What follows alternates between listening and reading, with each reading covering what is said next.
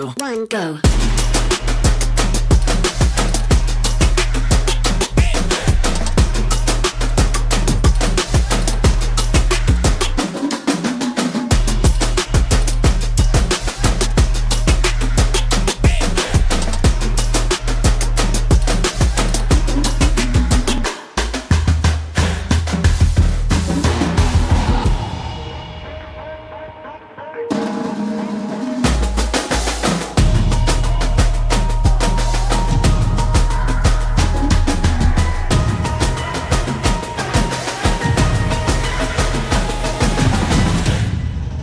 Three, two, one, go.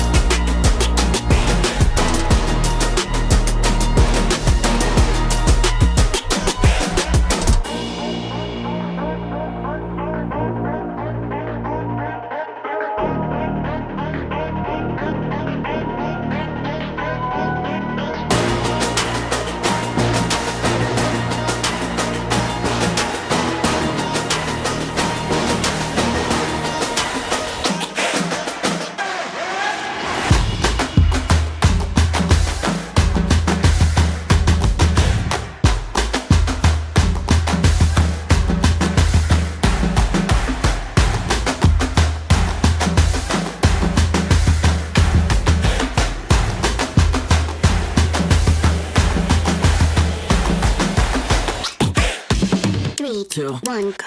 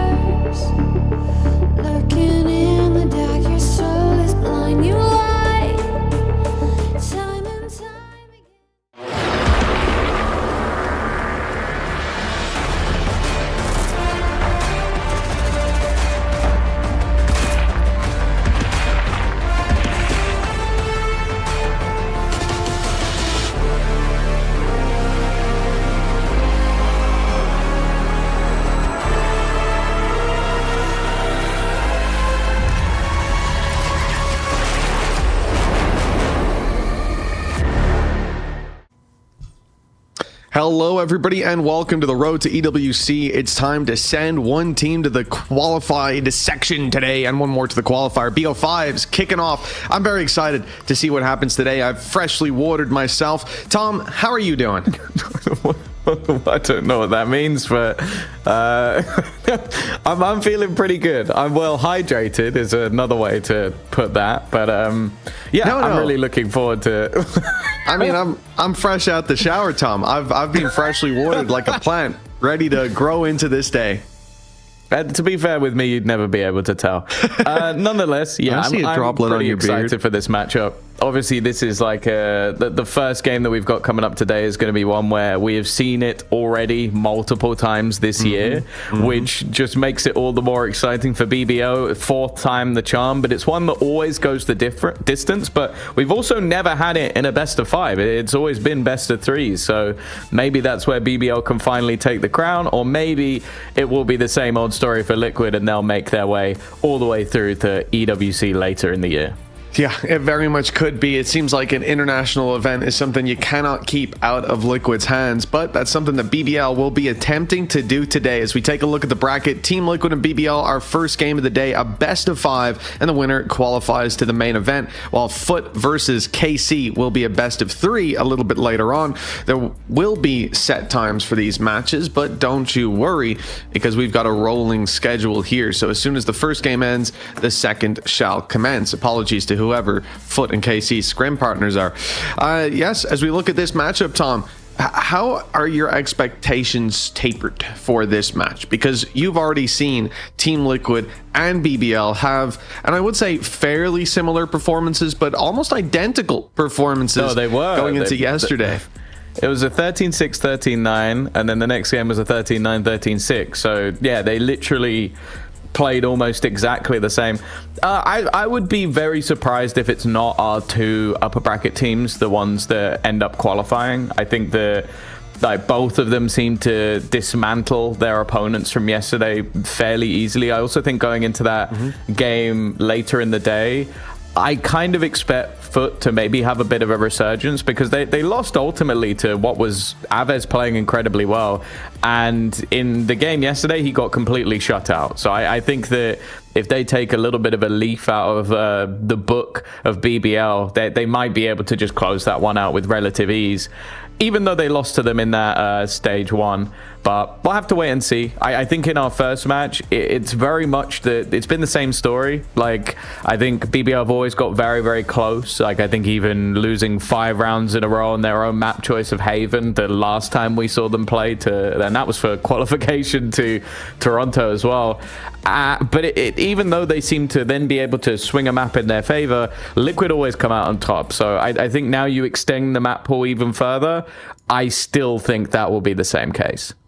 Okay, well, he seems confident in Team Liquid. Well, you know what, Tom? My prediction rate is about to go up because BBL are easily taking this best of 5. That's part of my theory here, Tom. You know, you just keep on trying. It's got to work eventually. You know, I'm a day one Team Liquid hater, so I have to stick with that. BBL. Wow. They've got to take it across the line here today, if for nothing else, for my pride and respect. As Team Liquid have, as you said, been the historic victor in this kind of matchup. In fact, they've just been winning across the board. Obviously, taking a little bit of a hit from Team Heretics in the regular season, but look, at the end of the day, that's Team Heretics. That's the kind of squad it's acceptable to lose to. But it was the BO5 that they fell short in, Tom. Perhaps it's something to read into. Maybe. I also think you just have to look at the performances of the teams that they've beaten. Like, this team has very much been sort of like the gatekeeper of EMEA, where they'll make it to the international event and that's all you're going to get. Like, it's not necessarily going to be a team that you expect to win the internationals. It's not the team that you expect to be maybe the best in the world, but they have been that consistent, like top 2, top 3 all the way through the year so far. And when you already remove like Fnatic and Heretics from the equation, because they've already made it, Vitality, who obviously beat them before, already out, there's not really anybody left that they haven't been able to beat. So if they were to not make it through at this stage, either by being defeated by FUT or KC, or in this match to BBL, I'd be quite surprised. I think the odds are in their favor. I think the confidence is with them. I think they're incredibly well structured, and that's where I have them beating BBL, because I think BBL have a lot of cool ideas. Their counters last time when we saw them play Split, they had an incredible read on what their opponents were going to do. I think the background staff did a fantastic job there. But when it comes down to just having those fundamentals in check, I think that's where Liquid are better. I think the BBL make a lot more mistakes. I think they do a lot more things that if you do watch back, you're going to be like, that's just silly. Like, we had that round in the bag and we made mistakes. I think we saw it yesterday when they were fairly dominantly winning on Haven, and against an eco, you just have Levin run in and then another player tries to like bring back the round and they just lose rounds like that. And yesterday when they played, they could get away with that. Today, if they play, they can't.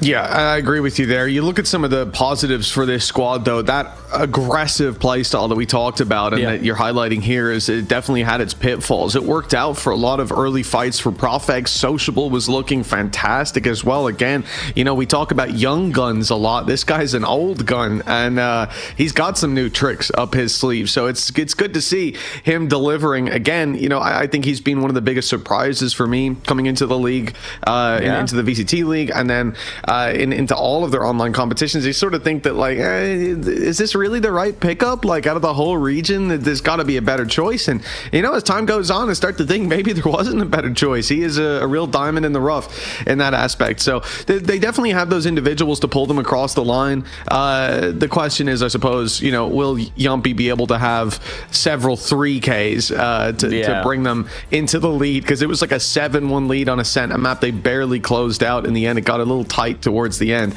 So yeah, there's definitely a lot of concerns for how BBL are playing right now up against a team like Team Liquid, who will just punish that, who have punished that in the past. But also then you look at sort of beating a team the second, third, fourth time. It's always going to be harder as they learn how you play and their weaknesses are being pressured, so they'll be able to adjust to that.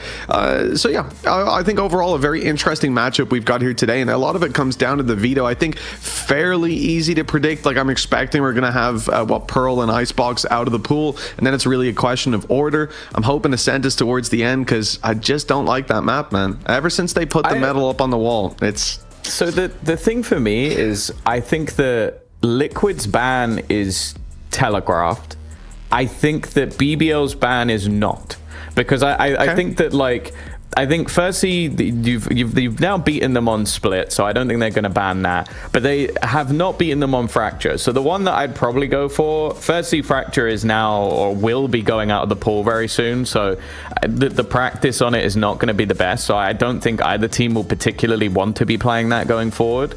But also you just have the fact that for BBL, it keeps coming up and they keep losing, so I'd rather almost see that one dissipate. Whereas you're right in essence that I think that something like an Icebox would sort of be a weakness for them, but it's also not very good for Liquid. Like, they've been absolutely battered on it recently, and then I think other bans that they might look to go towards, I don't really see as too much of a danger. I think Lotus was probably the one that I'd maybe consider at times, but I think they've had some decent recent form on it versus like Na'Vi and Gentlemate. So I'd like to see them ban Fracture. That's where I'd go with them, and then I think anything else they should be relatively comfortable to play. Yeah, I mean, just taking more of a look, I was just thinking back to yesterday, but of course you're right. I think almost in every series, BBL are changing up where they're banning, and they can tailor that to an opponent, which is a huge advantage coming into a veto, especially in a BO3. Here in a BO5, you've got such a wide pool, so let's see where they decide to take it. The Pearl ban comes in from Team Liquid, and let's see. Fracture is what's going to be taken out of the pool. And I think, again, we talk about targeting some of those bans. It's somewhere that there's been success for Team Liquid up against BBL, and I guess they just didn't put the work into tailoring that to Liquid. Instead, just remove it from the pool and look elsewhere. Lotus and Icebox will be our first two. And again, speaking about how flexible BBL have been, if you were watching yesterday, if I'm not mistaken, that was their ban. It was up against KC, and then it comes in as their first pick in the BO5. So a very maneuverable team in that process. Yeah, I think there's very few teams that I'd like picking Icebox. I just think it always comes down to, like, for most teams, more of a 50-50 match, because there's not a whole lot you can do to completely revolutionize things. In fact, I think when Pal tried to do that last time around, he decided to put Profek on Clove, and it was one of the worst performances we've seen from Profek all year. So I think that obviously there are a lot of teams that you think back in history, like a Fnatic, who are very good at this map. I think Heretics recently have shown that there can be that sort of like aggressive combo with Woot playing the Gecko and then having that Neon to blitz through a lot of positions. But I do think it's difficult to be consistent on it. I think Lotus makes an awful lot of sense for Liquid. I think that they have been consistently pretty solid on this map over the last few months, taking down some pretty tough opponents, very good at coming up with counters, and I think their composition is really, really hard to play against. It's not an awful map for the side of BBL, but I think that one comes in fairly favored. Ascent, also a bit of an interesting one coming up third, because again, I wouldn't say it's the greatest map in the world for Liquid, but I also, although like we are seeing BBL pull off wins, I'm still not a fan of their comp. I think that the way that they're winning initiator, is just unorthodox and does rely a lot on individuals to pad the gap, like Yumpy yesterday, like Magnum as well, like where it was like, oh, they probably should lose this round. Okay, this player got a multi-frag. It does allow them for a lot of set plays and a lot of aggression on the defense, and also I think gives you a bit more on the attack for actual executions, like gives more space to Levin. But I just think that traditional Sentinel, be it a Killjoy or be it Cypher or be it a Deadlock, I just think gives you a lot when it comes to that B site. So that coming up as a third, and with not the biggest amount of confidence in the first two. I'm not saying it's going to be a 3-0, but it could be. A 3-0? You're thinking 3-0 to Team Liquid? That's where you're leaning on this? I don't think that Icebox is great, so I think that might be where BBL, like, I understand the pick, but I also don't sit there and see like BBL as an amazing Icebox team. Like, that's what I mean when I say it's like, when I see a team pick it, unless you are far and above like away, I think that map comes down to a 50-50, and then I'd favor Liquid on both Lotus and Ascent. Yeah, I guess the other concerning thing is the fact that Team Liquid have lost a lot on Icebox, right? Like, the only win they have is against Fnatic, but other than that, it's been losses. Yeah. And for this squad, you look at that and you think this is something they will have put a hell of a lot of time into, especially knowing that, you know, a BO5 locks you off from qualification, potentially 2 BO5s. You're probably going to see those maps come up. So yeah, there'll obviously be work being done there. I think the Heretics matchup as well, like you touched on it earlier as well, like the caliber of competition you're up against there. Heretics were hitting one hell of a run when they hit the lower bracket of VCT, and I think that this is, you can't really look at that and go, well, they got 13-2, we can, I think it was 13-2, we can come in and do the same, right? They're really weak on the map. Like, Heretics were unbelievable, and hitting that kind of form is it's one of their best maps. Exactly, yeah. So like, it's definitely, I agree with you that there's a good chance for Liquid. With that said, Forza BBL, man, I mean, it's going to be the easiest dub of their life, probably a 3-0. I think they, you know, Ascent to close out the series. We've seen it before. I don't reckon they'll even need the 25-23. I think they do it 13-4. So I'm excited about today because I just want to see BBL at the main event. I'm already booking dinner plans with Pal. So it's going to be good. It's going to be a good one. A little bit of a different opinion as per usual, but you know, only one of us can be right. I came with like points and analysis, and you just sort of like raw dogged it. Absolutely. I got nothing but raw intuition, and it's going to carry me to the dub today. It might not have worked other days, but you know what they say, today's a new day. It worked really well with your FUT prediction. Hey, listen, that was a blip on the radar, and it's okay, a ghost ship, but it's sunk now, and we're plain sailing.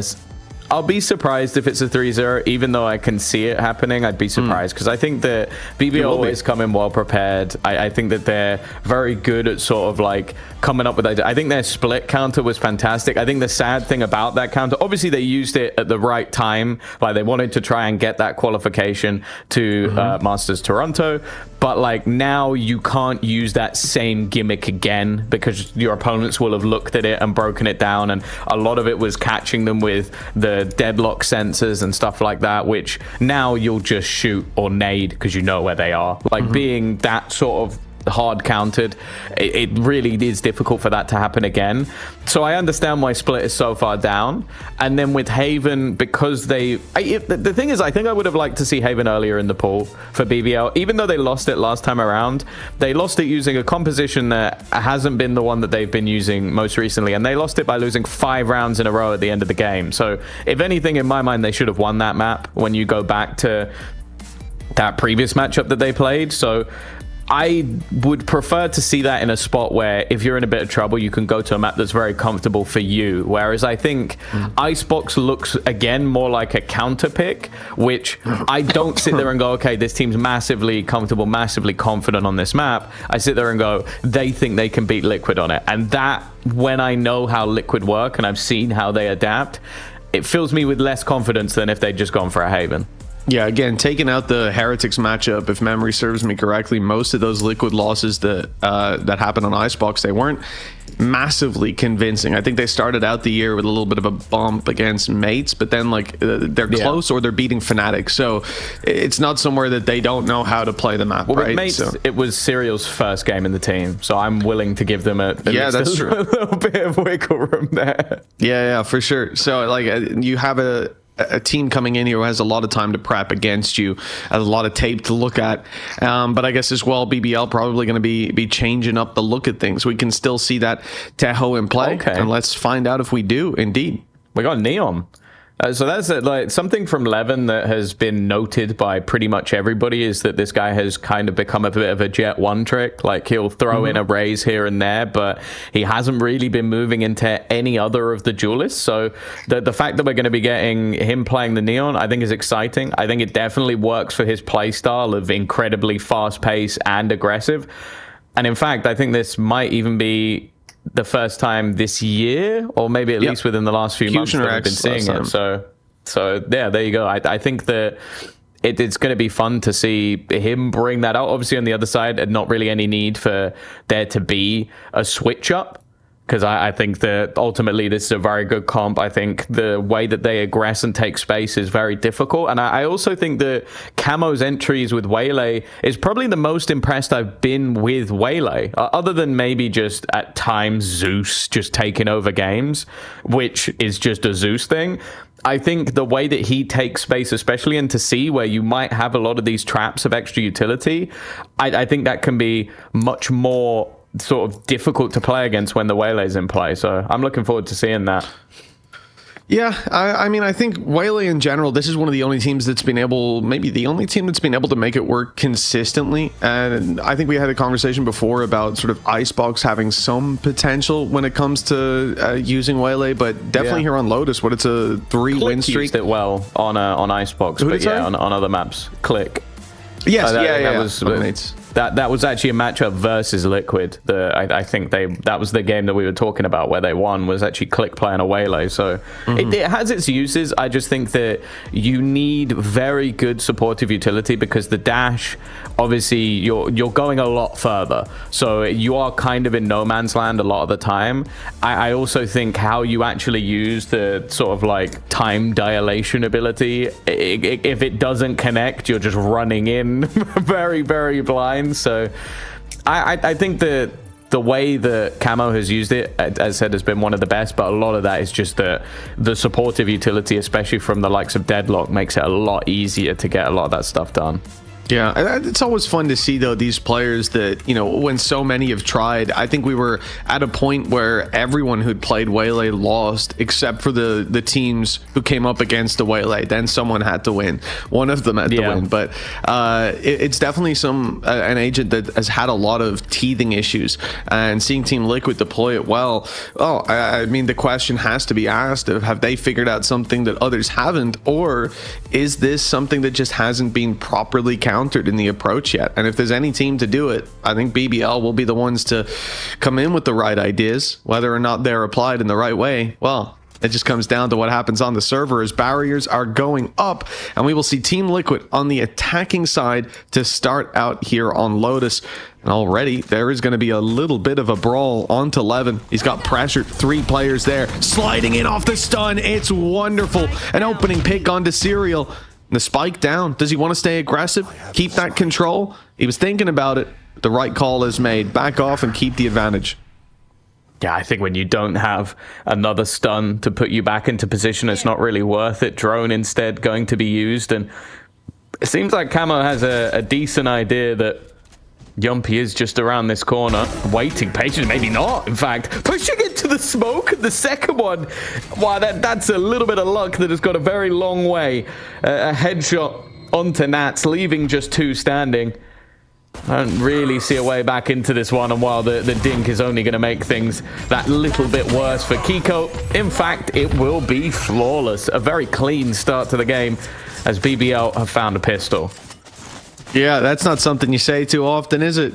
Just kidding. They're the best pistol team, I think, in the EMEA at this point. They're putting up numbers, and that early half start is going to be very important for BBL. We spoke a bit about the maps in play, and when you talk about the sides, Tom, it feels like coming into Lotus, BBL is a pretty middling team on both. It's not like they have a massively better attack or a massively better defense most of the time, but I am curious up against this composition that's being brought against them. It feels like you know, it's going to be a different game than what they've faced before, and so every little is going to help in building up those rounds. That's Salvo. Oh, it's not done well for Yumpy. He's down and out. They need someone to recover those picks, and of course it's Profek. Yeah, confidence play, but it does get punished. Already starting to see a bit of extra cost, but with 2 players now on this site looking to try and play together, I think this is now going to be a bridge too far for Liquid Serial. Always good with the classic, and there you go. He's dropped 1 more, making this an excessively costly round for the side of BBL. I think there is still a rifle to be retrieved, which is at least 1, and they'll get the second as well. So it's one of those rounds where you get the guns that you desire, but you have to remember that BBL play their second rounds with a lot of extra SMGs. This isn't them like going, okay, we got 2 pistols, 3 rifles, or the vice versa. This is them having, I think, 2, maybe even 3 SMGs and 2 rifles. So you losing those guns means you don't have them for this round. Yeah, the weaknesses will be felt. I think 2 ghosts carried through, but it still gives them a decent amount of credits, right? They've got 3 rifles to fight with, 2 of which are Vandals. They've got money for the next round as well. So it's not the end of the world. And I like their idea early, looking for that battle on C, although the pistol is one of the... I said it was 2 ghosts. In fact, they've upgraded to a sheriff. But although the pistol's the first one taking contact, there's 2 players behind, ready to battle with the numbers. But with Levin going down, the pressure now on Profek. He's surrounded and needs to hold the line on the smokes. The sheriff causing no trouble for Profek. He spotted the 3rd player, but can't quite connect it. Still, he's put them into a 3v3. He's given them an opportunity, especially for a player that didn't have one of the guns. It means that Yumpy now with a rifle. I think another in hand as well, and maybe even looking for the retrieval from Sociable. He's going to be utilizing that drone. I think a little bit wary that they might start coming back in his direction, but with that barrier already down and with the smoke covering, Liquid will get themselves into the post spawn. Salvo's used up as well. Still the barrier mesh to break through if they want to come from spawn, and they don't want to deal with it. BBL wrapping all the way around, sending 3 players into heaven, and they're going to be seized up. That sound cue given away. Yep, they know there's at least 2 there. All eyes going to be set on that position. Cypher's already cleared out that right side, and Nats knows now that no one is coming from behind him. He's ready for the battle. The flash is good. They can't quite punish him in time. It forces them into some individual fights, and Kiko takes full advantage of it. The time ticking. The jump peak to confirm there's no defuse just yet. He is toying with him at the moment. And Yumpy, oh, he'll hit the shot, but the time is already gone. Beautiful manipulation of the clock by Kiko, and it cost them all the weapons. Although, for BBL, even taking down all 5 members of Liquid has its advantages. The economy now on a knife's edge. Yeah, as a bonus round, you'll be quite happy with that. I think it's more so just how the round went. With Profek doing so much with just a pistol, you do kind of want to get that conversion over the line. Liquid, interestingly, are actually not going to rebuy. They're going to half buy, which is definitely not the norm in these sort of scenarios. Obviously taking so much damage economically, but they could have gone for Guardians, maybe some Bulldogs, or maybe some light shields. But I think realizing, okay, good chance opponents have gone for an Outlaw. Let's not risk it, and let's try something a bit cheeky. Already up close. It's a bit of a risky play, but almost has its reward. In fact, with Kiko trading out, that's good enough. Barrier mesh blocking off Hobbit. And now having to break off the little bits. It's a bait. Beautiful setup. Levin punishing Kiko as he attempts to take down Yumpy, who's spamming on the wall. And then they flood in a sea of Cyan as every pick goes their way after the opening. And Team Liquid, this was a round where they put their economy on the line. They invested. And BBL come out on top. Yeah, if this carries on as it has, I'm going to start questioning why we haven't seen Levin on the Neon sooner, because so far he's been having a whale of a time just with how much space he's able to take, with how much sort of aggressive timing he can utilize to help out players like Yumpy. And while Yumpy already 6-1, I was mentioning it yesterday how good he was playing on the online field. I don't know, at the moment it seems like he is just thriving in this environment. Yourself, you can. 3-1. That was only a half buy. This is where the full investment comes back in for Liquid, but obviously expectations here are that they will have a fairly decent attack side as they have done in the past. Very much so. The thing is, though, you'll look at Team Liquid's attack side, and it's always early that they find those rounds. We see that hope. We see the power of this combo, of this composition, right out of the gates. And it's been put to a stop like never before. The 3-win streak since they've pulled it into play, under threat. They're able to get cobble together a decent buy. Look at this rifle on serial, 4 players. In fact, it's soon to be 5, walking up a big challenge now for Levin and Yumpy on the site. Yumpy's got his stun ready to roll. But Levin's been caught. Now Yumpy's alone. Blinded as well. Nearsighted, and no one's near enough to be seen. A beautiful opening for Team Liquid. Yeah, catching Levin with the annihilation. It meant that the pace was gone and the trade wasn't anywhere in sight because he didn't even get to fight. Plant will be coming in, and the bodyguards are making sure that nobody can take those fights before it does. It will be a second round on the board for Team Liquid, and I guess you can kind of see why they waited to have all the bells and whistles, because that was a very clean round. Oh yeah, a wonderful performance from them. The ultimate as well from Serial to open up that site. You could see how dangerous it would have been. A stun from Yumpy, a swing from Levin, but he had to go running and even still got caught by the annihilation. Very nicely done. And those weaker weapons, what it was the Stinger dash up into B Heaven last time, it didn't find its reward. If this round, the one that just went, had fallen apart, then they would be in a bit of trouble indeed. But it looks like they're right back on the horse. Levin caught on that big swing, dealt with immediately. And now the A site, well, it seems to be lost basically as the barriers go up. Yeah, Rolling Thunder available. I was going to say that perfect for a retake, but they're not even going for the retake. I guess realizing that you have a lot of pieces missing in terms of the weaponry, they've forced them back off the site, but that's now 2 ultimates utilized. Magnum's done well, though. The trade's back, still coming through for Liquid, but the spike is down, at least for now. For Profek, trying to find a way to reposition back into the site, but now that plant is being baited, attempting to try and get him in, and although he'll find one again, that trade from Liquid is within a millisecond. This leaves Sociable to try and clutch things out. He has the cross on the spike, still has the salvos and a stun. He's got the util for this. He does, but using it would give away his position.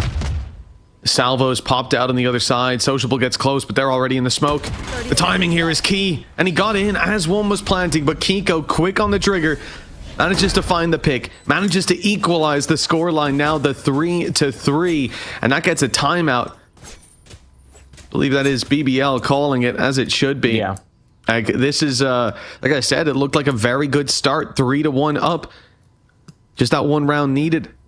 They come up against the Annihilation. They come up against a blitz onto Yampi. And from that point, it looks like the round is lost. And yet they feed the kills one after another, domino affecting into that battle. And I think you see a similar enough thing here. The Rolling Thunder used early. The drop in from Profek, he gets one. But again, every time Liquid are able to get those trades.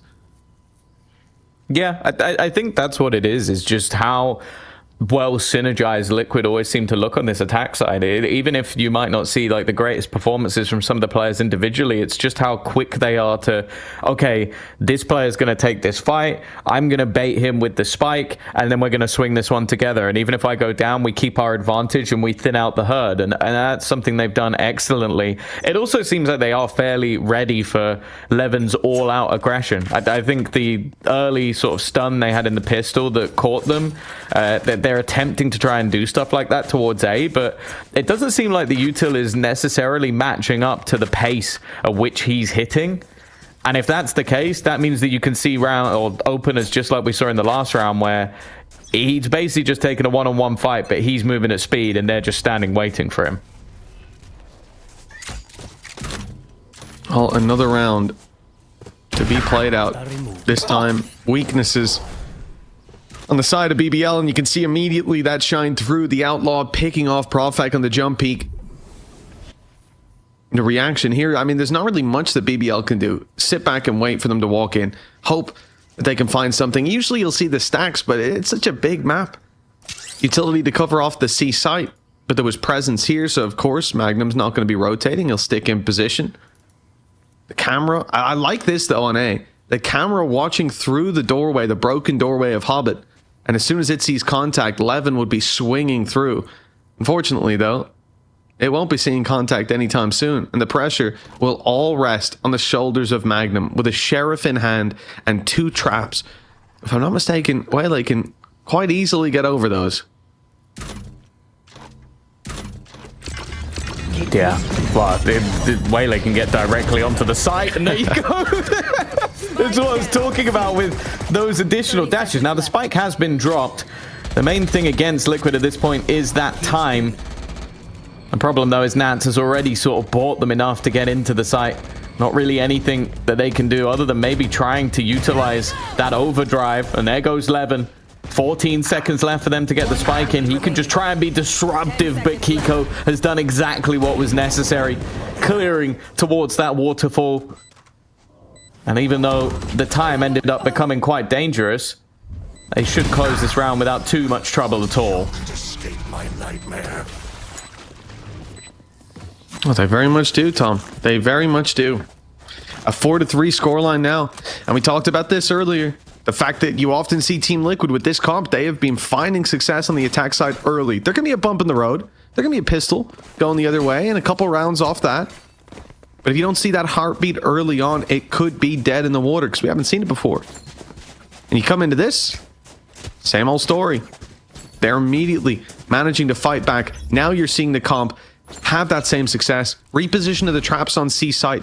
This time there's one to catch that dash up and over from Wele, and one down below for the teammates that would follow through. Oh, I like that. It's just a fake TP. Look at Magnum in the top left of your map. He's going back to clear spawn at the moment. He's having to spend extra time just to be nervous. In fact, Yumpy was watching that way as well. They've just fallen completely for a ruse that was never even a ruse. It's just a use of an ultimate as sheer bait. Kiko's been caught though. Serial immediately again with the trade, and Magnum on the site is trying to find some damage through the walls, but has decided he's got to try and escape this one. Ults being utilized on either side with the Armageddon to try and clear that backline, but it's Nats that actually gets rid of Profek on the flank. That was an immediate response as well from Camo. Stopped them from capitalizing towards Waterfall with his ult being put down. There's a bit of a gap there. Magnum able to spot the back of Camo, light him down to 1 HP, takes down Serial, but Camo, well, he fires right back, surviving with 1 health. It was a narrow margin, but they get there in the end. Team Liquid 5-3 now, 4 rounds in a row, and the attack side shaping up just as we feared it would. That's got to be the most frustrating Like, look at the, like, when you die and you see 149 and then the guy's headshot you for 150. Like, I think I'd have broken a mouse if that was me. After spraying him in the back and then he just wide peeks me afterwards. It's another solid C take. And that's where I really enjoy the Waylay. I think it's where you see the differences in the dash of how much space Camo is able to take before anybody can really do anything about it. Whereas the Jet dash, it's so much harder to get that done. 5-3. Attack side looking prominent once again. And although there's been some relative success in the early rounds, this is looking like a solid choice at the moment for Liquid.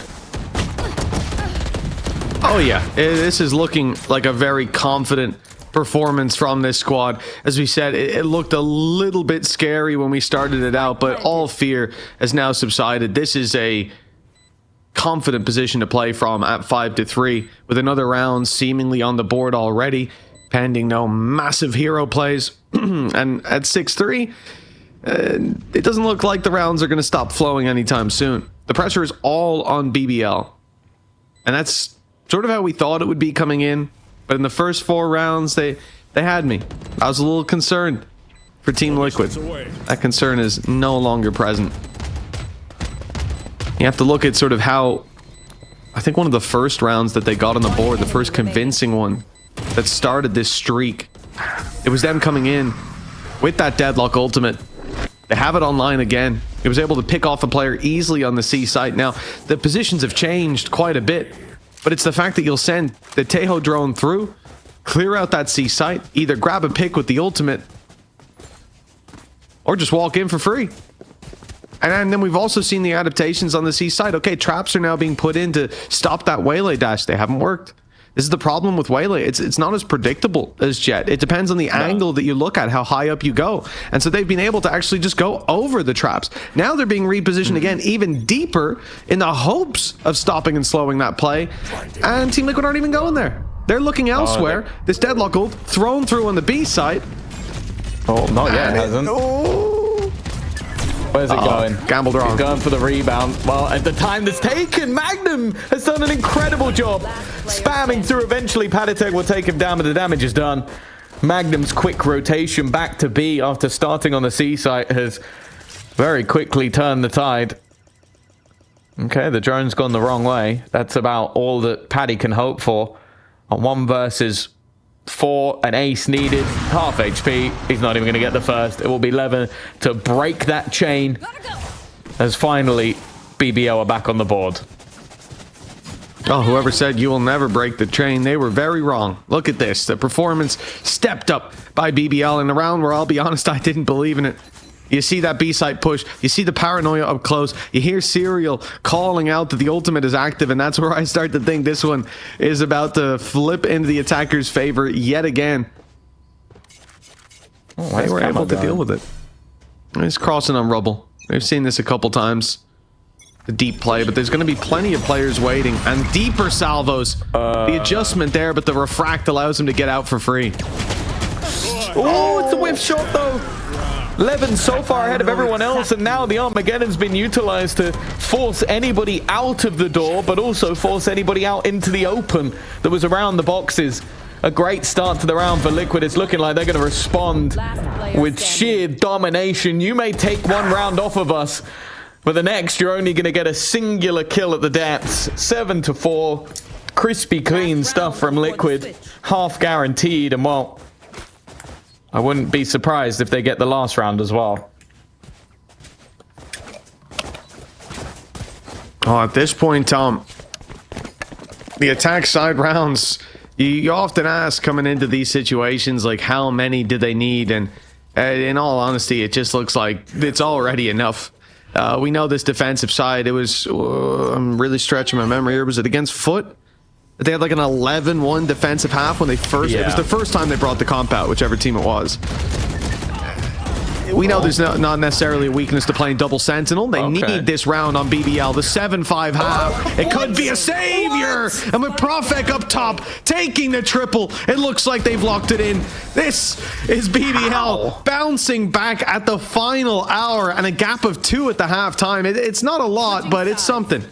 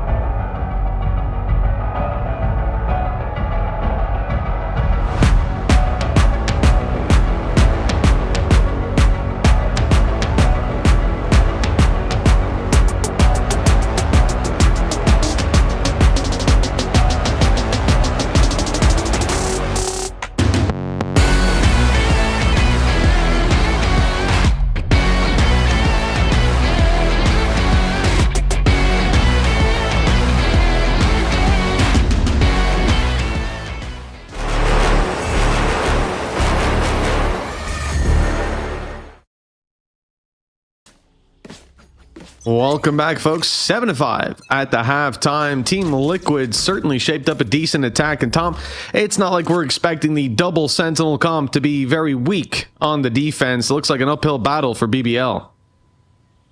Yeah, I'm interested to see how the Neon will differ from the Jet. Getting past these sensors is always going to be difficult. To see if the pace can work out already.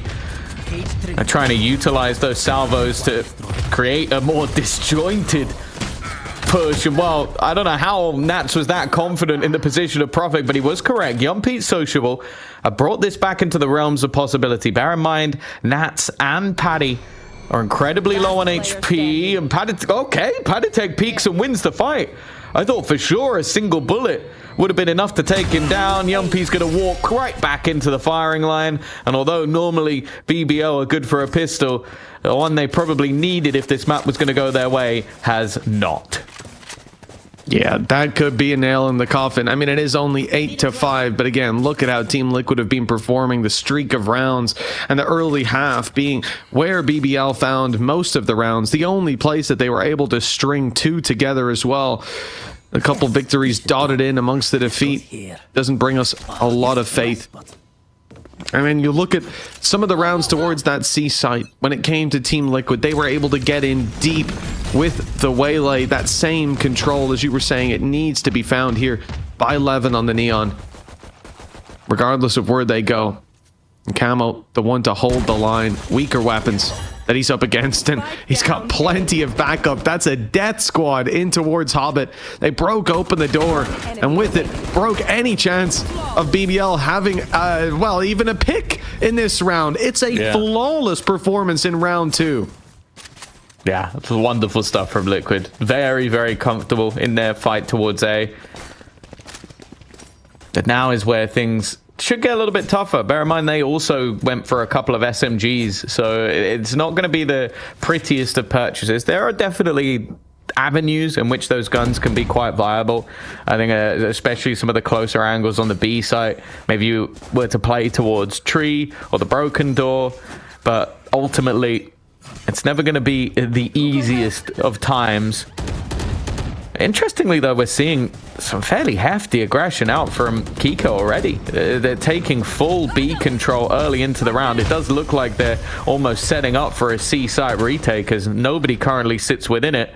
And Nats is, well, just doing Nats things.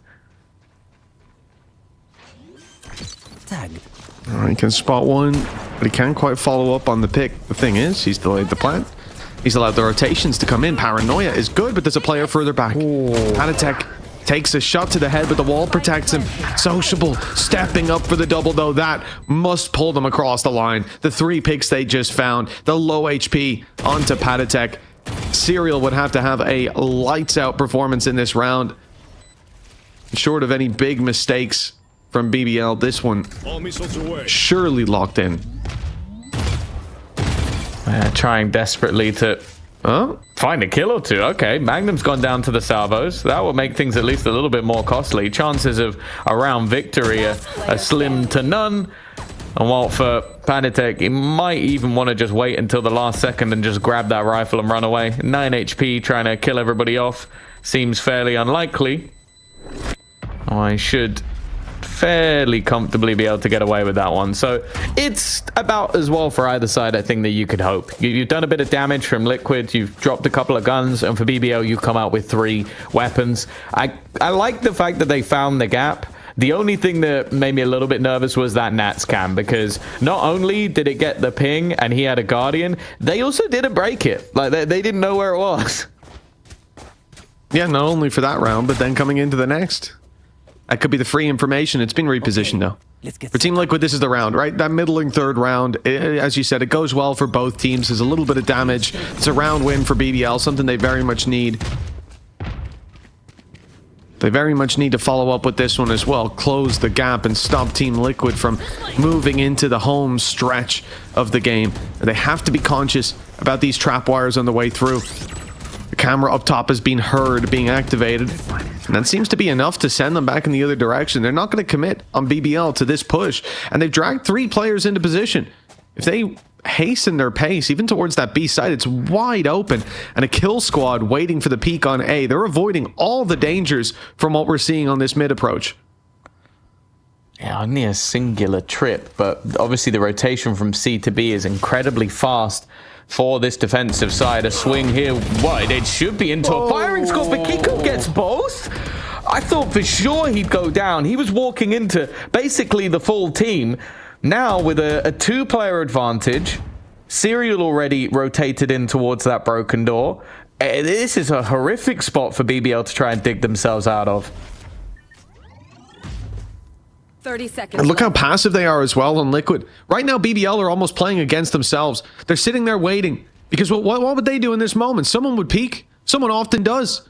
So instead, they just sit and wait. And as time ticks away, eventually they have to make a move. And that's when Patatek strikes, sensing the presence towards this C site. A beautiful punish. The fact that Serial just sits outside Hobbit, the players sit up in heaven. I mean, this is just perfect play from Liquid. They spotted Yumpy as well. Oh, they're not going to catch him with the slow. And actually, Yumpy's managed to win that fight. Profec's done well, but it's left all onto the IGL. A couple of low players, but if they time this correctly, it should be impossible, and it will be. Serial, I'm guessing, will, yeah, give the defusal over to Patatek, get him ever closer, and now those ultimates start to come online as well for the side of Liquid. 10-6, a comfortable round, but I'm surprised with how much Kiko was able to get done there. He's having a great game so far, but you swing into a full squad waiting, come out with 2 kills and don't die, you've performed a miracle. Yeah, well, I mean, they had a trap on C with 3 players and Cypher Util. They had a trap on A with 2 players holding the line. And the rotation of Kiko, well, that was very much Liquid stepping into BBL's trap. Like you said, the firing squad there. And somehow they spring it on BBL. I don't know how he's gotten away with that. And the second they get the advantage, like I said, just super passive, controlled play. You can tell that this is a team playing from the same playbook. They're reading the same hymn sheet, and there is no deviation from the game plan from anyone. No advantages offered up. Those picks need to be taken by BBL, and they've had a tough time doing it again because of just how well Team Liquid are playing together and with each other. 10-6. My 3-0 prediction's not looking good. Well, they've got off to a strong start here. Armageddon available as well for Sociable, which for the post plant could be huge. They're going to try and use the Annihilation to catch someone out, but actually Serial, this happens quite regularly, where he has that ult in hand and gets killed because of it. Profek is desperately trying to save his teammate, but instead it's Camo and Kiko, the deadly duo, trying to turn the tide. Kiko looking to do everything, but now it's left all onto one. Patatek to try and fight this one back, caught in the air, and Profek does the damage. It's a round that didn't seem at the start of it would go the way of this attack inside, but the quick pace and, well, I think Serial, the thing is, he's so good with every other aspect of Deadlock, but he holds on to that ultimate for so long. I think I genuinely see him get killed by it more than he gets kills with it. I think in the games we've casted of Serial playing the Deadlock, that is actually completely accurate. I think back to the Ascent where, my goodness, he popped the ult while peeking into heaven from hell. There's some crazy plays from that man. Kiko, a bit of a crazy play himself. He was running it down, but they've got Nats embedded behind the mound. He will get nothing for his trouble, and C is open for business. Don't like that spike pathing. Clearly. Yeah, clearly a lighter buy. Especially, I think he just doesn't know he has it. He's already got his ultimate. I don't think there was any plans for Yumpy to try and plant the spike there. Salvos will delay at least a little bit, and while any other aggression is just being met with sheer resilience from the side of BBL. As said, this is only a weak purchase. Not too much to really play with here. Blinding. One enemy remaining. Yeah, they won't be getting anything for their trouble. A flawless round potentially. Just one man stands in the way. And even then, question of damage What is... gun buddy is that? We would need quite a bit. That is a bronze... Is that a bronze gun buddy? An iron? Is that That's iron? what I was thinking. It looks like it's iron. I don't think I've ever seen that before. Why does Fanatec have that? Last time I saw an iron gun buddy, I was playing with Cairo. Damn. True, but damn. Well, pause going to be taken. Obviously, 3 of the last 4 rounds now going the way of the attack side. The lead beginning to slip away. What was a pretty comfortable position for Liquid is now deterred into their map potentially slipping away from them. Normally do quite well in the early maps of the series versus BBL and then close it out in the third. Of course, this is a best of 5, so they'd have to 3-0 for that to be the case. But as said, with Icebox coming up next and Ascent as a third map, it's not out of the realms of possibility. Then again, if BBL managed to take this map, you could say the same the other way around. I think the next 2 maps definitely already feel like we're in the middle grounds. If anything, it's Haven and Split, where you'd probably lean towards one of these squads a little bit heavier than we do the first 3 maps. I'd say excluding Lotus. Lotus, I definitely give over to Liquid, but as you can see between these 2 squads, there's always a hefty amount of competition.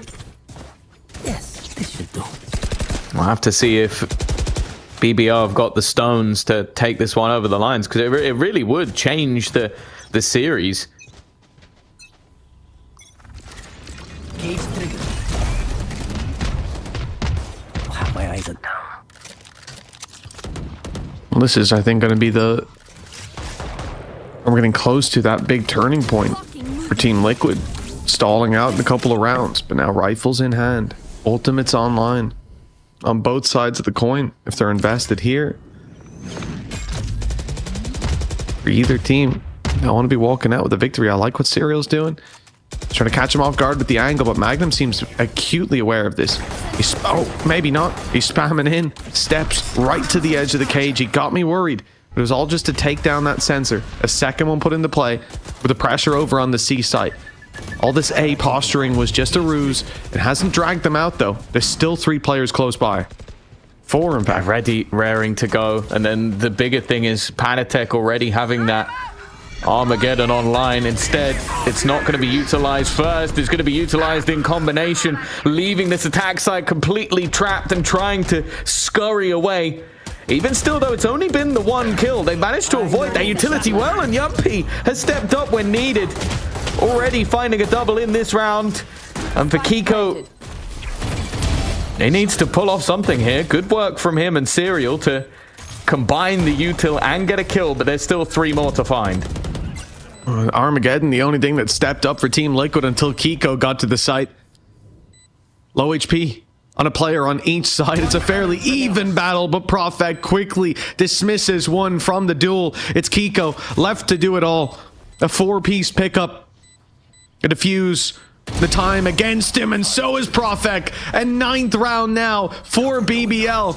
Their attack side heating up, and I mentioned starting this out, it doesn't feel like historically that either side has been their stronger one. Like, this is a team that can perform on both pretty well, but BBL coming into the attack, that's 3 rounds in a row. It's the first time they've streaked rounds together since the pistol to open up the map, and they're looking pretty good. They avoided a lot of danger in that previous round. But that's the main issue for Liquid, is you use the convergence path, the Waylay ult, and then you combine that with an Armageddon, and it gets you 1 kill, and you lose the round. That's got to be painful. And, well, we mentioned Yumpy's individual presence. He's having a crazy game on the breach, 18 and 13, but so's Prophet, 19 and 13. Both of them just popping off. Now, Liquid are trying to change the game up. They've been playing things fairly slow so far, but look to try and get aggressive and catch the opponents in spawn. It has not worked. They have got full presence on towards the A site. Spike will be planted with little to no resistance. Levin, this is a spot. He's gone in with the flash. I love it. A little bit aggressive. The perfect amount with how quickly he's able to disengage from that fight. With one player up top helping him out, and Serial realizes it's a no-go. backing off, hoping they push him, and they will. I'll give him a chance, but put him in the ground immediately. A flawless round for BBL. And coming into the next, they're going to have Armageddon online, there to be worked with. Powerful on the attack side without much to answer back in the other direction. They're up against a double sentinel composition, and somehow the attack side, they don't only look better, but they look like the better squad. Yeah, it has been peculiar. Like, they've been able to get into the sites fairly easily. Even when, like, think back to the round before last, they lost complete A control, execute into Nats's site, and come up against 2 ultimates, and that cost them 1 player. Like, I don't think there's too many times you'd be saying that, and the form of some of their individuals has definitely helped out. I think Yumpy with those clutch moments. Levin is just walking through, and well, I guess that's kind of what you get. It's a curious play. The man hasn't had the best of games, but one who definitely has is Profek. He's been there. I feel like so many times they've gotten the disadvantage, and he's been the one to pull it back. Often not just the one, but he'll be there for at least a second. And the push up on C, the smoke in, the door open, that's going to deny all pressure on that B site. And it sends BBL into A, into the Deadlock util, into the Cypher util as well. They have had an easy time so far, but this could be where that changes. Oh, Camo has at least put the favor back for now. The spam on either side has done damage, but neither being dropped. More importantly, though, the spike is yet to be planted, and Yumpy is going to try and hightail it away. Even predicts that Patatek will swing, but takes so much damage. The trade's coming back and forth, but now it's left all onto one. And while the amount of HP that Magnum has should make this impossible, the cross is not happening. And after a streak of rounds goes back, it is Liquid to break the deadlock again. Now, Nats, up until that point, had a pretty quiet game, but that was a big round from him and, more importantly, Camo, the 2 players that were bottom of the board at the time. Yeah, one hell of a moment to step up, and with that one blip on the radar, an immediate pause called by the BBL coaching staff. This is 10-11. The home stretch now mounted for Team Liquid, but it looked like they'd be getting here with a much bigger gap of rounds. I think they'll be also pretty happy to take a moment to sit down with the players and have a look at how things have gone, because I think this round was very nicely played. The C pressure, the push out by 2, opening the door to deny any B control, and that very much sent BBL into the A site. There was nowhere else they could really go, no foothold to fight from. But I think a lot of that does come off the back of Levin. He really hasn't been having the best of times in those opening fights. I think he got Armageddoned as well, which obviously isn't ideal, especially as a Neon, because the Waylay ult hit him, and then they sent in Armageddon. But it's more so that creep up on C as well. Like, he just goes down, and that's almost the trigger point for them to go, okay, I've just seen the Neon shift walking into C, and no utility. I reckon there's no one here. Yeah. It does feel weird to have him away from the team. And I think, again, you look at the parallels between Camo and him. Although Camo's not been having the best game, you can see where the value came from his role, with him dashing into sites, and then I think Kiko teleporting alongside him, and then Kiko was getting a lot of the frags because of it. That hasn't really been the case here. A lot of it has felt like Profek and Yumpy just having insane individual rounds. Okay, I was wondering for a second if Camo had lost the plot, but that was just for info. Go ahead, stand your ground. Oh, this is going to be the Armageddon put through on the attacking side just for space. You know that's not going to get a pick most of the time. What it will do is get you the plant. Patatek, he's going aggressive. They're starting the retake early. They're looking for the fight, and it looked like BBL weren't ready. Levin, I think, was reloading, but the rest of the squad more than ready to fight.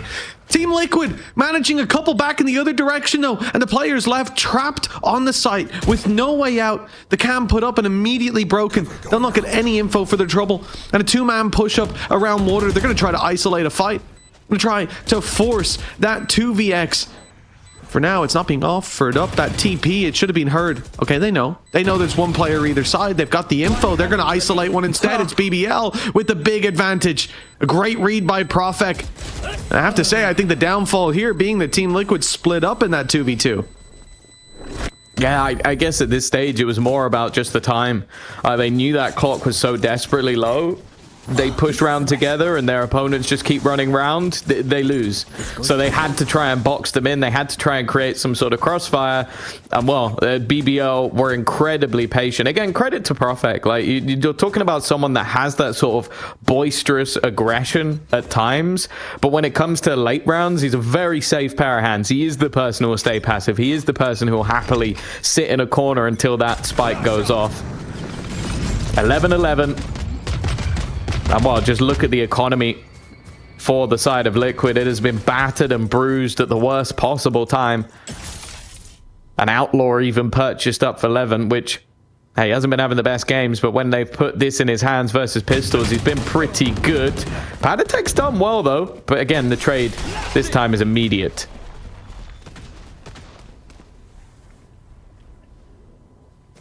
What do they do with this, though? It doesn't look like they're planting on B. It doesn't look like they're going to keep that control. It's a deep push into the spawn, a wrap around and into the waiting arms of Nats. He's found himself one with the tag on the cam, but it's not the weapon for spamming, really. The Stinger tries to get close, but gets caught. Luckily, they'll trade out Magnum. I don't know how many players he saw there, but I think he got quite a bit of info. And the wrap around from Team Liquid is a response to that. They want to get ahead of this. Looking the wrong way, and Levin spots them. Oh, it makes me nervous. It feels like BBL maybe overcooking things a little bit versus a low buy. They had the B site, didn't want it, had the C site, but I guess it doesn't matter. When your IGL runs through a smoke versus 3 players and takes 2 of them down, sometimes that is all you need. Profek waiting as Kiko looks to try and make some sort of play, looks to try and bait them into a fight, but it is all too easy for Levin. BBL, they have taken themselves the lead for the first time, I believe, since those first 3 rounds, since 3-1. And while a last-ditch effort will be coming through from the defensive side in the hopes of turning this in their favor. I will really be surprised if by the end of this year, Pal hasn't started like biting his nails or something. Like the man has got to be dealing with stress on another level watching this team play. You know, you're up against a low buy, you get beat, they go deep into C, they wrap back around, they see the players wrap, and they know there's some players with weaker weapons, probably grouped up on the rotate. What does Yumpy do in a 3v3? Runs through a smoke. I mean, yeah, it's got to be so stressful. What I will watch say, this team play. Power's in the military, right? So he should be okay. It should. Oh, I think he's well drilled. That is the only thing keeping him sane right now, is that he has dealt with like the highest level of stress containment and stress being relief. On focus. Working with your boy Lewis. Oh man, this is unbelievable. And the fact that they've actually climbed back into this, it's also got to be frustrating because, like, I'm sure there's moments where he wants to go, guys, you know, we shouldn't do this ideally. You know, the optimal game plan is not to do this. Then Yumpy's like, wait, didn't we win that round? Wait, but we won. We won the game. What do you mean? It's got to be so frustrating, man. 12-11. BBL with a chance to take map number 1, their opponent's choice in the series. Something they did last time around, but in slightly different fashion. It was a dominant performance on split after losing their own choice. That has caught out Levin, though. Annihilation with no one even remotely close. Levin was in such an aggressive spot with the rest of the team, not really anywhere near. Now, they do have a Rolling Thunder of their own, but it seems like the plan instead is for Magnum to take some additional contact. Definitely getting a little bit further than expected. Already spotting out a freebie onto Serial, and that will reveal where Camo is. Still stunned up in the corner, but he's unstunned as they go to peak. Magnum again, though, will keep this in their favor. Back into a 3v3. Show me an ult that doesn't hit Levin. And if you do, it's only because he was dead already. Magnum. Oh, it's a very audacious position. but he gets exactly what he needs from it. I cannot believe that BBL have made this comeback. A 2 versus 1. Patatek, the only man standing. 10 bullets. 2 opponents to drop, and he won't even get close. 13 to 11. What an unbelievable performance from BBL. They've managed to steal the first map from Team Liquid, and not just because it's their pick, but because this looked, by all accounts, like it was their game. Yeah, I think even when the moments happened where they were streaking the rounds together, I expected it so many times there to be a response from Liquid. I think especially kicking the second half off with a pistol, a fairly dominant couple of rounds as well. But yeah, I think you have to give massive credit to, again, some of the individual brilliance. Yumpy being able to win them rounds, Profek playing fantastically, and even towards the end, you see Magnum stepping up when they needed. It's a game that you might look back at it, especially I think the coaching staff of Liquid, and go, oh, we probably should have taken that one over the line. But for BBL, this is fantastic. They win map 1, they go into their choice of Icebox, and hey, after that it's Ascent, which they've looked decent on. Who knows, maybe things will swing back the other way. Forza BBL, I said it from the start, Tom. Day 1 believer. I was here. Yeah, they all laughed at me. They all doubted me. They all doubted me, but here I did it. I did it, Tom. Oh, you did it. Thanks, Sam. To quote a famous phrase. No, but really an unbelievable response from BBL. I was counting that map out a long time ago and thinking maybe they can bring it like later in the BO5, but they've started out 1-0. Team Liquid now having to bounce back. We had doubts about the next map, and for Team Liquid, they will very much be coming in hoping that BBL have made a mistake by choosing Icebox. Let's see if that's the case after the break.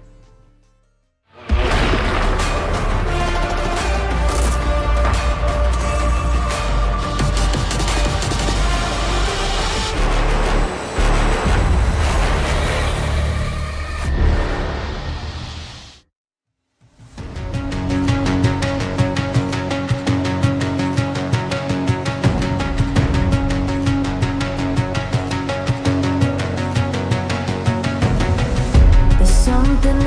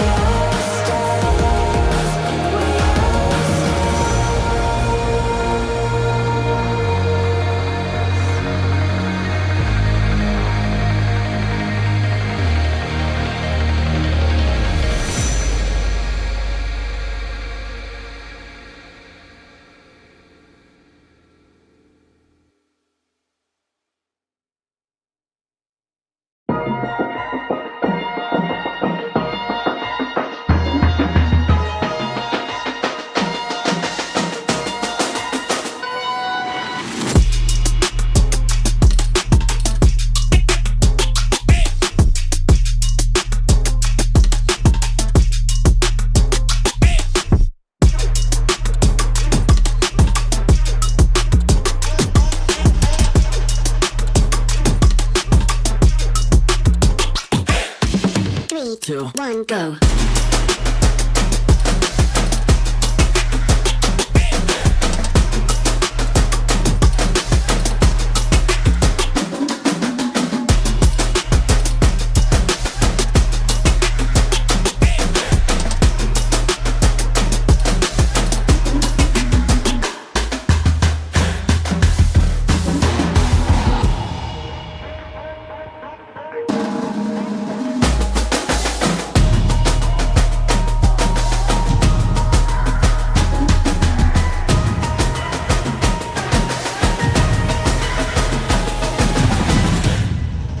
Three, two, one, go.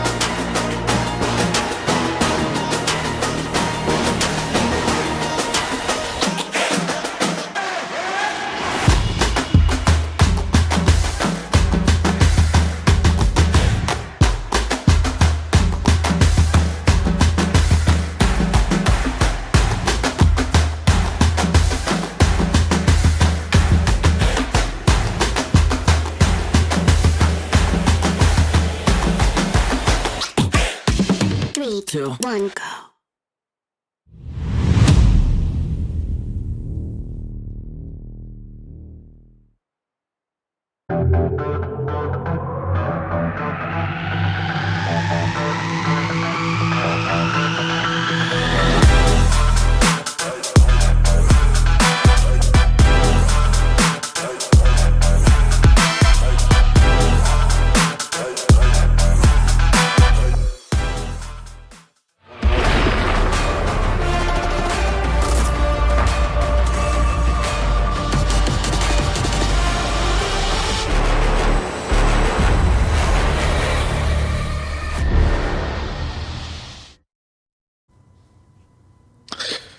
Well, it's time to get into map number 2 of our best of 5. It should be, in all of our minds, Team Liquid 1-0, but that first map, it went a little topsy-turvy towards the end.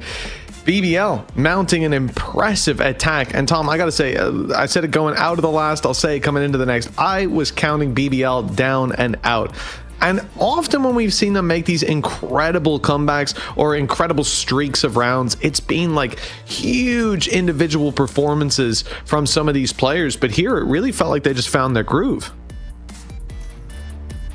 I'm just seeing a harbor locked in, and that's all I really want to be talking about right now. But yeah, I think also for Liquid, the weird thing is it was the same in rounds. Like they went +8 in opening duels and lost the game, which it just doesn't feel right that that's been the case. But yeah, I think it's right. We talk about the comms coming in here. There's, at least within EMEA, there's only really been one dude that's decided to run a harbor, and we'll have to talk about him a little bit later on today. But yeah, Kiko coming in with a harbor, a change coming in here for Liquid. I don't mind it, especially with how things have gone.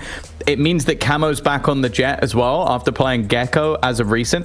I'll say I'm a little bit disappointed because I do really like the Gecko on this map. I still think it's an incredibly strong choice for them. And it also seems like Padatek might be moving away from that classic KO, which we know and love to play, the Sova, which they're definitely not his most common agent, like not something we see all the time from him, because I think he has strengths elsewhere. But Ultimately, I think compositionally this looks decent, and especially having those additional smokes, I think the ultimate as well is an incredibly strong one. So I'm looking forward to see what they've got prepped here. Yeah, well, that's exactly it. What have they got prepped? I said it yesterday that when it comes to Harbor, I just don't like him. I think that, you know, you look at Pearl and I think there's some interesting ideas there, but it's not an agent that I necessarily enjoy seeing on most maps. Think about Icebox though. And a lot of very narrow laneways, a lot of ways I can see to use the cascade and his other walls to push down. A lot of ways you can see to use that cove, his sort of orb of water that tanks a couple shots. The quasi sage wall-esque, like getting plants and even in diffuse situations, like it can be useful. So yeah, okay. I'm curious to see what they've been cooking, but I'm hesitant. I'm hesitant to say that I'm excited for the composition as well, Tom, to be honest. I agree with you as well. I think one of the other things is thinking of Icebox recently, Gecko has just been a staple in my mind. There's some maps like you're on Split. If you're playing Split without like a Viper, for example, it feels like you're putting yourself at a disadvantage. And I almost am starting to think that that's the way that Gecko's operating on this map. So strange to see that this team is avoiding him. In fact, both teams avoiding him. I'm a big Gecko fan of Icebox. Let's see how Harbor works. Early on, you're already seeing that wall to cut off the beat control, but the response from BBL is to just sit and wait. But this is quite a common composition in Americas. In fact, if you look back to the game yesterday, this was played on both sides of NRG and MIBR. For now, though, it's an early pick-off for either side. And with that, Killjoy being down on the attack, there's a lot of the time will cause issues in terms of how much space is able to be taken by that defensive side in rounds like this. So for now, you can see the setup is ready and available over on A for Serial if need be. And for Liquid, the rest of the players just putting some pressure around mid, but it does seem like Levin is about to try and execute in onto the site. Serial has, however, just given it up. It's a nice passive play, and it's necessary with so much presence on the other side of the map. Patatek and Serial picking up kills. That's a nano swarm. And at this point, okay, BBL, they almost need to play aggressive. They've got to try to pick someone off. I like that attempt. The Sheriffs on the ranged fight, but the shots don't land. Sociable sends the salvos, but the players are already through. They're already wrapping around the back. Sociable has to deal with them, and he only grabs the one. A big play needed by Levin. 96 HP. Pretty healthy. And everyone else, just one shot to the body by the looks of things. There's the first. The defuse up top, steps down below. He's got all the info. The shot, though, it's not landing. He's running out of bullets, and he's running out of time. Team Liquid will pick up the round anyways. And an impressive round from them to start us out. Yeah, it's moments like that I'm quite glad that we don't have replays, because that was not a pretty final fight from either of the remaining players. But ultimately, I don't think the side of Liquid are going to mind too much, winning a lot of those individual fights in this round. Any lurks, any flanks that were being attempted somewhat failed miserably. Now we look what's going to be invested into this round. In fact, I'm seeing Yumpy with a stinger. Have they full bought into this one? Waiting to see the others pull out their weapons. Yeah, that's looks like another stinger. There, we got 3. Yep. This is a full investment. BBL on the force buy, on the play towards the A site. There's some Killjoy utility waiting for them. That was the downfall of one player in the previous. They've made it past.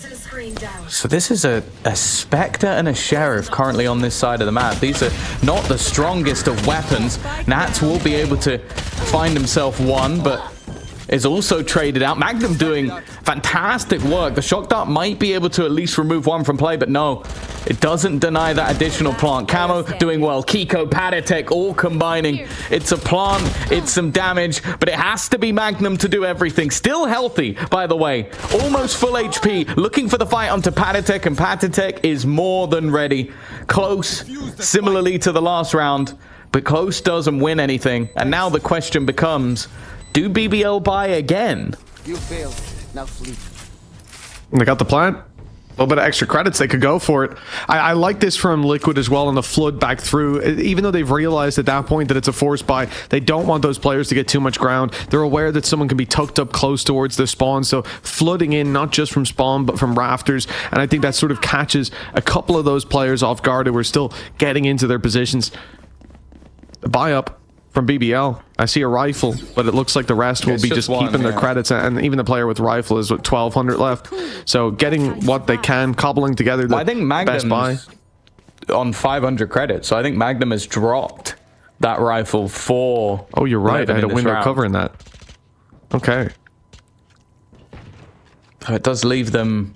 Like, basically, I think the goal is if Levin can get a few kills, maybe get an ult, that would be ideal, but worst case, they can try and keep the economy low.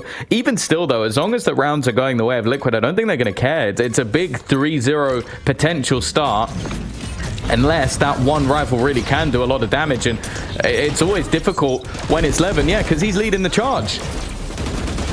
Not anymore. He's not dealt with so quickly. The pistols put up one hell of a fight. But Sociable's left alone. The sheriff and headshots needed across the board. The rifle's there to be recovered, but it's being guarded by Kiko.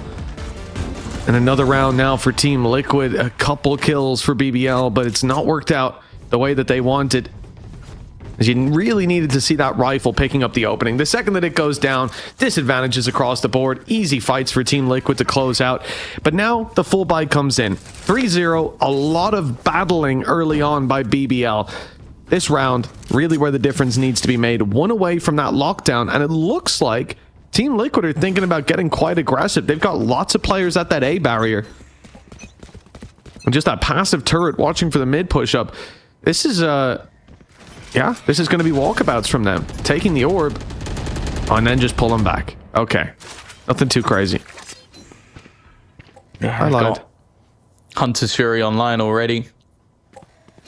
Drone being sent through just to make sure that there hasn't been too much ground lost by the attack side, but there's the problem of those sort of rounds is any of those weaker weapons have somewhat been traded out, and now Liquid get to come in with nigh on a full buy with an ultimate available, but that's a huge first pick.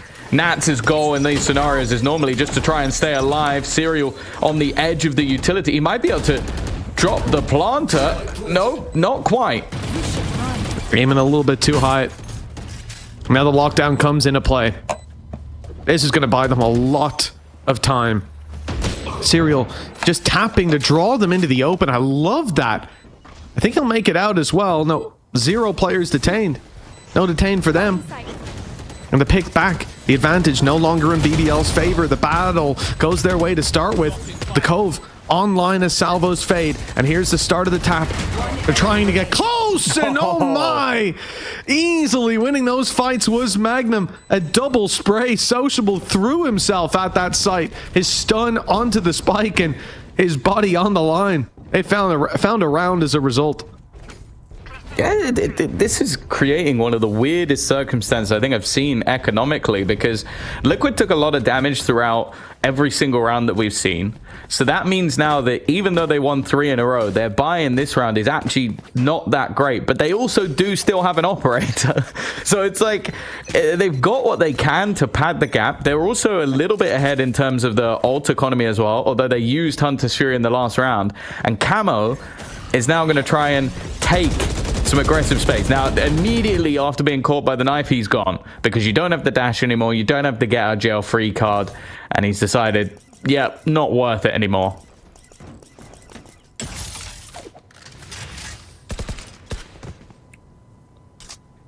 This is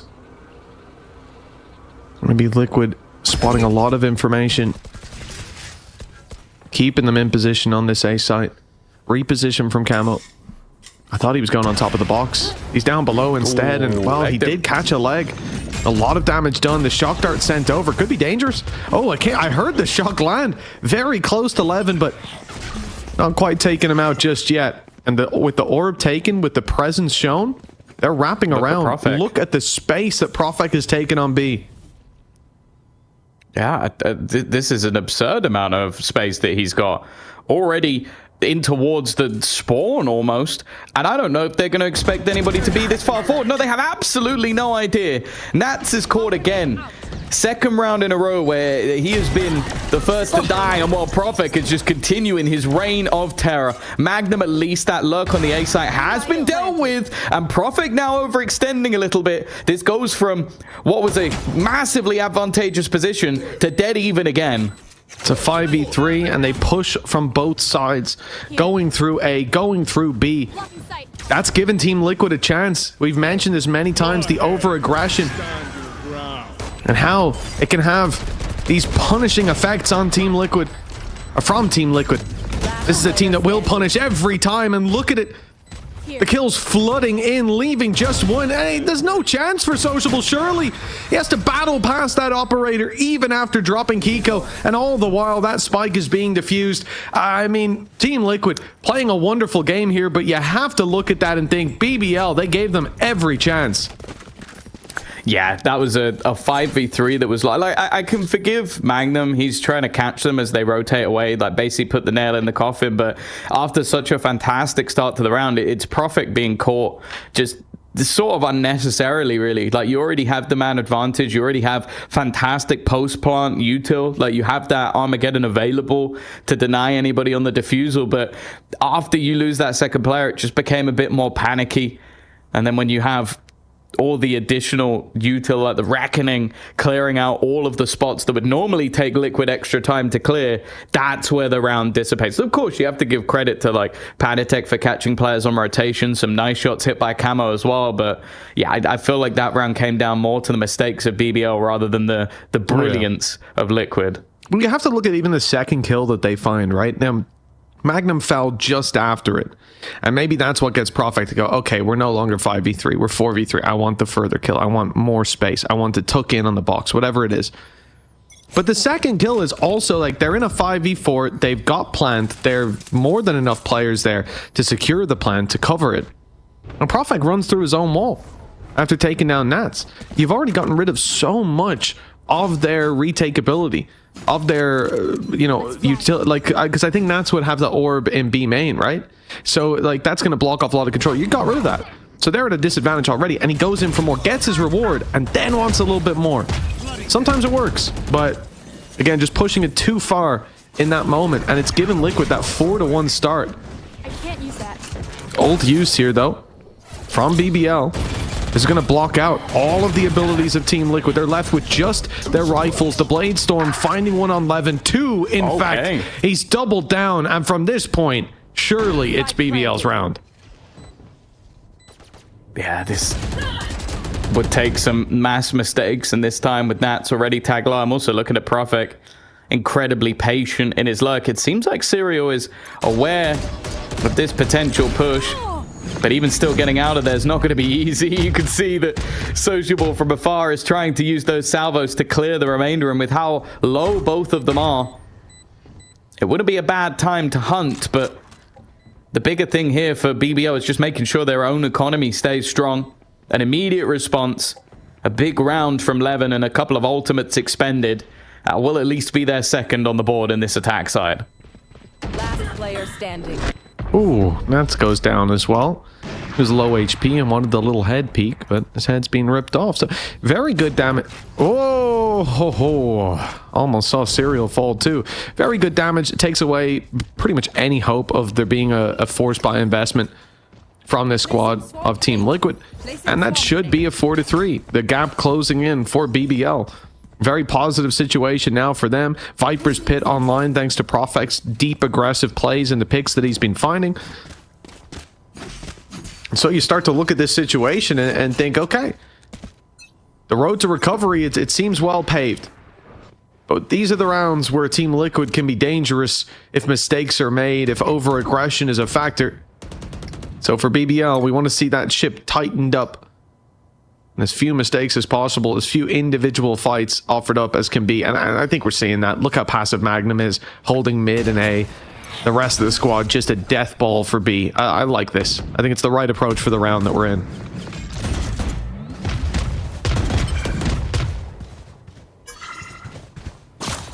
Already. Quite a lot of information found by the defense. Shot not quite connected by 11, but it has forced back the players into that spot. Magnum has also managed to catch Panatek this time, attempting to try and be a little bit cheeky around mid. And although the high tide will make things a bit more awkward, the plant has gone down in response. And while Sociable just looking to take this into his own hands, again, gone down in an aggressive position. That's a chance for a rifle to be found, and it has been claimed. Oh, the bait out of the op shot, but Yampi is there to trade. That's what we're looking for as well. Not just players isolated in fights, but big swings together. Sure, Serial dropped is a trade. It's making it costly somewhat for BBL as they lose a few weapons, but 3 players left alive, and it's how quickly they're being pulled back into it, how you're not just seeing one player swinging. That's what we like to see. BBL back 4-3, and again, seems like they found their groove. You go back to the previous map, it would have been very easy to count them out, but they bounced back, and Team Liquid will have that in the back of their minds as their economy here fairly decent. They've got an operator out on camo. Let's see if that's going to be the difference makers. Last time, yeah, there was good damage done. I think he's going to want to get that little bit more aggressive with it this time. Sitting back and waiting didn't seem to have the value he wanted. Yeah, it still leaves them with pieces missing, though. You've got the Viper's Pit, you've got the lockdown available. Viper's Pit, in fact, available for both sides. And more Camo's just gone swinging. Finds Yumpy early, and it seems like the response from BBL is just to quickly try and aggress towards the B side of the map, try to avoid that operator altogether. There is Killjoy utility already in position, but now, again, he is getting domed on this B side. He's been the solo defender many a time, and most of the time, your job is to delay. Your job is to buy time for rotations, but that's the 3rd time now that he's just been blitzed. And this, oh, 11's going ahead of the pit. Because they need to. The lockdown's in play. And look at the tight little angle he's in. It's wonderful. He won't get out. He has no chance of escaping. Just wants to make it as costly as possible. Oh. And he's done that. A 3rd pick. Was that through the pit? Yeah, it was. Just a spam. And it lands. Finds its mark. Patatek, well, the pit may be dropped, but his chances of winning this round have fallen along with it. The operator being carried through is what he's looking for, but his cross is watched, locked in. Although Magnum doesn't take him down, that op now poses a big danger, and they do not want to deal with it in the next round. The jump out from Magnum. He said, I failed to take the kill. I'll sacrifice myself. And it's worthwhile in the end. Big damage to the Team Liquid economy, and Lohan's panicking. He's called in a pause. Yeah, I think after the last streak of rounds, you can kind of understand it. Also, the sort of shenanigans that they fell to in this one. Like, I think what happened at the very end was, as you mentioned, Levin was going to get caught. He runs out of the pit with half a second left and insta-headshot someone before being detained.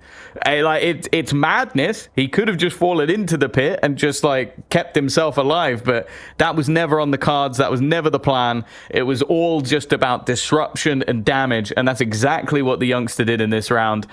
It is a important one for BBL to keep the streak going, up to 4-4 over on this attack side. And in the grand scheme of things, this map for them has ended up quite equal. In fact, you look at some of their victories, it is normally winning both halves by a round or two.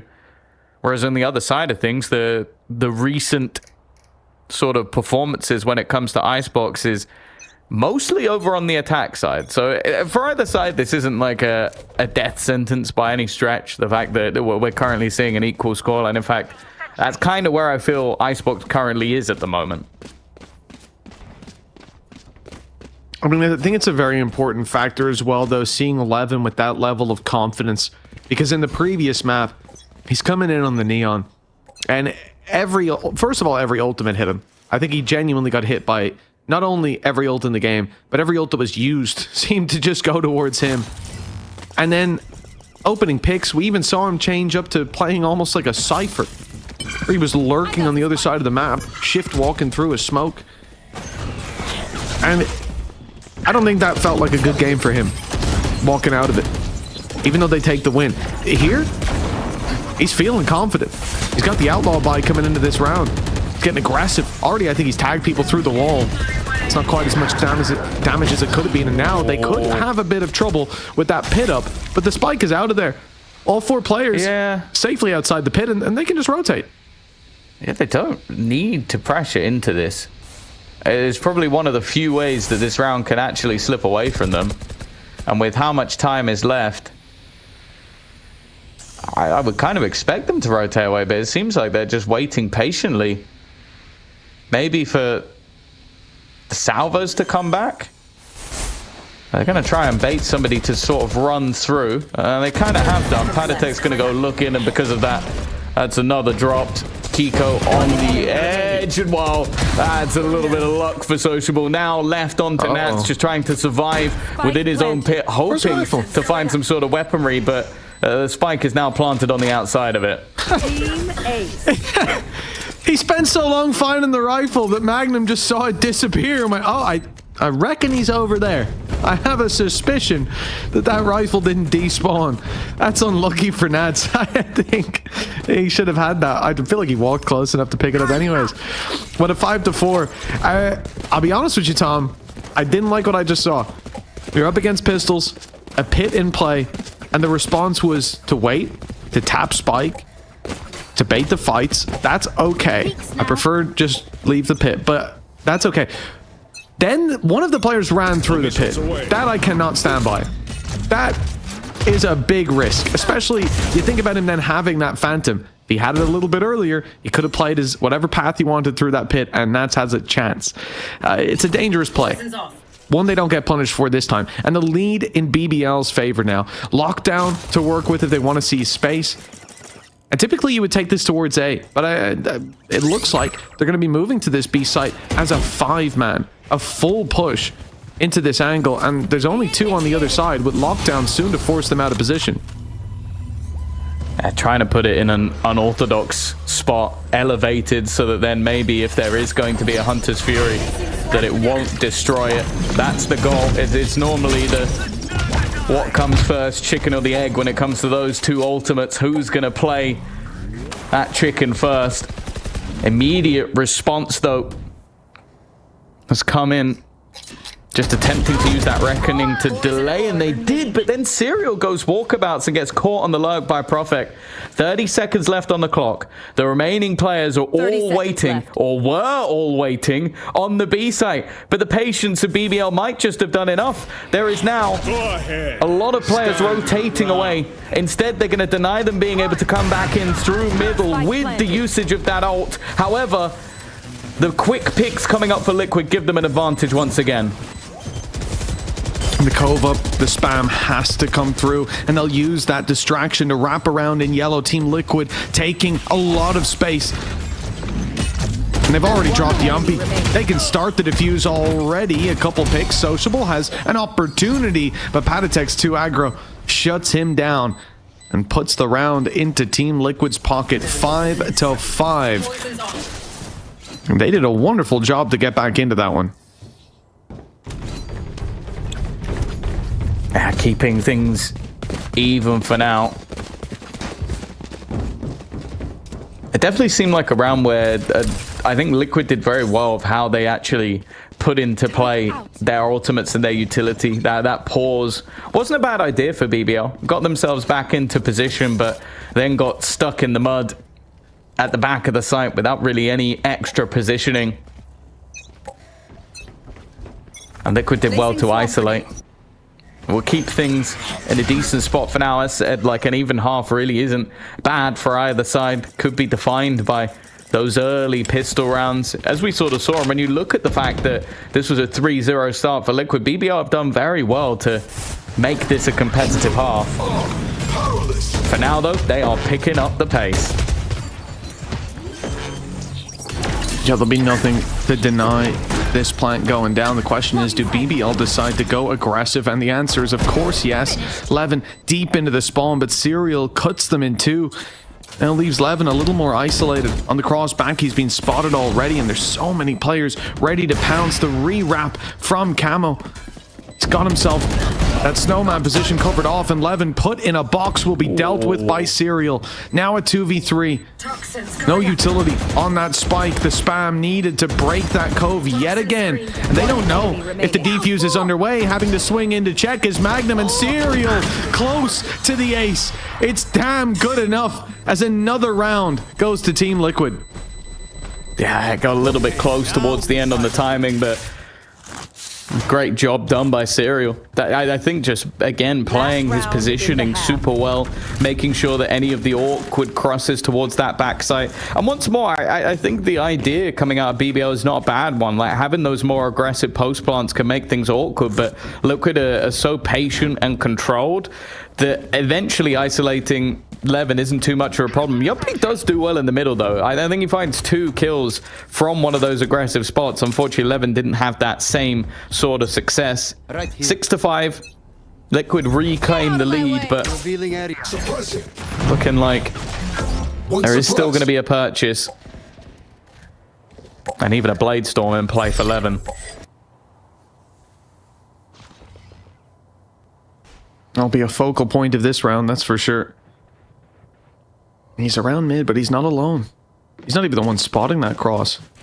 It's Yumpy. He'll be breaking this drone as it rounds the corner.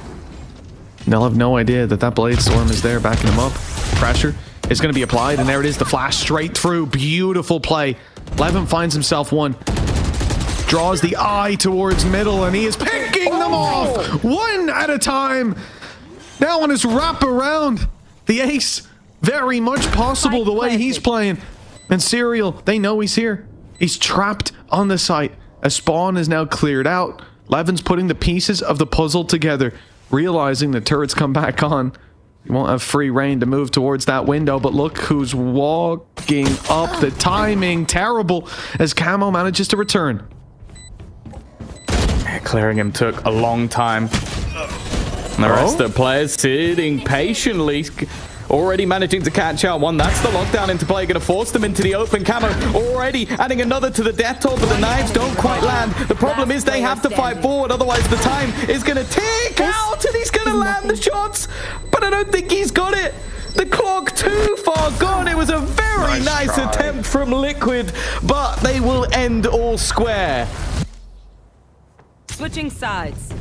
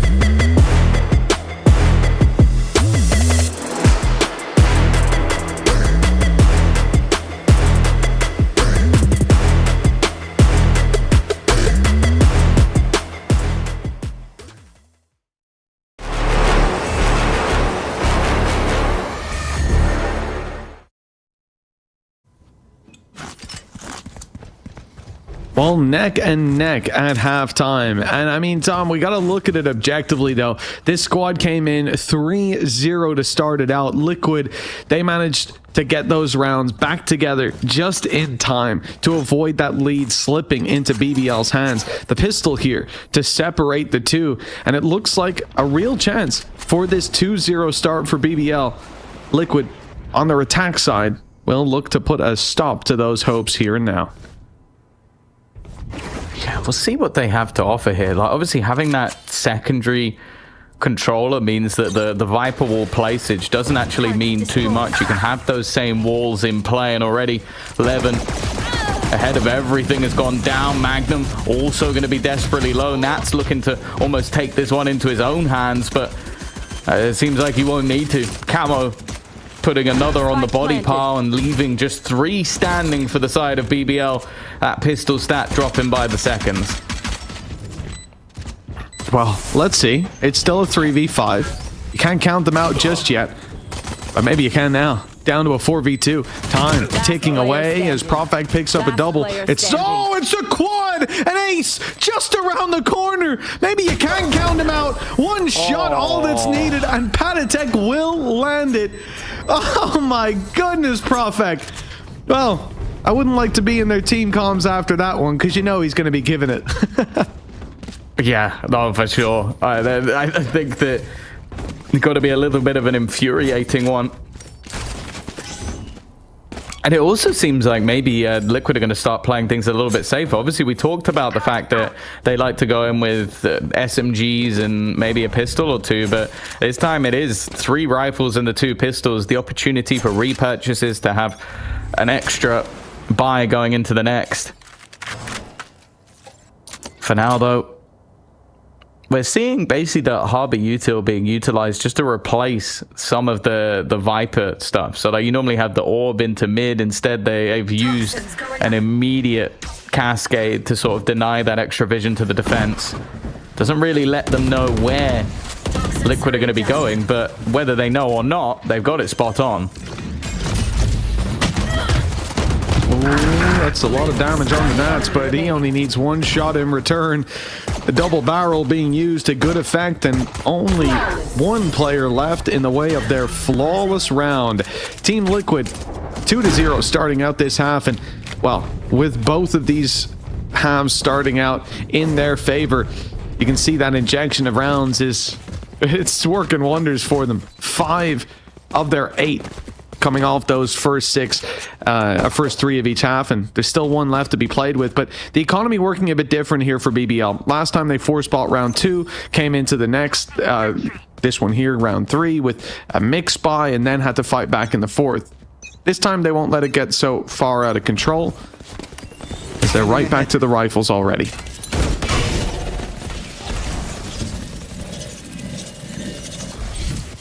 Yeah, they've definitely shown that they can make it work in these rifle rounds. It's not the prettiest of starts, though, for Sociable, in fact, and Levin trying to capitalize off it. In fact, Yumpy's low as well.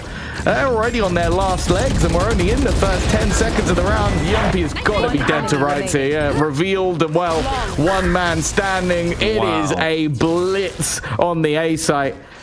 Blink and you miss it, 9-6. Well, the problem with that, Tom, is that 3rd round looked looked less competitive than the 2nd. It was over much quicker, and in a flood from Team Liquid towards that A side. It seemed like BBL just froze up, and now, well, that lead is extended up to 3. The rifles in play for Liquid come up against pistols from BBL.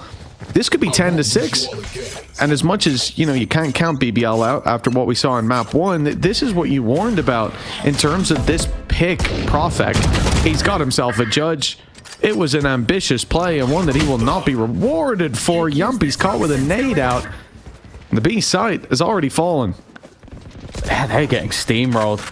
The sheer pace of which Liquid are currently hitting these sites, the code used to defend them, and while it's looking like their economy might be about to go through the roof with how clean they are keeping these rounds. Finally, a kill goes their way. In fact, a couple. Levin at least getting a couple of orbs towards the Bladestorm, and at least making that economy look like it could potentially be broken. Either way, still an awful lot left for him to do. A team ace as well. Everybody on Liquid warmed up right now. 4 rounds in it. And a full buy coming up for BBL, but they might need more than that. These rounds so far have felt convincing to Team Liquid. The A site push, the B site push, it just doesn't matter. They were there ready to pounce immediately.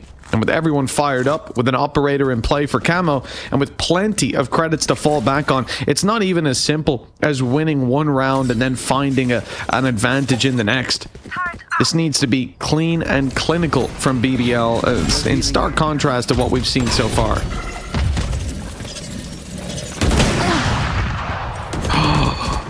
Get out of my way! Already 11 gone. It's looking like they're going for the same again. Just a straight blitz into this site. The A site is just not being held. Yumpy will try and do it alone, as there really isn't any other support left to be had. Magnum now finally makes his presence known, but it's just patient from Liquid. And I don't know if they have seen the leg of Prophet. It was visible around the high tide, but let's be real, it shouldn't matter at all. Kiko with a third. This second half is looking like a completely different story for Liquid. 5 in a row. And let's be real, just look at the economy. These rounds haven't even been close.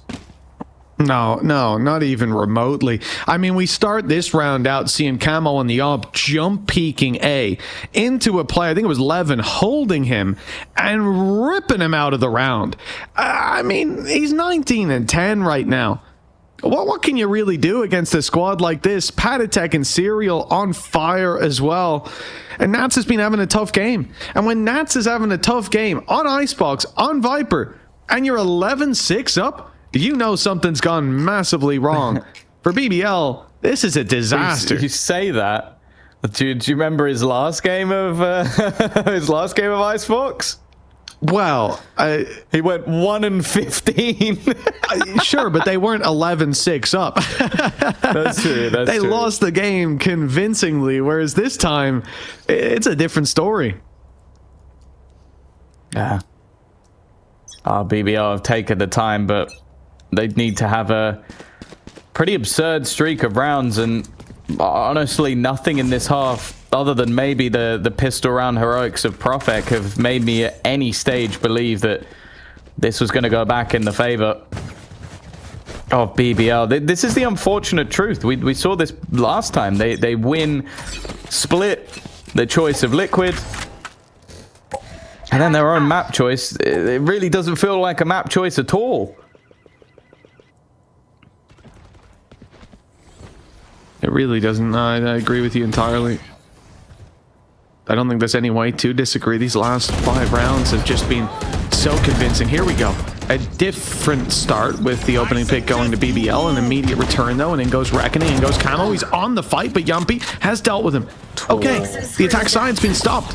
They've been slowed at the very least. So low. Yumpy desperately low, but the shocks and the snake bites, they don't land near enough to him. Damage done by Nats. He finds one and still Yumpy to deal with. If he goes down this round, flips back over in favor of the attackers, and it's Nats to find him even with his low HP. Sociable with it all to do. Did his weapon just stick through? I don't think so.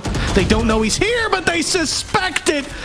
And even when it's close, even when BBL stopped the first push, there's another wave coming.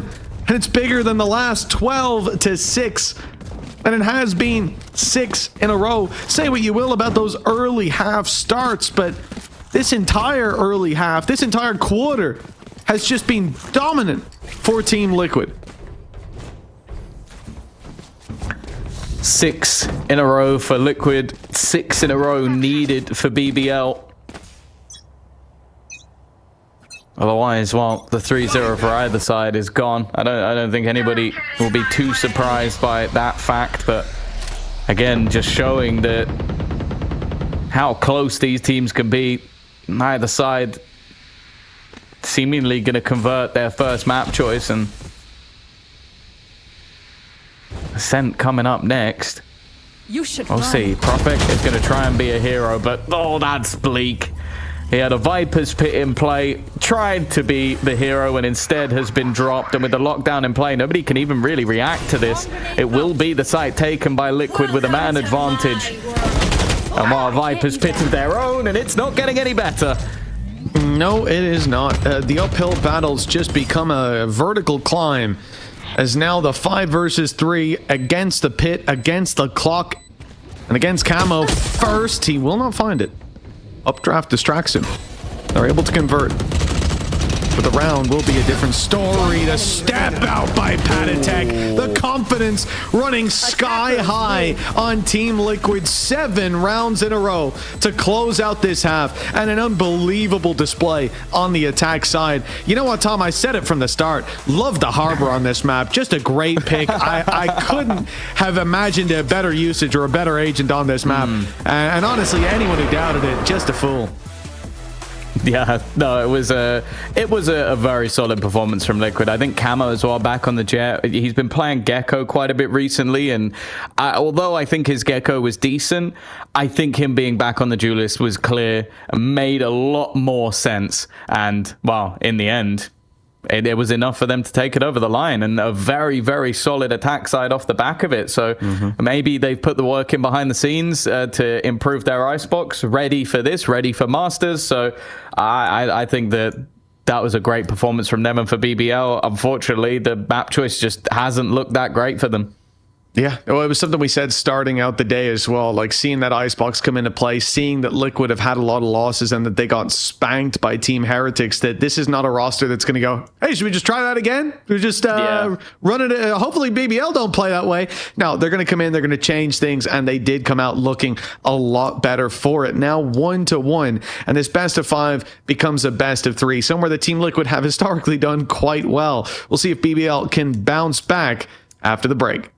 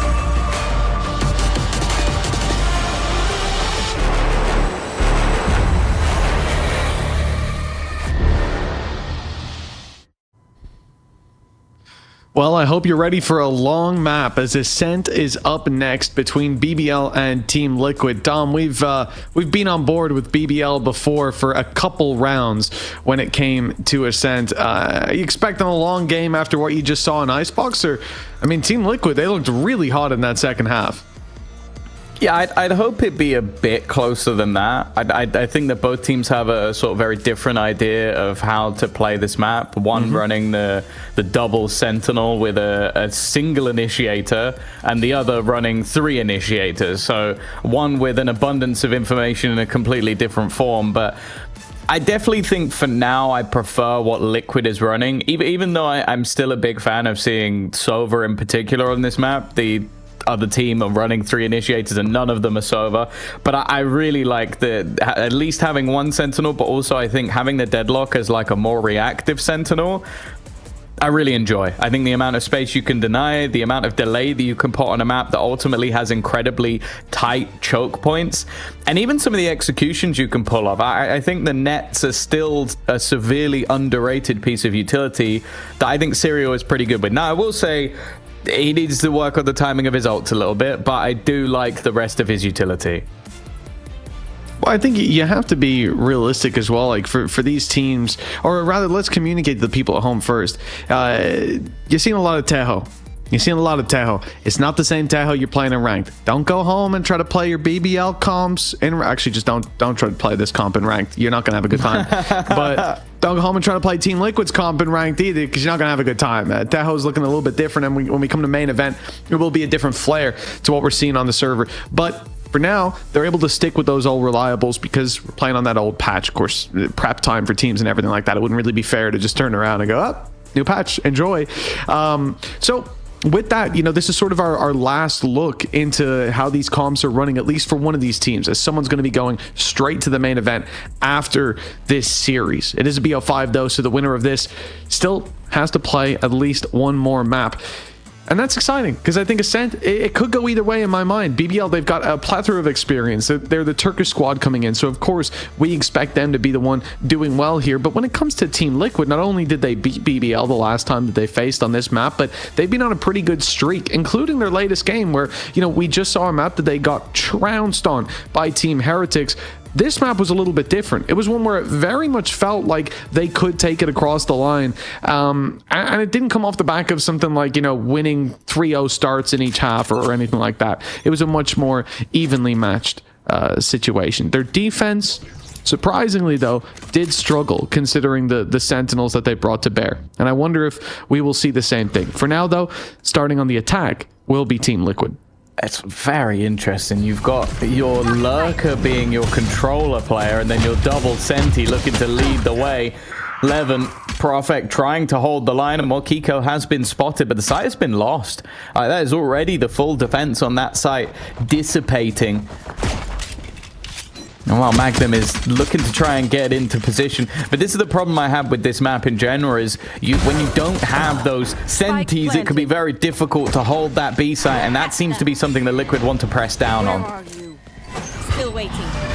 Close here, Magnum. Big swing. He's caught Panatech off the stun, not quite leaving him as vulnerable Kiko's as they would hope. And a very late rotation, as you said, from Kiko. It leaves Serial with it all to do on the site, and he's done quite a lot. He's bought enough time. He's done enough damage, but Kiko's blindsided by Yumpy's swing. And it wouldn't be Ascent without a 3K for the IGL. Yumpy locking it down on this B site, and a 1-0 start for BBL.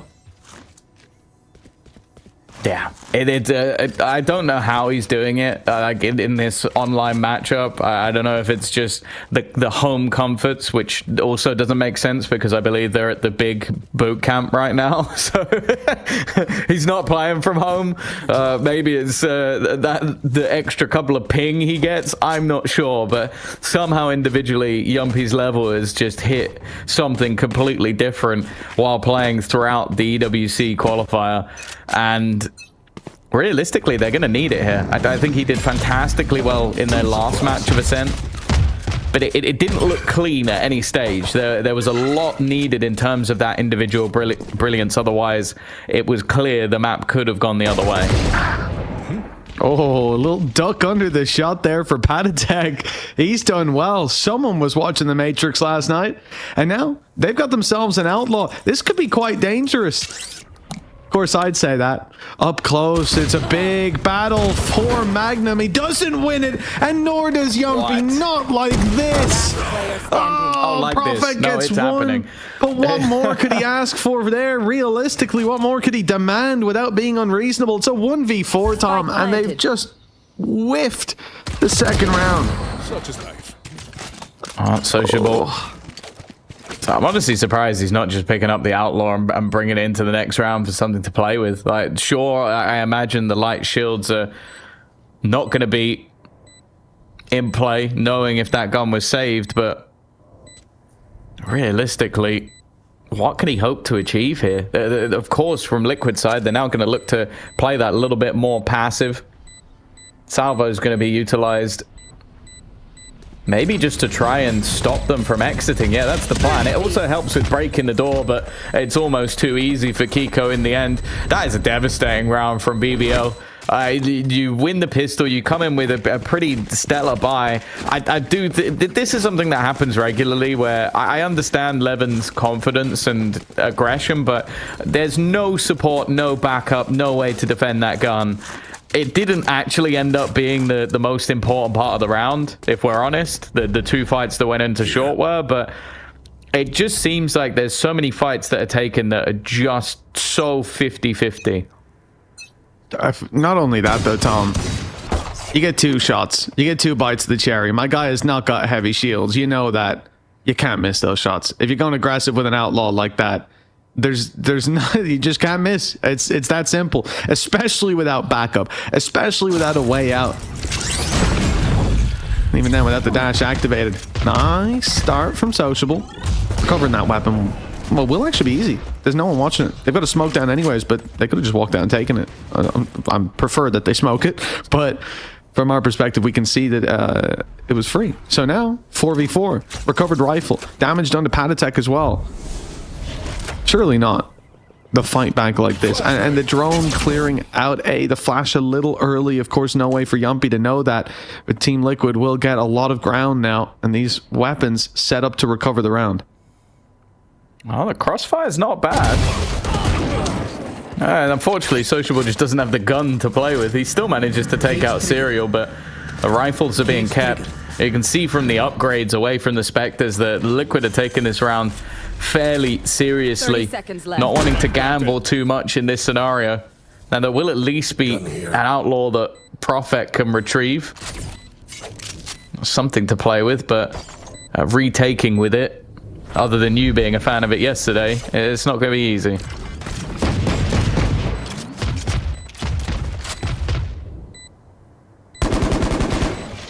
They're just hoping for a chance to make it more costly.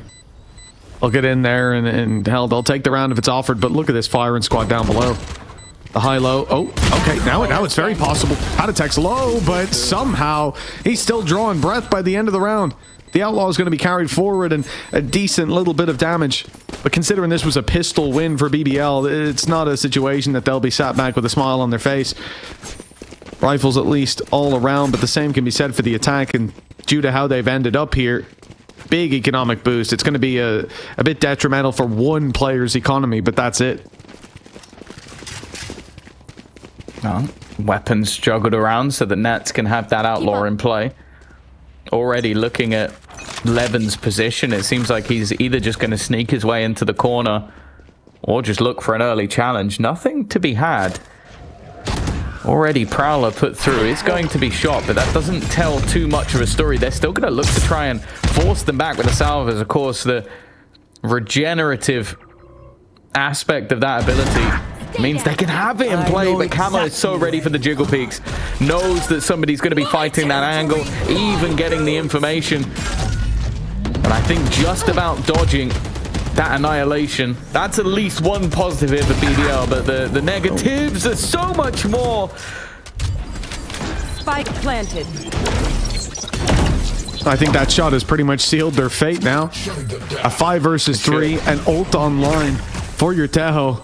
Patatek will be putting that through if they need it, but whether they need it or not, I don't think it's even up for There he is as debate well. at this point. He was about to be wall banged to death before Nats took him down. And now a he might catch them 4v2 as with they the exit. late flank. Yeah, this is the thing though, like, okay, not bad for Levin. He's doing good damage, but he won't get out of here alive. His back is turned to Patatek. And 3 players set to survive this round. Do they hunt down Profek? It looks like they will.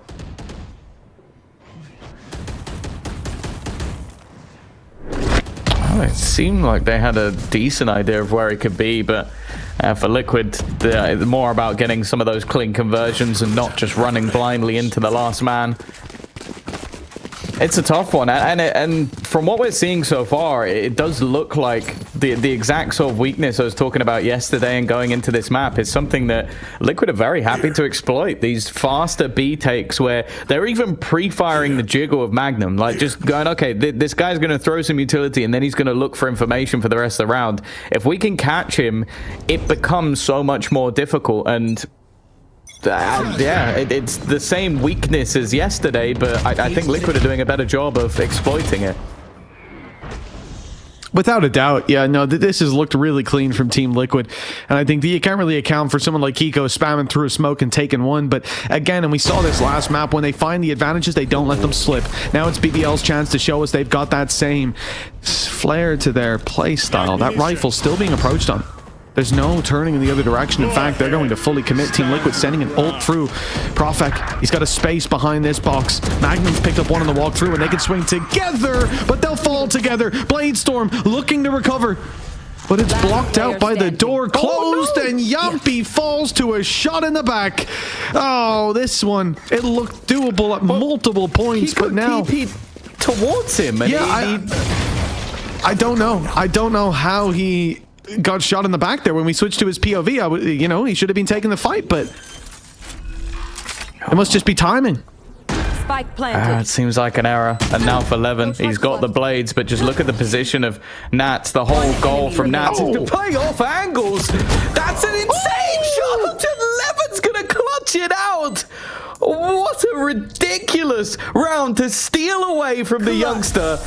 I don't know how he predicted Nats' position. I don't know what gave the game away, but that first knife was clinical.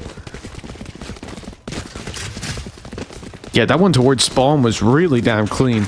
And they tried their best to escape Levin. That Bladestorm online, they wanted to run away, close the door, TP'd across. I still don't know what happened to Yumpy there. I was very confused switching to his POV and just seeing him falling to a shot in the back. But even after that, being able to recover the round, hats off to Levin. Very well played, and that is a breath of life into this team early on. One very much needed. Camo will be shut down by the man himself, and Sociable doubles up. This is 2 picks now for BBL. Although they lose Levin, as long as they don't lose the players on short without trades, and they will not. Sociable's here, salvos and rifles, everything brought to bear on mid. A big crunch and a big round for BBL.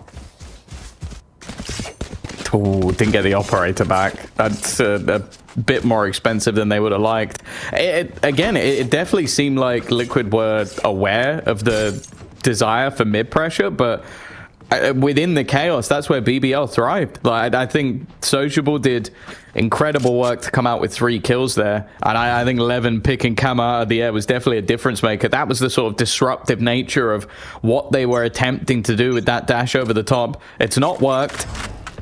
And after what was a slow, if anything, a fairly weak start from BBL, has now found them level again. Over on that defensive side. What's Camo about to do here? Straight in. That was almost his downfall. He's 1 HP. And he will go down to Profek spam eventually. A little bit of an overextension by Panatek after the first. The B site, though, still has players on it, as does A. They've split into a 2-2, leaving mid open, but no one's there to capitalize.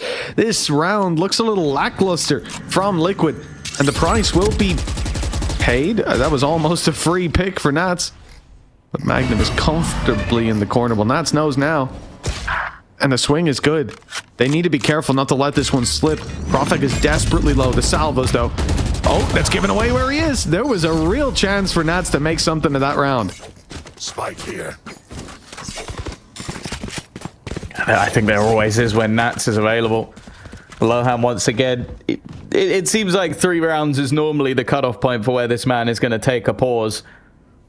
Making sure that the game doesn't drift too far away, especially with the start that they had, being able to break back and then really put the pressure on those B-side players. But it seems like there's been some adaptations. I think a solid use of the Nightfall in that round to just delay that pacey hit. But I'll be honest with you, I think that they've shied away from hitting that B site too many times, and I would actually like to see if they just go back to it here, because that is where I think the gaps have definitely been. I think Profek still, as always, a fairly stellar A site anchor, so even if you don't necessarily have that traditional Sentinel, I think he can work as one around another player. But I think this B site is where it still becomes a bit more troublesome, just not having that traditional delay utility. Oh, this timeout coming to a close, and Team Liquid, oh, they've worked wonders when it came to some of the comp changes. Look at the last map. A big streak as well coming out of that halftime. Whatever Lohan said, it certainly worked out. Let's see if they've got the read, the adaptations coming into round number 8. You look at what's online in terms of ultimates, and certainly leaning towards BBL. So a round that they have to approach with a lot of caution. Here. Not just the ultimates that can do all this damage. The operator in the hands of Levin in an aggressive position. The salvos. Oh, jump rope game for Nats. And Levin's picked up camo. Magnum follows up on the other two. Posted up in B main for massive results. And well, that pretty much puts to bed the chances for this one. It's the next that Liquid will be thinking about. Kiko and Nats wanting to at least diminish what is available. Oh, and it's an attempt, but Profek was very much ready to try and cover off his teammate, and while Nats is almost trying to bait the idea that he's not in this corner. That's the goal, hoping that someone will overface, overswing, make a mistake, but they are just waiting patiently for him to make his move. A flawless round from BBL, and again, after such a weak start to the game, they have now really started to string these defensive rounds together. I want to know if this is where that response will be, and an immediate purchase of the operator makes it seem like maybe they're going to try and deny Levin and wherever he peaks. Well, we can't forget, really, that the last time that these two teams faced, it was different comps in play, and I think Levin being on a Jet makes one hell of a difference. He was on the Yoru last time, but it was a 12-0 defensive half for Liquid. And their defense, barring Heretics, has been good. Up against Na'Vi, they closed out the map very easily. And so you kind of look at this and you want to see a lot of rounds for BBL. They're now starting to streak them together, but the all posted up on the other side deals with Levin. Man advantage firmly in Liquid's favor. And the spike, well, it hasn't made a move just yet. They can take this wherever they want, and the ult from Cypher is going to find out everything. Exactly where they have a weakness on that defensive side. The ult thrown through on both sides. In fact, Armageddon all over the site, but trapped up there was Yumpy. He couldn't get out. Seized by the net, and they'll just wait for him to pass. They're also ready and waiting. I was going to say with that annihilation, but I don't know if this is really the case for it to be used anymore. Panitek will lose that fight. Or maybe, just maybe, they will use it. Nats is in a strong position, though, and will make sure that there is no escape. 5-4. Well, it seems like the pause this time worked out, and it is that same case. That B site really is just a vulnerability. The pressure put in on that side of the map, and it seems like they take a round again. Oh, impressive work by Team Liquid. I was thriving in the chaos, really. Being able to isolate, and you talked a little bit about some of that deadlock utility, how reactive it can be, and just that net being thrown in towards the spawn, it stops Yumpy from not only keeping all that utility offline, obviously he can still, but he's on his hands and knees waiting to be revived, and there was no way back into the round. Oh, salvos on their way. Time to back out of that drone and concede a little bit of info. That's used, actually, to get Levin into position. It's going to be holding this late into the round. And for Liquid, clearing him out will be relatively difficult, but they haven't really wanted to clear out that corner. For the most part, it's just been a game of getting Camo on that corner, leaving him posted with that operator and waiting for a pick. The Prowler does force him back, though, and so they'll look for control elsewhere. Yeah, I don't mind the idea. They try and fake the steps back of Magnum to set Levin up. Well, the Serial already starting two. And, well, it happens again and again. Didn't know the second player was there. It's still going to be the catch onto one at least. Yeah. And that will make things at least a little bit more possible. Magnum doesn't know how much space has been lost as well. That walks through the smoke. And you might be looking at that door being closed thinking that's a weird thing to do, but when you have the From the Shadows online, you can steal that spike away.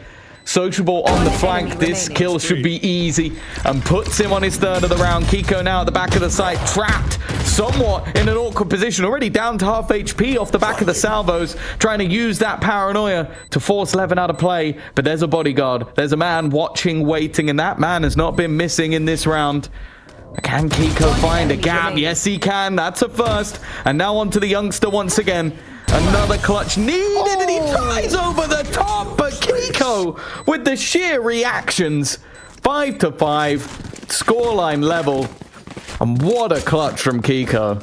I love how patient he was there as well, just sitting back on generator, knowing that time is ticking. They're the ones that have to make a move, and after the paranoia goes out, they're going to think that, well, he hasn't peeked the left side. He must be maneuvering around the smoke. He must be behind the dice. And no, he was just stood in the same spot waiting, eventually then making the push around Jenny, isolating a fight where, had he have peeked at any other moment, it would have been a 2v1. Really, really well handled by him, and not to mention the shots he's hitting.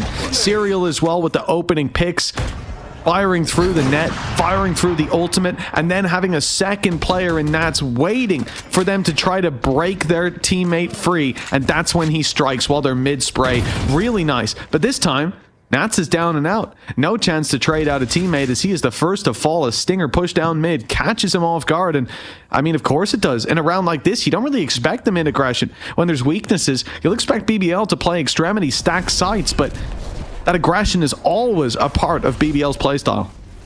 Oh, just giving up that close corner.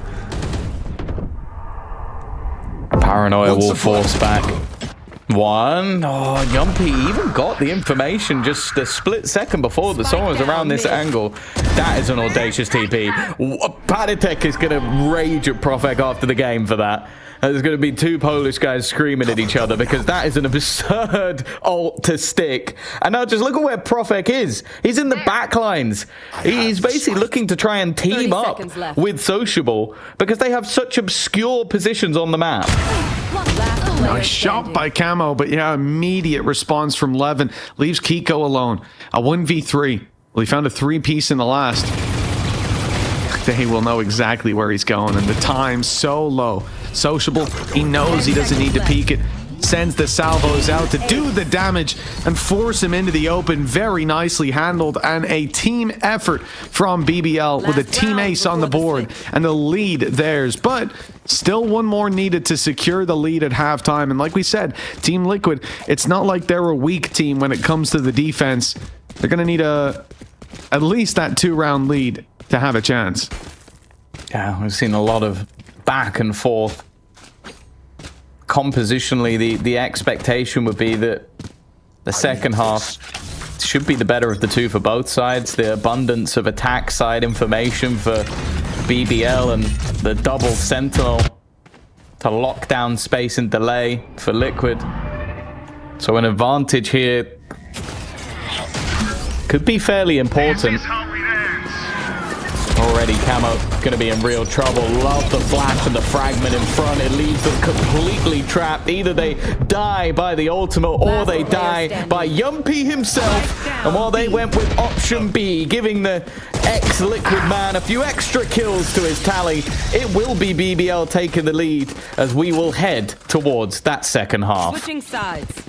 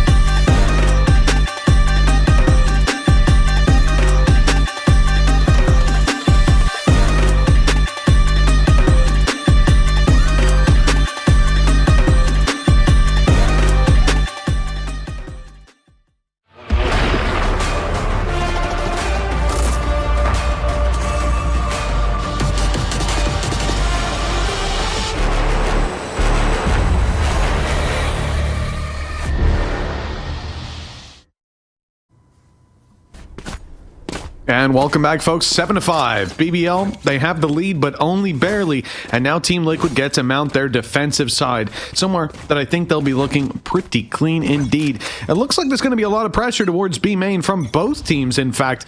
And what's the deadlock utility I'm most interested in? As Drone is the one leading the charge, it's already spotted players, and they're looking to continue the aggression. Team Liquid with a double opening, a triple, Camo for the fourth, and it's only one left alive on the other side of the map. Oh, you know that this man wants the ace, maybe more than anyone else in the server.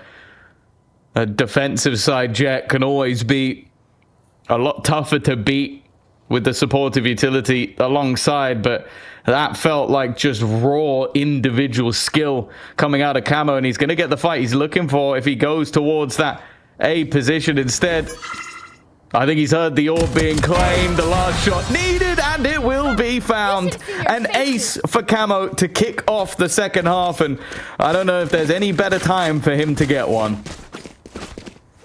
Well, I mean, especially looking at the half that's ahead of us, knowing how strong this can be for Team Liquid, and seeing BBL, every player in that choke point barring Yumpy, and everyone falling to Camo, that's going to get your confidence sky high. He's gone from close to the bottom right up to the top of the scoreboard.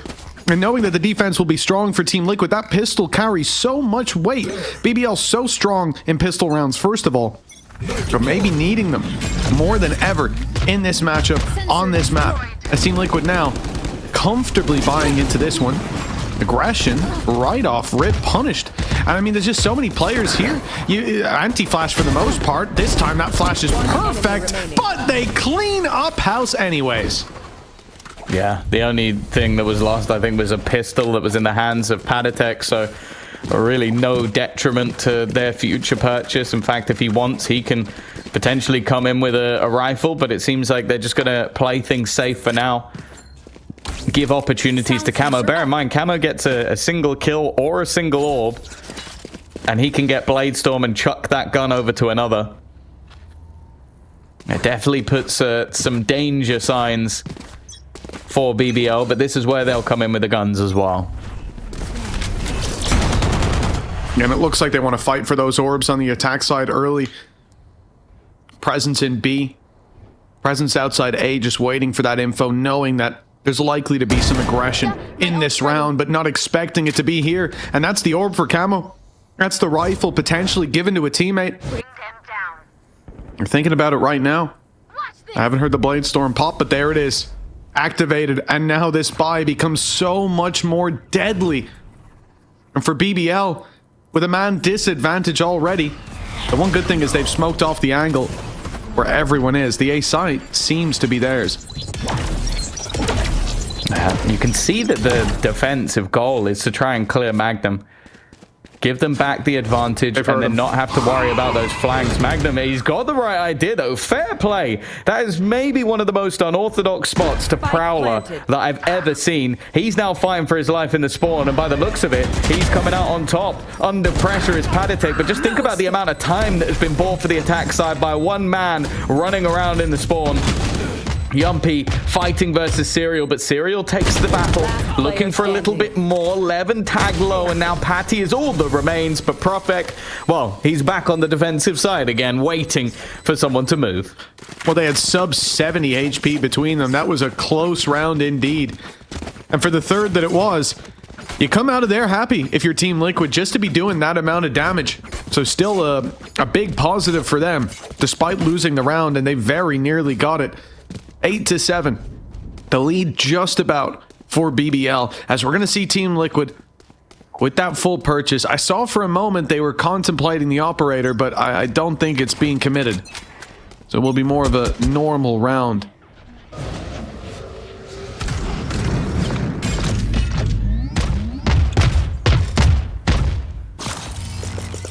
On backside, you're going to have Nats just sitting all the way watching the cam up above. likely to give the game away. Camo has got an absurd amount of space. He's watching for Yumpy, but he's a little bit off on the timing. A free kill for Prophet, who just turns around, decides to paranoia him. Had nothing else to do in that moment. The problem is this now creates a disjointed aspect to this attack side, and well, Serial will be lost. It's unfortunate. The paranoia was meant to try and deal with the players on site, but in a sheer panic, and you can understand why, Profek has just thrown it in the face of Camo. Oh, this might be the part in the Titanic when they start playing their instruments. One last song for BBL. It's 8-8. It's not that far gone just yet, but now I'm seeing Liquid claiming rounds. It's a 3-1 start in the half, and their defensive half has teeth to it, with credits built up on, I think, every player as well at this stage. This is where things could definitely spiral out of control. I'm seeing tanks spammed in the chat, so it will be a little bit of an intermission. And the calm before the storm, very much so. As when we come into the next, it's going to be one of the biggest tests for Team Liquid on the other hand, right? Their defense looks fantastic. This should be where they just take it home. But the other thing, Tom, is that Serial has his ultimate. And especially on Ascent, that's not a good sign. And I don't mean for BBL. I mean for Serial. He gets nothing done with this almost every time. To be honest, he's been a little bit safer. He's been a little bit safer with it, but it still is. It's not like, I think that's one of the only real weak parts of his deadlock play. I think he's been great other than that.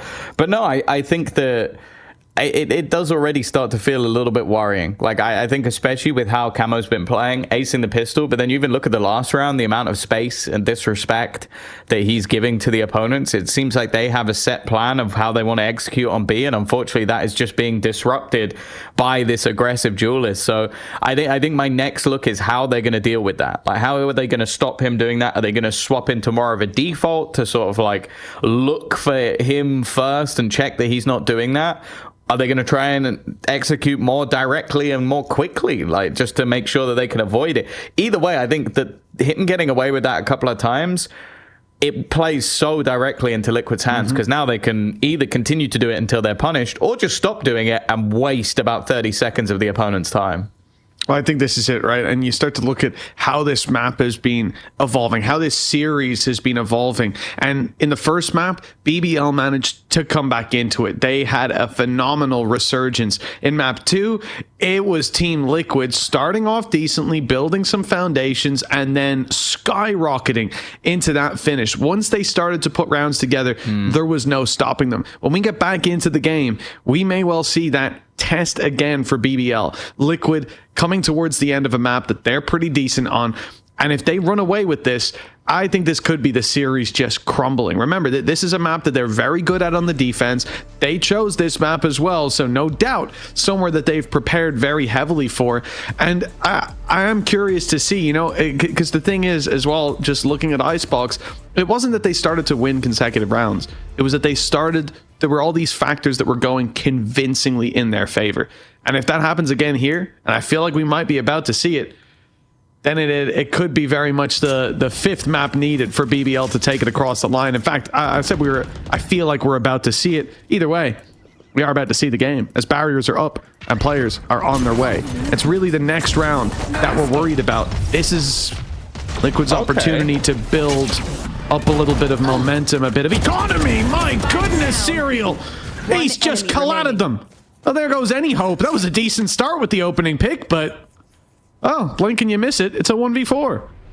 Yeah, this is what I like about the whole setup is either you can get the wall just to completely block off the entrance, or you can do what he did, which is just throw it into the laneway.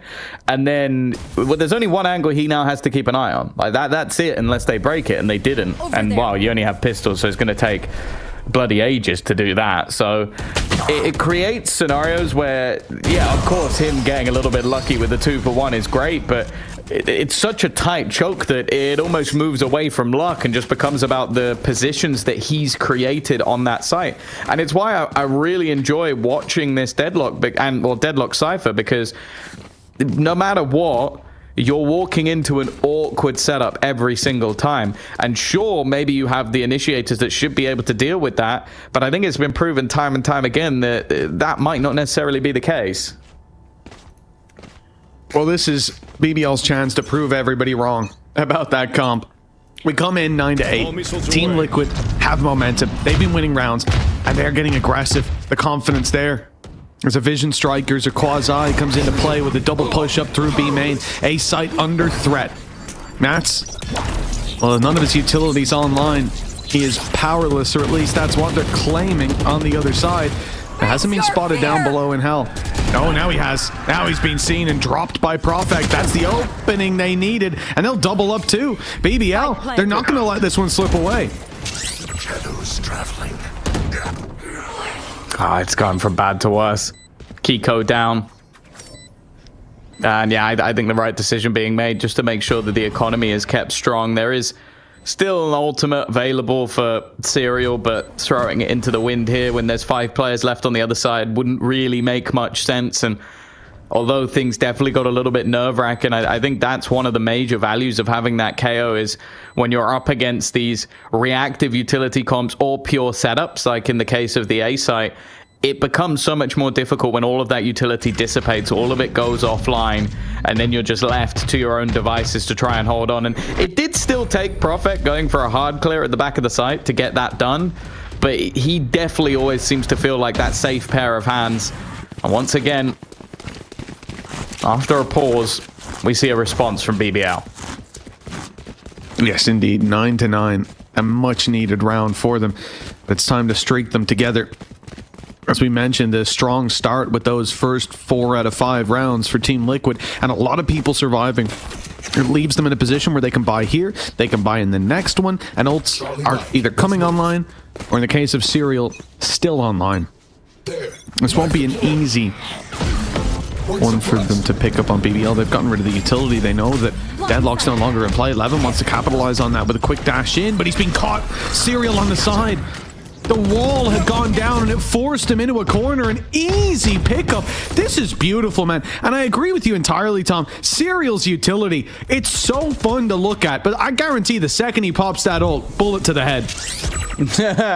Well, he's got a target-rich environment and a wall that you can bounce it off, so I'm hoping that won't be the case this time around, but BBL, this is the problem. You've gone very directly in towards this B site. You haven't had the success you were looking for, and now you have to risk clearing everything. And this is what I mentioned. Look at where Camo currently is, but look at where BBL are checking.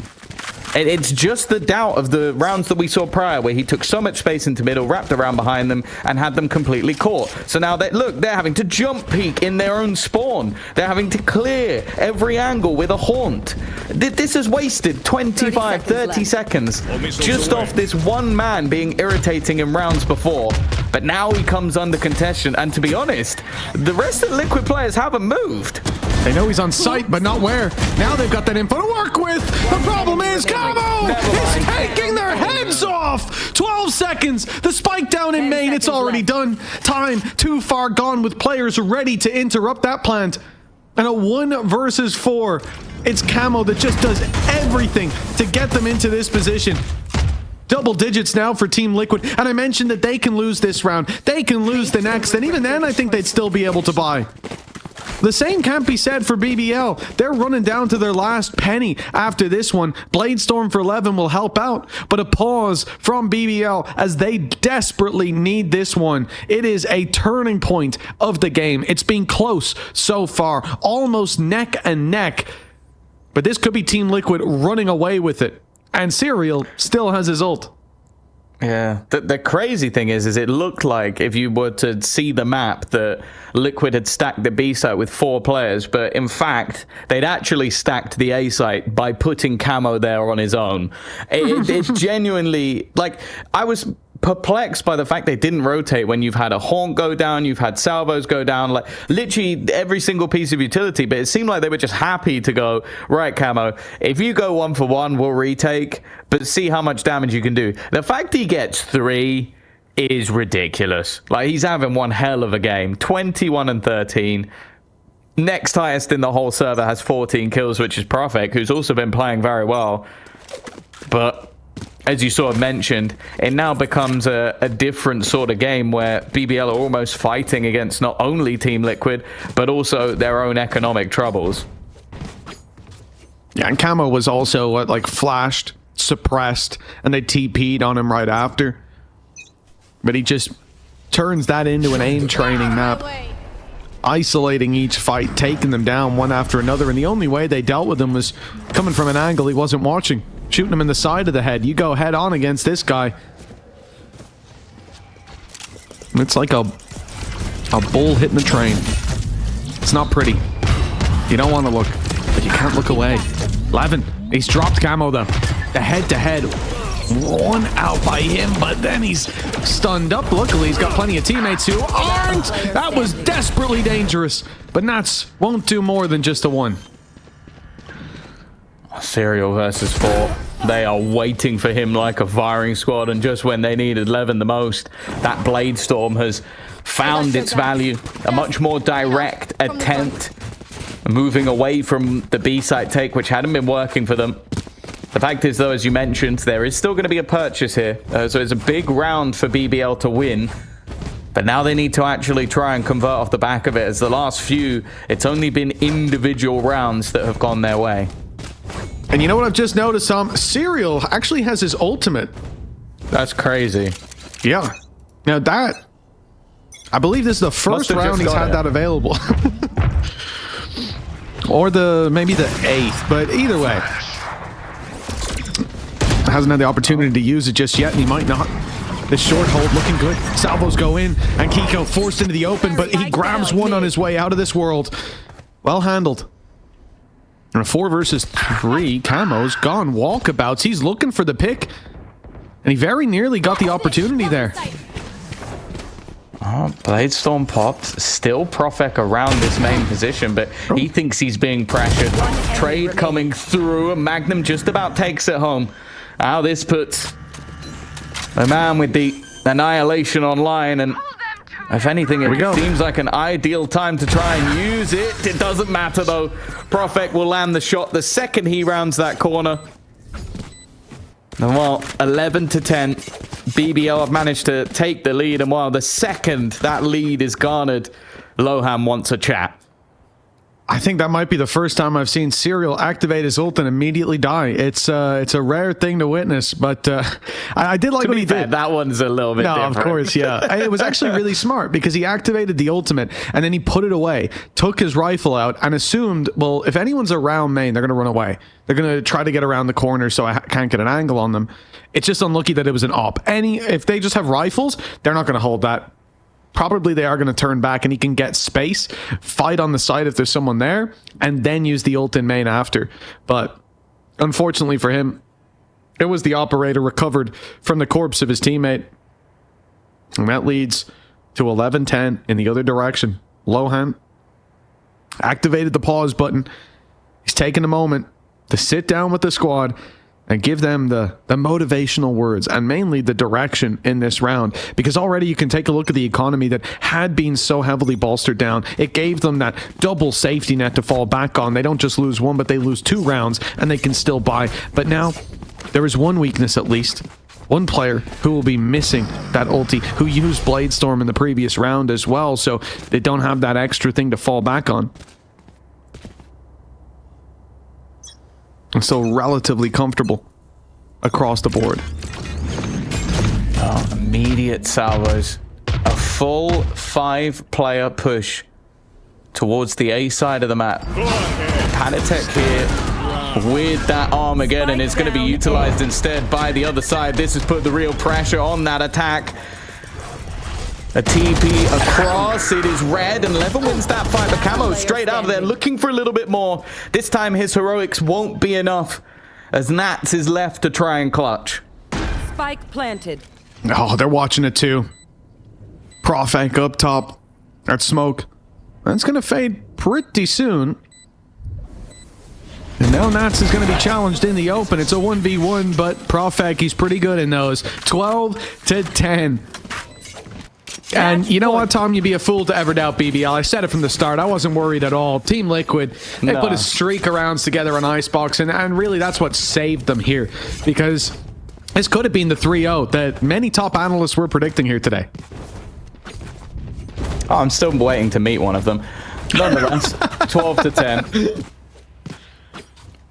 And the economy definitely on the brink. Now, the ultimates are still available. Panatek was definitely overwhelmed before he was really able to utilize anything here. And while it's going to be the fight into middle, Camo, he's there for one. It seemed like Kiko just a little bit further behind his counterpart in the fight. Not able to really find the value he was hoping for. They've switched up again to put this deadlock utility over towards the A site. It leaves a pretty hefty gap in B. Now, with the success that the defense had on B site, you can kind of understand why BBL have been avoiding it. Now comes the re-swing. Nice shot from Magnum, but immediately traded out. Nats quick enough on the trigger. And now it seems like the defense have ended with quite a good read on where their opponents are going, or at least they think they are, as they now look to actually fight into middle instead. And Nats is walking straight in. He's so close to finding the pick onto Levin, but he lives on his last legs.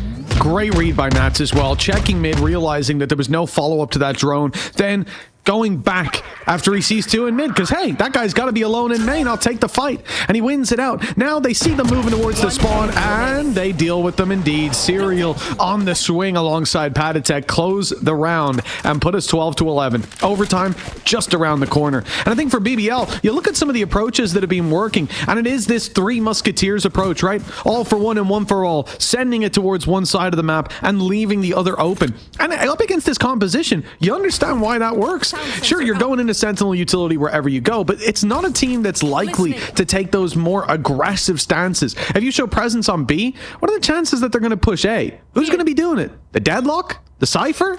It's somewhere that they want to sit back and wait for you to approach. And when the blitz of utility comes in, often it's worked out in BBL's favor. Mainly some good knives landing by Yumpy, deleting that util. I like this double bait though. Liquid approaching mid with a player on either side. Kiko has the paranoia as well. Profek try as he might to get out. There is no escape from that battle, but Yumpy does well to keep the numbers even. And the ult now online. That's going to get rid of the util, but they can't get rid of the players. Yeah, Sociable goes running through the smoke. I guess expecting it to be more clear than he is. Nice shots at least from Magnum, but it's now left all onto the IGL playing against his old squad. His position will have been noted for a fair amount of time based on the ultimate giving it away. He's instead going to cross in towards the site. The Armageddon online if needs be. Drone instead going to be sent through. Maybe going to utilize it because it is the last round, and that's going to force Yumpy forward, but he's happy to fight them, and he takes down both. A huge play again from Yumpy to get them over the line. You just cannot talk about Ascent and this team of BBL without Yumpy and a multi-kill. I don't know what has gotten into this man when it comes to this map, but he just reaches another level. You talk about him reaching another level in the qualifier, and I agree with you there. But there's something special about that B site, man. You do not challenge him there. And even here on the attack, he becomes the defender. 2-1 now in favor of BBL, and 1 win away from locking in the main event, from going to that international. And my goodness, they are looking strong right now, Tom. If you came in today predicting Liquid, you'd feel like there's egg on your face. Well, let's see if a team can actually win their map choice first before we get a little bit too ahead of ourselves. It has ahead of ourselves, me? Come on only L's on map choices, which is a bit of a weird thing. But no, I think now heading into Haven, this is probably the map I said at the beginning of the day I would favor BBL most on. I think they had a close defeat to Liquid last time around. I think that they proved that they probably should have won it then with their new comp, but now going back to Comfort, I would have the expectation that they are favored, but as we've seen throughout the day so far, that is absolutely meaningless, as nobody can win their own map choices. So we'll see. Either we are going to get a 4-map thriller, or we are heading to all 5 in the best of 5. To be honest, I don't really mind either way. Yeah, look, if the gameplay keeps up, what can you really complain about? It's been great seeing BBL battle back against Team Liquid, because at multiple points there, it felt like, especially...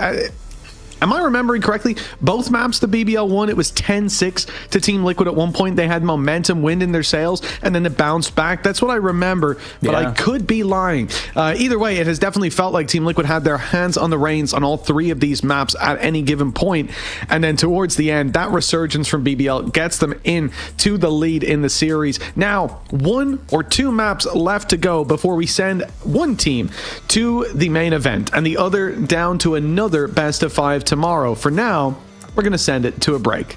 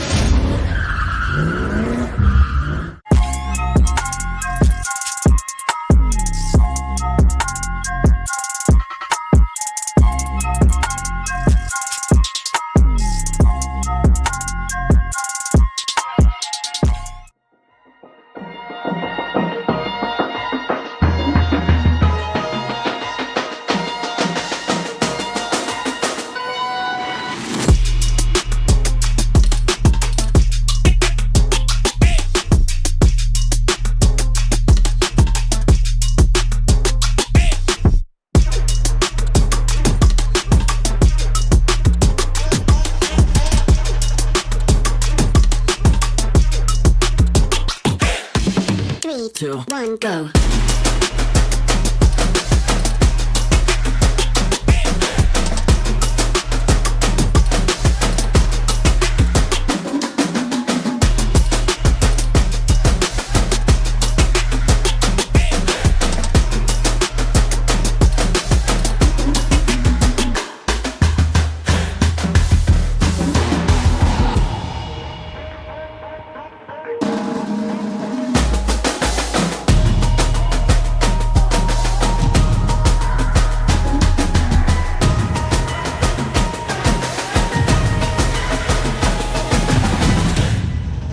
Three, two, one, go.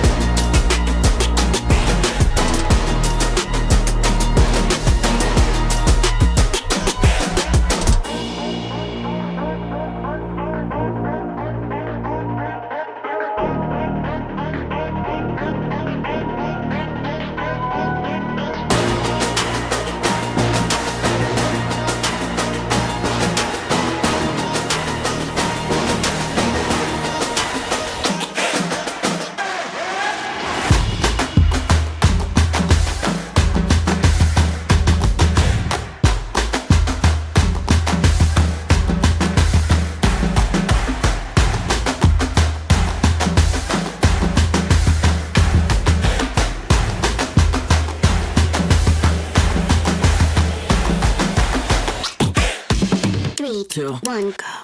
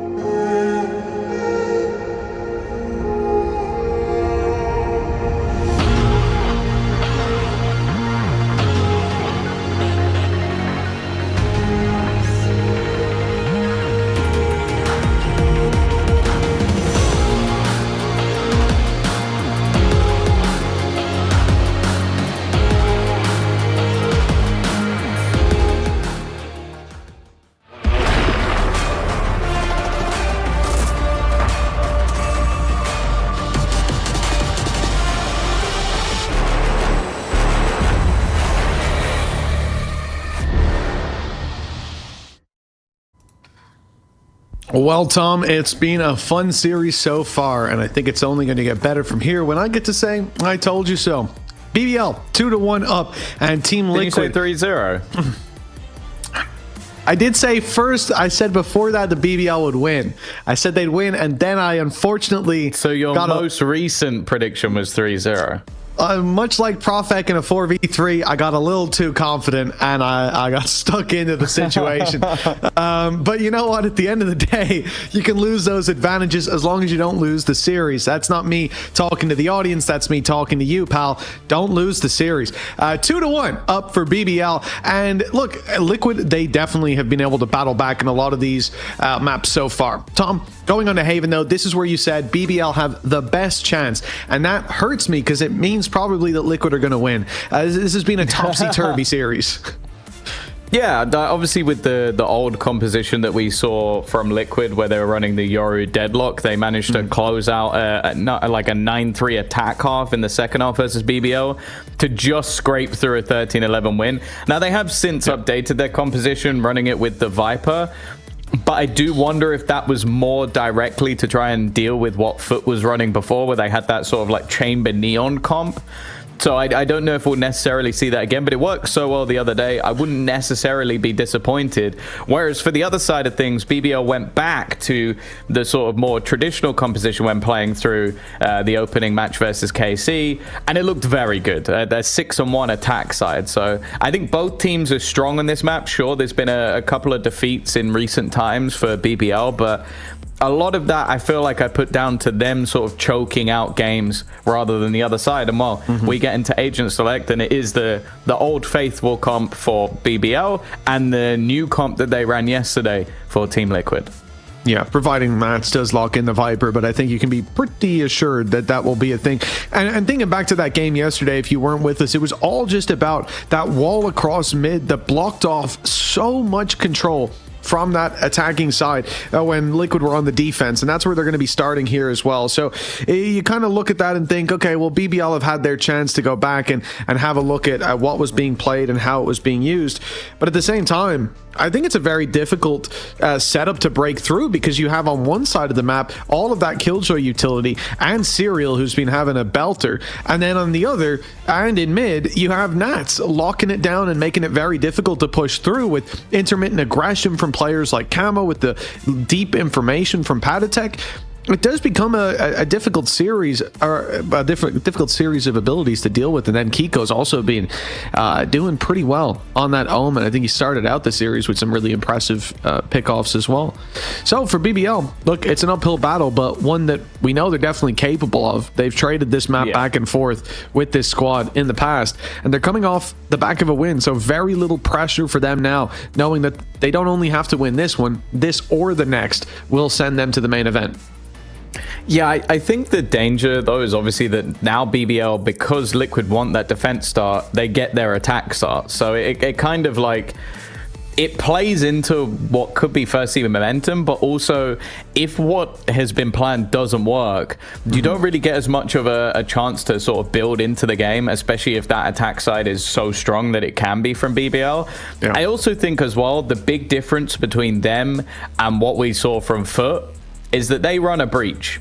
And I think that for me is where this composition does have some gaps, because like think about what was being run by the side of FUT. Okay, the original comp that they probably thought they were up against would have been 0 flashes. It instead had the flashes coming out from Yoru, but that's not quite the same as, okay, Levin's going to dash into a site and I'm going to put a pop flash behind him. It's like, okay, you have that Viper screen, but there is such a high chance that you're either stunned or blinded as he goes into the site, that I do think it's a different stylistic play from what we'll see from FUT, who are much more direct and contacty.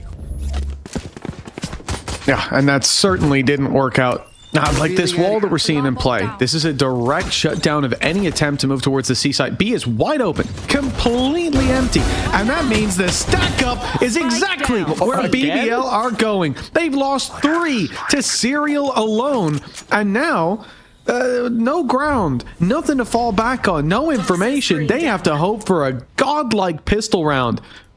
And I mean, Profek's been pretty reliable in them. Well, they're really going to need him to be. That will help. A swing from Padatek looking for information. Has definitely not gone his way. The push-up, though, from Nats is reclaiming a lot of that space. It's giving his teammates the information that, okay, they are slowly making their way towards this side of the map, and I don't know if there's going to be anybody quick enough to react to stop him from getting this kill. Very easy stuff. And for Profek, 35 seconds left on the clock. I think the only real decision he has here, try and fight Nats and find a gap. Otherwise, like, heading into the A site, when a player has flanked you like that, you know it should be stacked up.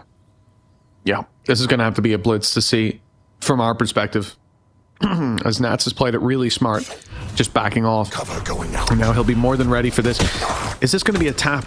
Oh, come on, there's not even a chance for it. They're straight on him, you know? They don't even wait for the spike to be attempted. They just run it down. And fair enough. 1-0 start. Serial. 3 kills in that pistol, and as I said, he has already been a bit of a task to deal with. Looking back at the previous map, had some really big rounds, big performances, especially on that defensive side. And getting off to a good start here, essential for Team Liquid. As we said, their defense, it was 9-3 against FUT, but the way that they play, very different to BBL. So replicating that performance here could be difficult, but it's a good start nonetheless. Well, yeah, the crazy thing so far is that Profek is actually the only player on BBL that is currently positive in this series while they're 2-1 up in maps. Which really does show, like, firstly, how much more dominant Icebox was than the rest of them, but also just how integral he has been. A lot of damage done initially, but you can see the Nats has just backed off, put Camo into position. And with how little is currently available for this attacking side, anything they can get would be nice. Every little helps, absolutely. In a close range fight, you know, you'll take that.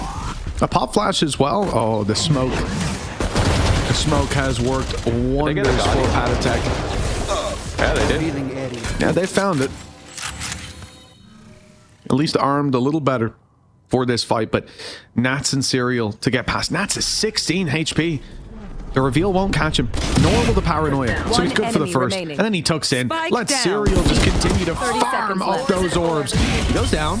There was a chance there for a little bit more damage, but in the end, I think Team Liquid can be pretty happy, and they're getting very close to having that lockdown online. Yeah, Serial off to a flyer of a start. I think with some of the performances we've seen recently, I think back to even how he played versus Fnatic. I think it's definitely him now coming into his own versus the tier 1 opposition, which was always the question of if he'd be able to do. After not really having a mass amount of LAN experience, it definitely seems like Serial is one to watch. But this is where things truly get interesting, because BBL, I think especially in first half pistols, it hasn't really been going their way. That's definitely not the start they were looking for, though. Already a decent tag, and Padatek ends up just trying to escape that scenario rather than fighting any further. BBL respect that fallback as well. It's a good thing. You can see the trap setup. And they've got a paranoia ready on Team Liquid to fire through on short. There will be Serial swinging, and by that point, lockdown would be online. It's taken in the other direction. Camo pressured in the previous round. He's left down to a Bucky, and he'll be spammed. It's an opening pick by Levin, something that I think he's not found a lot of in this series so far. Often it's been his head ripped off his shoulders to begin the rounds. Now he's using this to bounce right into the back sight for a third pickup. And although he'll eventually fall, the damage is gone. That's a 4 versus 1 now, with the plant coming in. Yeah, these are exactly what you want to see from BBL if they're going to compete within this map. A 3-0 start again wouldn't be something that they want to have to face off against. And while Yumpy is well aware of Padatek's attempted shenanigans, it's 4 players surviving for BBL as they make their way onto the board. And this is where, okay, you're expecting the full buy purchase back for that defense, which we will be getting. Light shields on the majority, but there's no outlaw in play. There's nothing that will be ripping them out early. And as you mentioned, that lockdown now online for Serial, so much more potential in the retake. So I wouldn't be surprised if we see a more loose hold over that A site, because that's where normally that lockdown's going to have its value.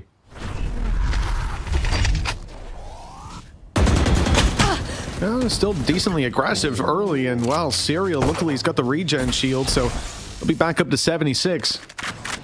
But he has been damaged, pushed off the angle. Here comes the drone, and that's going to get an immediate activation of the Nano Swarm, the first. There's still a second one to fall back on, and that's up now. And they're feeling this pressure and reacting a lot. BBL are feeling that, expecting that there's going to be a rotation in play. And maybe the A site will be a little bit easier, and so now it falls on Magnum to claim that space. And they are leaving it. This is what I was talking about, though. Yeah. They bolstered that C site because that's the one site of the map where the lockdown really sucks. Like, it's like, okay, you can clear them from the site, but how far they can play back, it really doesn't have the same value. Whereas the A site, you can clear the whole site, you can clear Heaven, you can clear Hundo. It's great. The B site, even better. It's a tiny little site. So they have forced them into the site they wanted them to be in, and now they're going to look to try and set up ready with that lockdown in play. 30 seconds left. 11 thought about pushing, but he'll fall back. Crowdfag won't get away. No plant indeed. It's going to be the full wrap all the way around to C. But look at the push out on mid. Camo's waiting. Camo's waiting, but he won't hit the shot. Now it's open. The door wide open, and they are marching through. Levin sent late to play on mid. He's hearing the rotations. That's 3 players on the wrap. One in spawn. Kiko does well, but he'll only get the one. Levin cut off as well. One enemy remaining. Quick rotate, catching them off guard as Serial's already got boots on the ground. Very well played by Team Liquid. I do like the idea from BBL to go back. I think they got lucky that Camo didn't find one in mid, though. That could have been a much worse round. And then Levin not catching the rotation, is obviously Team Liquid expect that they've probably left at least one behind in that position to catch him off. Yeah, I think all in all, though, like, that was...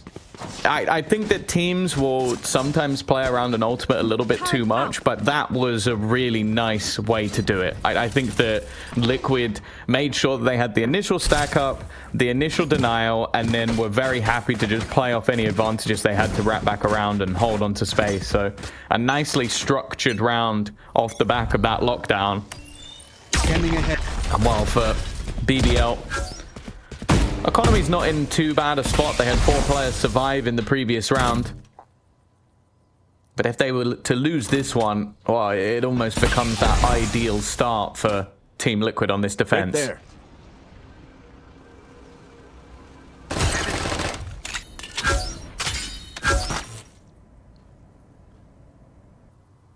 The defensive aggression. Perfect's watching for it, and he'll get his reward. Down to 10 HP. Reactions in. As his teammates quickly flood in to cover him on the cross back. Try to punish further aggression, but the aggression's coming in along just perfect in the timing for Patatek. We're back to a 4v4. And the rotations have come in. Patatek's left with the task of holding A alone. Of course, he saw players falling back, but Serial doesn't expect that Magnum has gotten quite that deep, or if he did, he has not won that aim fight. And Camo's now left to try to wrap around. Perfect. Oh, well played, Camo. I didn't think he would have checked that. Nah, last second decision. Plant will be coming in. Orb down, which I like the positioning from Nats' orb. It means that he can continuously cycle where that is, but the defense are pushing into a stack up of aggressive players. It needs to be the shots landed, and they will be. And now the last man standing, Sociable, just stood in the open. I expected with the Hunter's Fury he'd be long gone, but instead he gets up front, and that gives Patatek the chance he needs. I mean, in the open, in the middle ground as well. You can be there to take the fight with the players on the back side. You can be on long to play the Hunter's Fury safety net. Being in between those two doesn't really make a lot of sense. And I'm scratching my head a bit. Perhaps BBL are as well, as they've called a timeout here. 4-1, and having to go that way, this was a great opportunity. They would have put a spanner in the works for Team Liquid. Their economy would have been on a knife's edge again, as we'd seen before, and they'd be coming into this round with still the Blade Storm, to fall back on. Mostly rifles, one away from Rolling Thunder. And instead, they're now trailing by quite a bit. And it's likely to be quite a bit more. I'm really confused about the end of that round. And, well, like we said, timeout from BBL as they'll attempt to find a solution to this Liquid defense. Yeah, it's been opportunities for them over the last couple of rounds, but that one ended up coming down to the wire, but it definitely seemed like there was opportunities. Tech pause. Gonna be called as well by the attack side, so wanting to try, I think it was a mouse thing, so hopefully that won't take too long. But yeah, 4-1 in favor of Liquid. As we mentioned, like, but most of these maps seem to just be a back and forth in terms of whether or not it is actually favored to the person selecting it. That's been the interesting thing. We talk about Split as well as one that up until the last meeting you would have banked on Liquid to win. It would be the decider of this matchup if we were to head there. Whereas Haven, this is eventually where BBL wanted to go, but as of right now, it definitely hasn't been that same sort of, I guess, prowess you'd expect from a team choosing their map choice. But then again, that's exactly the same as what we saw in Icebox. Yeah, it wouldn't be what you expect unless you'd watch the rest of this series. Then maybe you'd come in with that expectation off rip. But yeah, I do agree with you there. Like, it has looked, did we have the veto backwards again? I don't think so this time. The bands made sense. For the production guys, just panic for a second. We don't. This is the correct veto. Yeah, everything is going according to plan in that department. But it would be nice to see a little fifth map out of this series. But I think you look at some of those, I mean, especially there in that last round for BBL, it's got to be devastating to see the round flip like that when you have the tools that you need to bring it across the line, or at least to make it a damn lot closer than it ended up being. And it sort of falls apart off of, an aggressive setup that they do manage to trade out, and then that final player not trading but not hiding, just sort of being in the middle ground of the two. And you have to think maybe the comms at that point, it must have been a little bit clogged, a little bit confused on what the game plan was. That's not something that we saw from Team Liquid most of the time in this series, where again they have consistently been on the same game plan. And I think that's been the difference in a lot of these, is how efficiently they're trading, how the game plan is working, how, I mean, even in that round where they play it off the ultimate, you said, like, I think structuring around a single ultimate, on the defense in particular, it's not the best of ideas. It doesn't work out a lot of the time because you're pigeonholed into one way of play, and getting your opponents to play how you want is difficult to do. But the utility that they have, combining the nanos to initially delay, then the orb that you mentioned you liked because it can constantly be put up and down alongside the wall to pretty much provide global coverage, that's used to make that nano swarm a little bit scarier. And this setup, we theorized, maybe wouldn't be as effective against a squad like BBL as it was versus FUT. But so far, it's been far from the truth. The defense has looked nigh on untouchable. And in the one round where it came close, they still won out the clutch. That is an interesting smoke. It's mostly just in a wall. I don't know if there's like a tiny gap that could maybe help dodge something, or if it's just completely missed. Yeah, I think it's an anti-reveal one. It's such a tiny gap in the wall, though. Oh, well. Nats, he has spotted the opponent. Well, it seemed that way, but he kind of saw Serial to death if that was the case. Camo's now trying to work out where he's safe to go. That wasn't the answer, but he still wins the fight. And this Blade Storm in Levin's hands, there is a reason we want to see this man playing the Jet.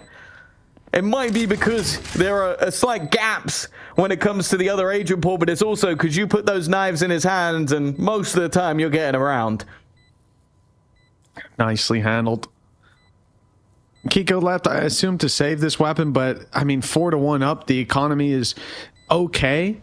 But every little helps at this point. Are you going to be able to win the round? No. But he might be able to make it more costly. And that's a risk that perhaps he's willing to take, because certainly this isn't the most passive of save positions. Here's the steps. They're on the way. This is his chance to set them up for success in coming rounds, and that's not gone according to plan. At least he doesn't give them an orb, as Levin was the one taking him down with ult in hand, but the weapons recovered will sit pretty in the hands of BBL. And yeah, I think that long smoke, we saw it yesterday as well, briefly used, and it's so that when you're on the attack, you look down long and you think, well, there's nowhere for them to hide. They must be revealed. Or actually, you can't see the smoke because it's behind the box. You're talking about A long, right? Just, like behind the box. It's so shallow that it almost looks like you poke out a little bit. I'm pretty that sure one you're in safe. Particular, at least. Yeah, okay, maybe I didn't actually catch it from POV, just on the map. But yeah, typically the reason you put it down is just so that you can hide in it, but they can't see it. And I know it definitely looks a lot of the time like there's even just barely enough space for you to hide in. No smoke to hide in mid there, though. Team Liquid, they're forced back from their mid aggression. Their economy is in the bin this round. Like, it's a lot more damage done than maybe expected. As I think that was a Guardian purchased up, but most of the players are around that sort of 2,500 credit marker. You can see Sheriff bought up for Serial.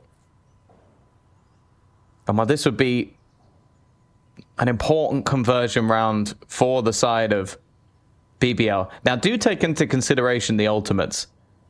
Overdrive is one that teams are normally fairly happy to throw in, and you look at where Camo has already managed to get to, and it's quite a scary prospect, but with a man already being picked off, Yumpies lurk on A.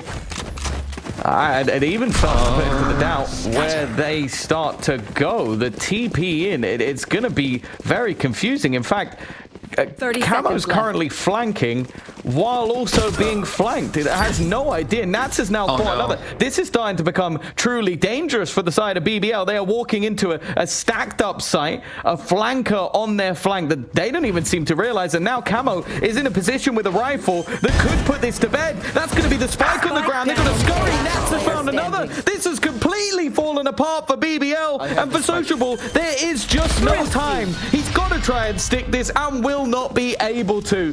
It is a misread of massive proportions for BBL as they falter to what was a very low buy.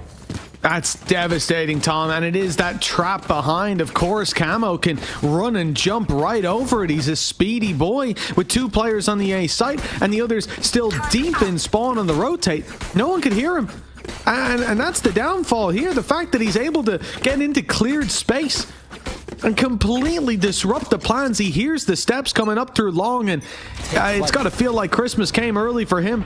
The realization that they are playing right into their hands as BBL take a misstep that, well, puts them way behind. This was, you started out the round by saying one where Team Liquid didn't have a lot of economy to play with.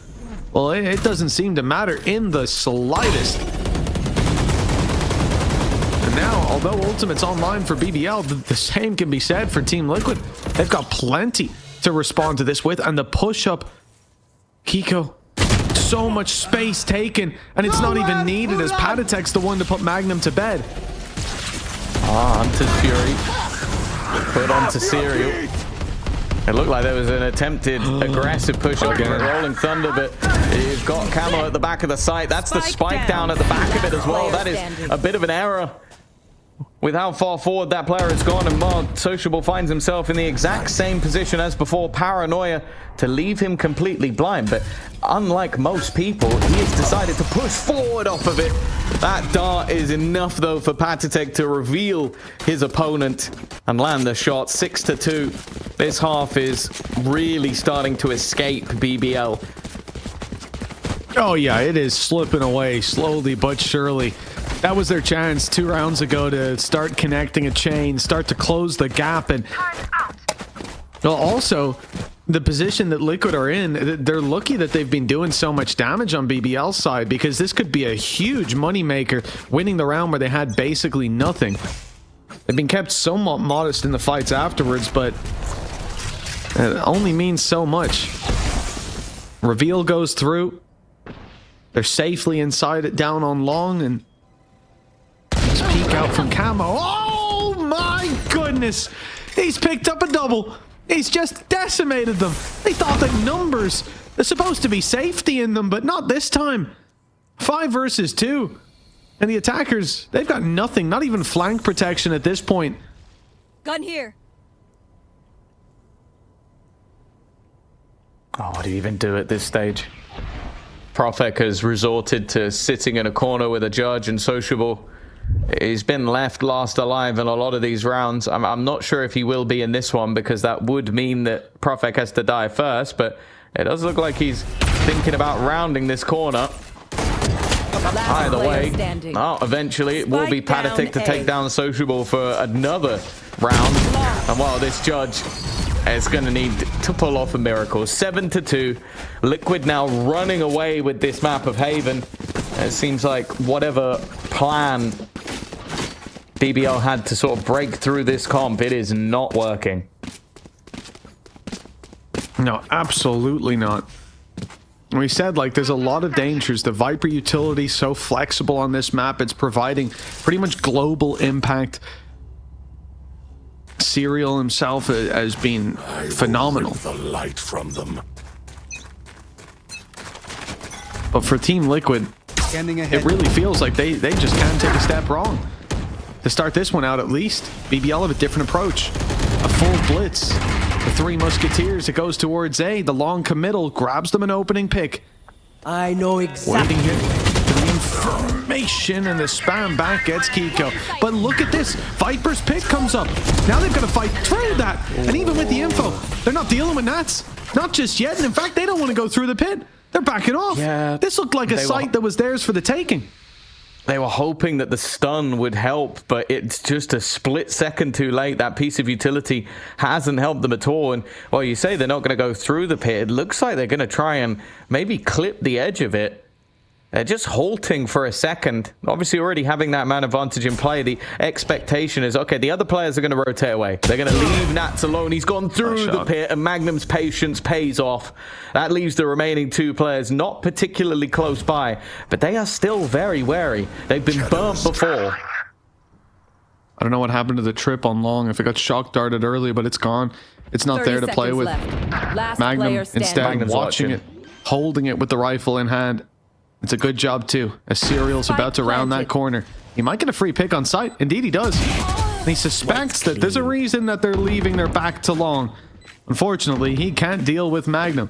Or perhaps fortunately, for the sake of this series, as BBL, they find themselves around. It has been one dotted amongst a sea of losses. So far, at least. And 7-3, still plenty of room for this to spiral out of control. They need to be pretty flawless from this point forward. Yeah, for sure. I think that the distance that's already been made, we saw a 9-3 half on the defense last time out versus FUT for Team Liquid. And sure, there's definitely still hope going into that defensive side, but it's been the attack that has really been what shines bright for BBL. Levin looking to try and lead the charge. A nice dart to help him out, but Nats is there in response. He is completely blinded though, and that will be an easy pick for Yumpy. There's still a couple of players looking to go back in, but the aftershock should deny, and whoa, Kiko adds a little bit more than a tickle. All right, it looks like BBL are back in the game. Profek's picked up on the camo, and now two left to try to retake. Playing that aggressive stance, ready to swing from two different angles on the contact of Sociable, and they take him down with ease. 7-4. And look, we said it was still possible for it to spiral into Liquid's control. Well, it's also possible for BBL to bring this back into a pretty reasonable half, after it has felt like a lot of their attack side has just fallen flat.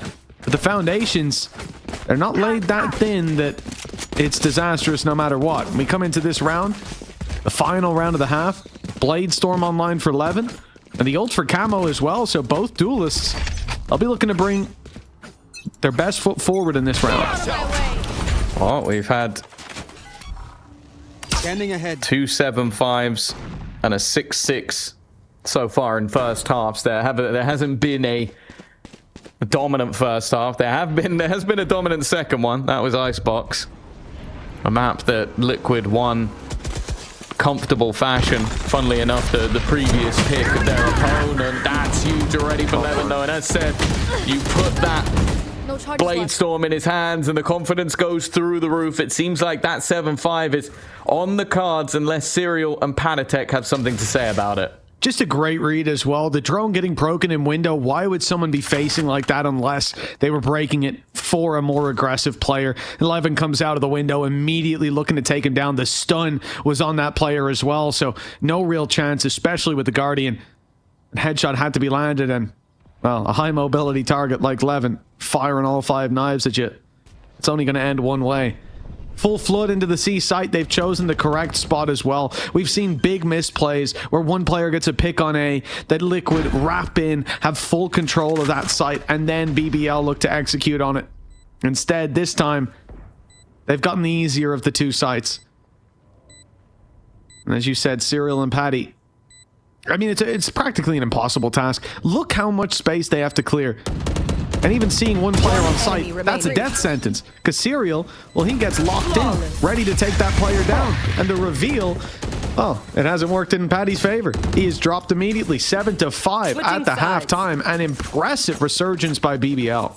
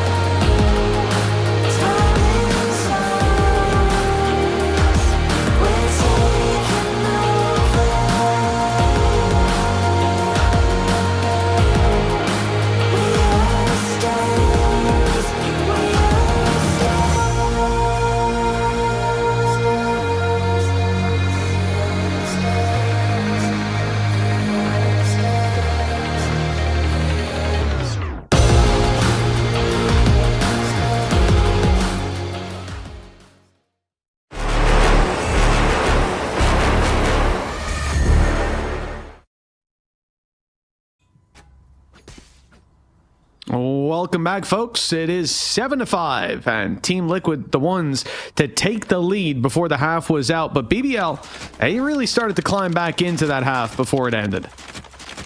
Yeah, no, an important resurgence after what was an impeccable start from the side of Liquid. I'll find them. Now heading into their defensive side, this is where I'm sure they'll be very happy to get themselves a pistol under the belt. That has sort of been the story of most of the maps, is that the pistols have mostly gone in favor of their opponents. We'll have to see if they can sort of break that trend. Prophet came close when it was on Icebox with 4 kills of his own, but for now at least it's going to be that pacey hit towards the B site. Magnum is waiting, he's stunned up, and while he hits the right click, but it is unforgiving this time. The remaining players are all set up in position, though. This is the one place that Liquid didn't want to go. They have walked into a 3-man crossfire. They had the B side. They had a 2-man advantage. And BBL must just be sat giggling to themselves because they accidentally walked into the stack. Another big round for Profek. It was him hidden in the corner to pick off so many of them. And a pistol round that is much needed for BBL. 2-1. They're winning this BO5 at the moment and just 1 away from locking in the main event. This could be the half that they do it in. And now this should be where they equalize. But we've already seen in this series Team Liquid be able to fight back into it on this second round. That was a crazy upset of a round. We don't expect to see it again. Very quickly making their way up through long. A little too quickly, in fact. It's left camo blinded and alone. Last player standing. Spike down. It's looking good for Profek. That's already his ultimate online, and we are just going into round number 3. I'm not sure how impactful he's going to be with the From the Shadows. It's probably not the ultimate they would have farm up, but hey, when he's 16-7, Levin is 14-10, I don't think there's going to be anybody in the BBL camp complaining. I don't think it's the ult they wanted, but it's probably one of the players you want to have that high energy to be activated early on. This guy's going to be bringing a lot to the morale of the team, let's say. You say that, but he's consistently good. I would argue anyone else on the team you'd prefer it on. Yeah. I just don't want to see him quiet, and so we certainly haven't gotten to see that. But like Yumpy, Magnum, Sociable, Levin, I don't know. I'd argue any of them high energy is more important. Also, I'd say someone like Profek, once he gets rounds like that, he's in the overheat zone. He could potentially start to play a little bit loosey-goosey, and especially on Haven. Sociable overheat, it normally ends in an ace. That's true. Yeah, it's one or the other. Look at where he is right now, by the way. I slowly try. This is such an obscure position that if this is cleared, I'll be a little bit surprised. He's actually going to go aggressive, expecting something around the back of the wall. This is definitely a position that you expect him to go down from, and well, eventually Nats will get that job done. Yeah, I don't mind his idea, though, to get so aggressive with the shocks. Look at the damage done. You've got 2 players desperately low, and the repush now, there's no way you expect that. Nats is going back. I mean, you're playing against Nats. He's going to expect you to come behind, of course. His read on this is perfect, but his HP not good enough to fight. And the dash, he's being immediately closed in on. A second player spotted. The smoke saves Levin. The cloudburst got him through that fight. And now with the recovered weapon, they've got the man advantage to work with. Doubled up on one side of B. And Camo's left behind. His job to equalize and get out of there, and he'll almost go down. The numbers still favoring BBL. Yeah, I like the position in towards the spawn from Kiko, but the bigger issue is holding on to the site. This double flank coming in could be a much bigger problem. Serial should be well aware. Camo's now switched his gaze to sort of give up that extra little angle, and Kiko's done well from behind, but Yumpy is frying, leaving just one man standing. 20 HP, gonna get onto that spike, and Levin is so quick to face off against his opponent. I think even wanting the defusal for himself, but I think Yumpy has decided to prioritize that Rolling Thunder, which I disagree with, because Levin with the Blade Storm is ridiculous. That is true. Yeah, Levin has looked unbelievable when there's a Blade Storm in hand. But I think he won like 2 of their rounds individually. Yeah. No, even on this map, the Blade Storm re-clear going out of window into mid managed to take down, who was it, Kiko, that was tucked in the corner. But they had the stun from Yumpy as well. So Yumpy's utility's been pretty important too. We'll see. Team Liquid, they've called a pause. 8-7, 3 rounds in a row lost, and now facing off against this full buy with pistols. It's not a pretty situation. And last time they had this pistol buy, they just went blitzing. Pardon me, blitzing through C long. It didn't really get them anything further trouble. I think this is a good opportunity for them to sort of feel out the round and see what the reactions are like coming out of BBL. See if they can get some over aggression, because they've won rounds like this before. But most of this is just going to be coming down to what's going to happen in the next round, what the rifle round strategy is going to be. Well, it's also worth mentioning as well that in the last series in VCT EMEA, that lower round matchup that was the one that ended up sending Liquid to Masters Toronto, it was a lead held for BBL after a really solid attack side, and then they lost 5 rounds in a row, and they lost 7 of the last 8. So it was a late comeback over on the attack for Liquid that ended up winning them the match. So I think this pause, although important for Liquid to try and steady the ship, is also important for BBL to just go, okay, we don't want to overextend. And it seems like they've already got the information on Levin's position. We've seen him play up here before. The success is not massive, and well, it's only going to be the one. The main thing was the surprise factor of Profek, but it's not really going to surprise them when they have that reveal up top. Magnum spamming gets dropped as well. This is, I mean, traded out very efficiently so far by Liquid. They're making a weak round look hyper competitive. The spike is down in the open, though, and that's the one major downfall Even getting into a enemy position to remaining. reveal for Patatek, as it would have come back online soon, is not easy, not possible, as his head is ripped clean off, and the same fate awaits Serial. He had 9 on the board. 5 bullets. He had 5 bullets to kill those last 2 people. He got one with 2 bullets and then got the other with 2 bullets as well. That made me very nervous. No time for a reload when there's orbs to be farmed. Well, that does put him just 2 away from having that Rolling Thunder. Viper's Pit not far for Nats, the same for Camo. They are getting closer to those ultimates being impactful. And as you mentioned, even though that was a round that maybe could have been won by Liquid, they do enough damage for what was invested. Go, go, go. They've been pretty consistent in that. Nice opening with the operator for 11, but look at the trade immediately. That A aggression comes through. They see and hear a lot of presence inside of Garage and want to respond in kind by taking the presence on A, but Nats is watching that as always. Paranoid doesn't catch. 11 manages to eliminate Kiko and then updrafts with a shorty. He almost gave them an up, but instead he's taken the spike and taken the angle that Serial's about to push into. Never mind. Serial wins the fight. Clinical with the headshots. Looking to try and get in and get close to that spike. The spams not quite landing, and they've got it. Well, they've also picked up a gun in the meantime. They've definitely made their presence known. The patience is there, but Nats has won the fight, and the swing back from Profek also gets nothing. I don't know how Liquid have stabilized there, but after what was a great triple from Levin, they still don't get the round. Oh, he's got to be so frustrated with that one, watching as he... I mean, the first shots were something, but switching to the shorty, diving at them, updraft and all around them, inside Garage as well. You're going to be bumping your head off the roof there. And he's still able to find success. It's a wonderful start to the round. And then it just gets stolen out from under them. 9-8, the gap kept close for now. And more passive of a hold around Garage. That said, Magnum goes shifting into the smoke. We've seen him in that position before. He's not one to give away those advantages, and he cannot fall with his trap watching the A short push up. That's going to be a big factor of how they keep this control late into the round.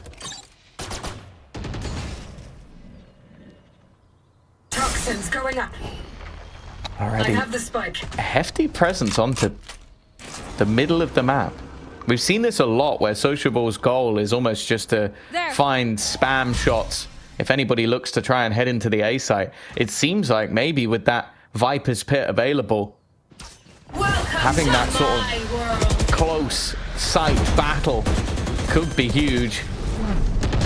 The Among Us Viper's Pit put into play, and well, Profek from above is going to try and clear out Kiko, but he's not able to. He does find Camo though. Oh, he's ready for the flank up as well, catching off Serial, but the numbers still trailing on the side of BBL.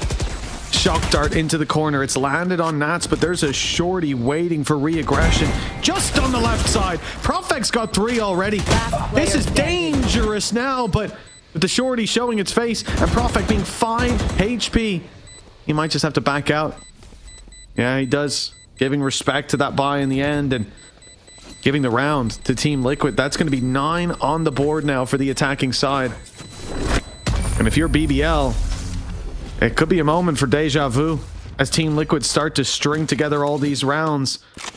This is just what happened last time. Yeah, I think, yeah, good time for a pause. Good time for a check-in and a chat. You've managed to get yourself back into the game. The 11 Profit show has taken over for quite a bit now, but that round was much more direct in its manner, utilizing the ultimates well. And while you're talking about further ultimates, there's plenty available for the side of Liquid. Same can be said for BBL, but this is where their economy will also start to be put on the back burner. In fact, even if they invest into this round, there's likely to be some pretty hefty pieces missing with a lead that wasn't anywhere near as large as last time they played. They've got to start to sweat now that Liquid have brought things back to a level playing field. Yeah, I mean, I said coming into this, it's not somewhere that they need to feel stressed or pressured. They've got a map to the good, another one to fall back on. But, you know, as you look at the streak that they had, 3 rounds to close out the last half, 4 to start this one. And it's somewhere that you'll start to feel like you let it slip.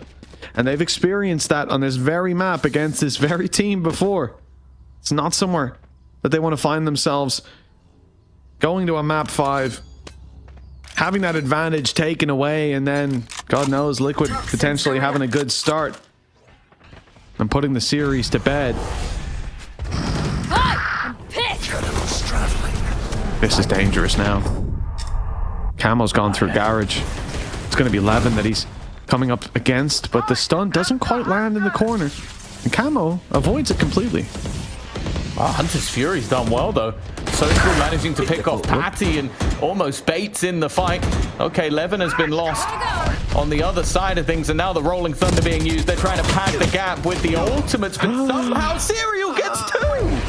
I don't know how he's managed to just tap those remaining players. The reveal, at least, will give away the game that they've made it onto the other side of the map. Magnum even going to try and get him before he can escape.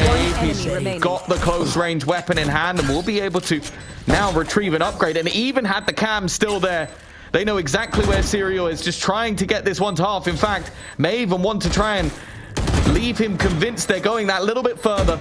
And just off on the side, there's nothing he can do about it. No chance to get that over the line. A brilliant round from Sociable, but to be honest, it's that late round from Magnum that gets them the round.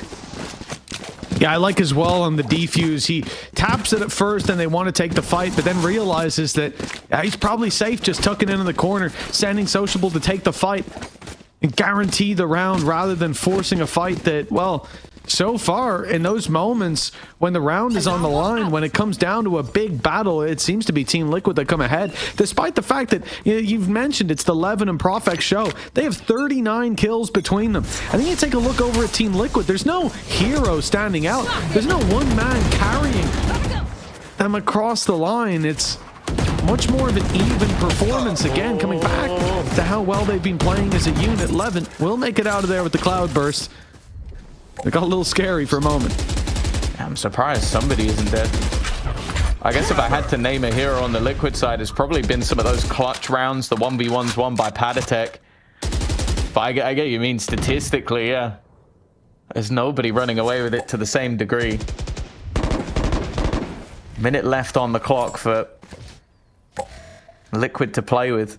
Hunter's Fury in a lockdown, you feel, should be enough to get them access to the site. But this is always the difficult thing. If you head towards that A site, you have to be prepared for what is Sociable from above. Like, they are fairly happy to play the retake because a lot of the time he will manage to get them some sort of advantage. Yumpy's going to go walkabouts, and with no information, that will be to his demise. In fact, Nats has just held the line all on his own. Nats will finally be dealt with, but well, now you're kind of just looking at Sociable to see what he can do, hoping that he'll get something. But you can see the Liquid are well aware of the potential. Camo, well, he's going to feel a bit hard done by, but the job is done in the round.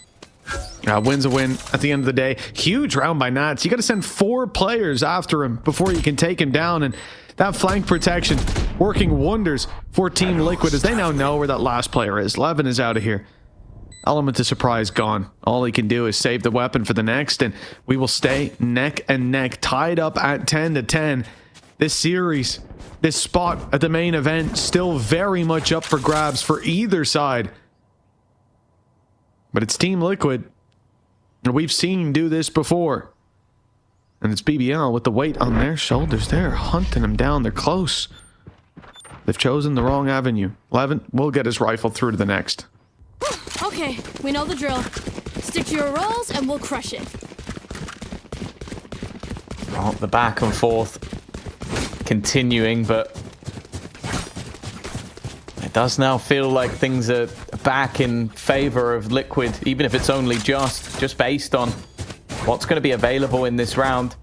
A hero rifle being invested into Levin. And he might be in the right place at the right time. It's what sort of supportive utility can be put into play here. Padatek's going to be setting up the shock dart. So they should have a decent idea that somebody's here. Profek with a pistol will be the first to peek. And while it is easy pickings for Liquid here. That was a lot of damage done by that shock dart as well, making it so much easier in the main fight. Rifle and Stinger, full rotations, 3 players in position, but again, Nats has been consistent in holding down the flank. This time, he's pushing up on it a bit, claiming full short control, seeing no aggression. The call is made to move back in this direction. The danger is that someone's lurking around a corner, but as we can see, it's only the Cypher utility that's left as point of contact on this A site. The camera has heard the steps. It's been destroyed as it saw Nats on short. But they are way too far away to do anything about this plant. And this weapon is the only real thing that looks favorable for them. Unbelievable performance needed. 5v3. I'm not sure that they needed the flank, but now Serial's given them a weapon. Perhaps a chance. Yeah, I do question, though, whether or not just holding onto these guns is more worthwhile. The jump down, okay. A little bit blindsided, but Nats was there to make sure it didn't go any further. 11 to 10. Liquid extend their lead a little bit more.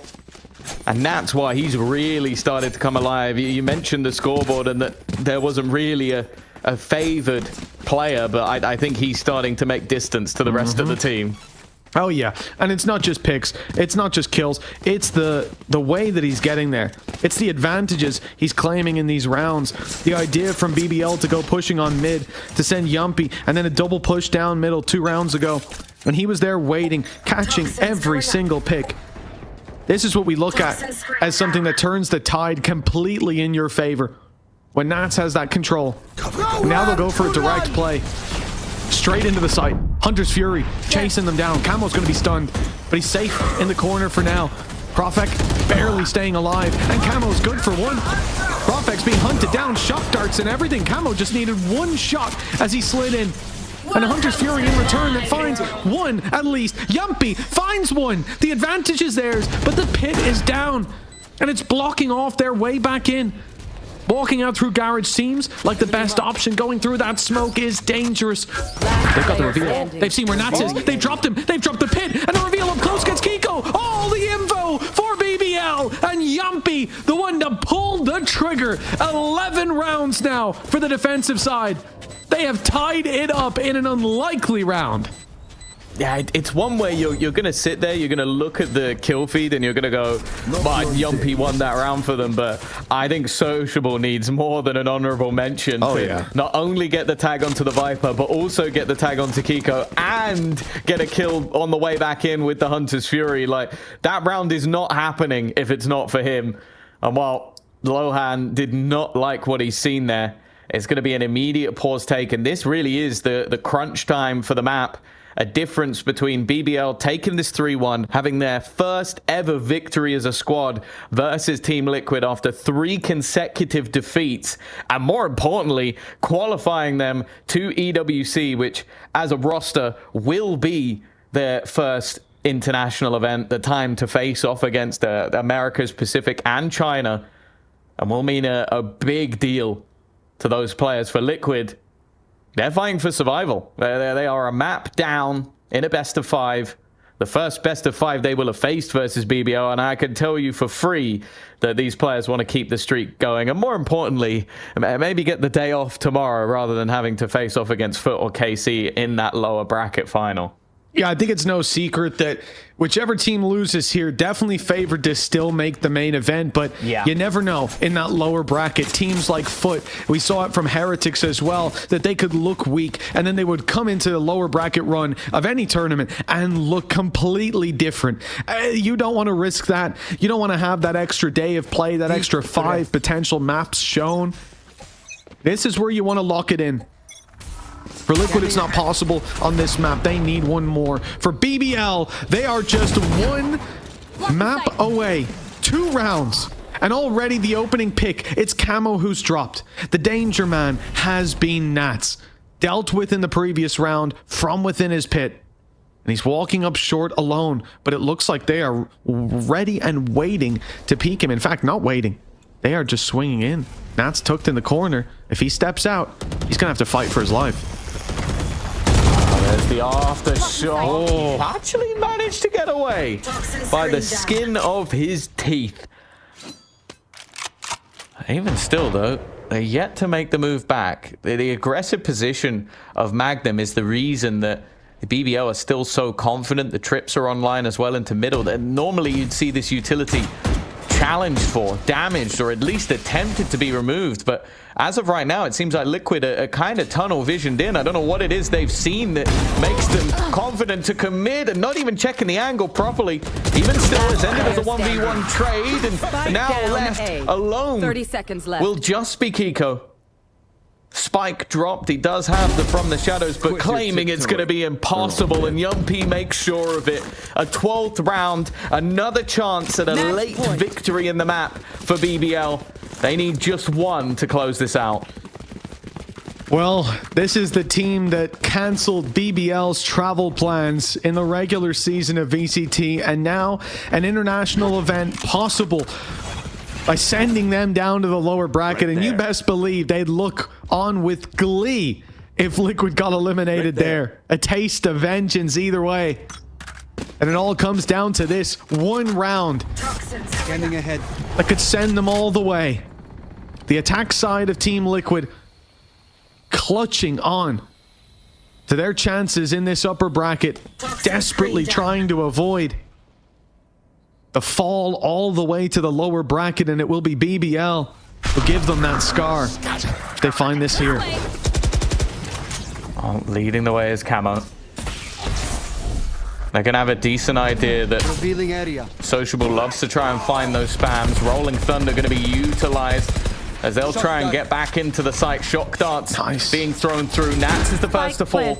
Close in the corner is one, as the drone will at least reveal, but now Camo's been dealt with as well. That's the close range player, already gone from action. 3 now stand in the way of BBL on their first victory and qualification to EWC. It comes down to this.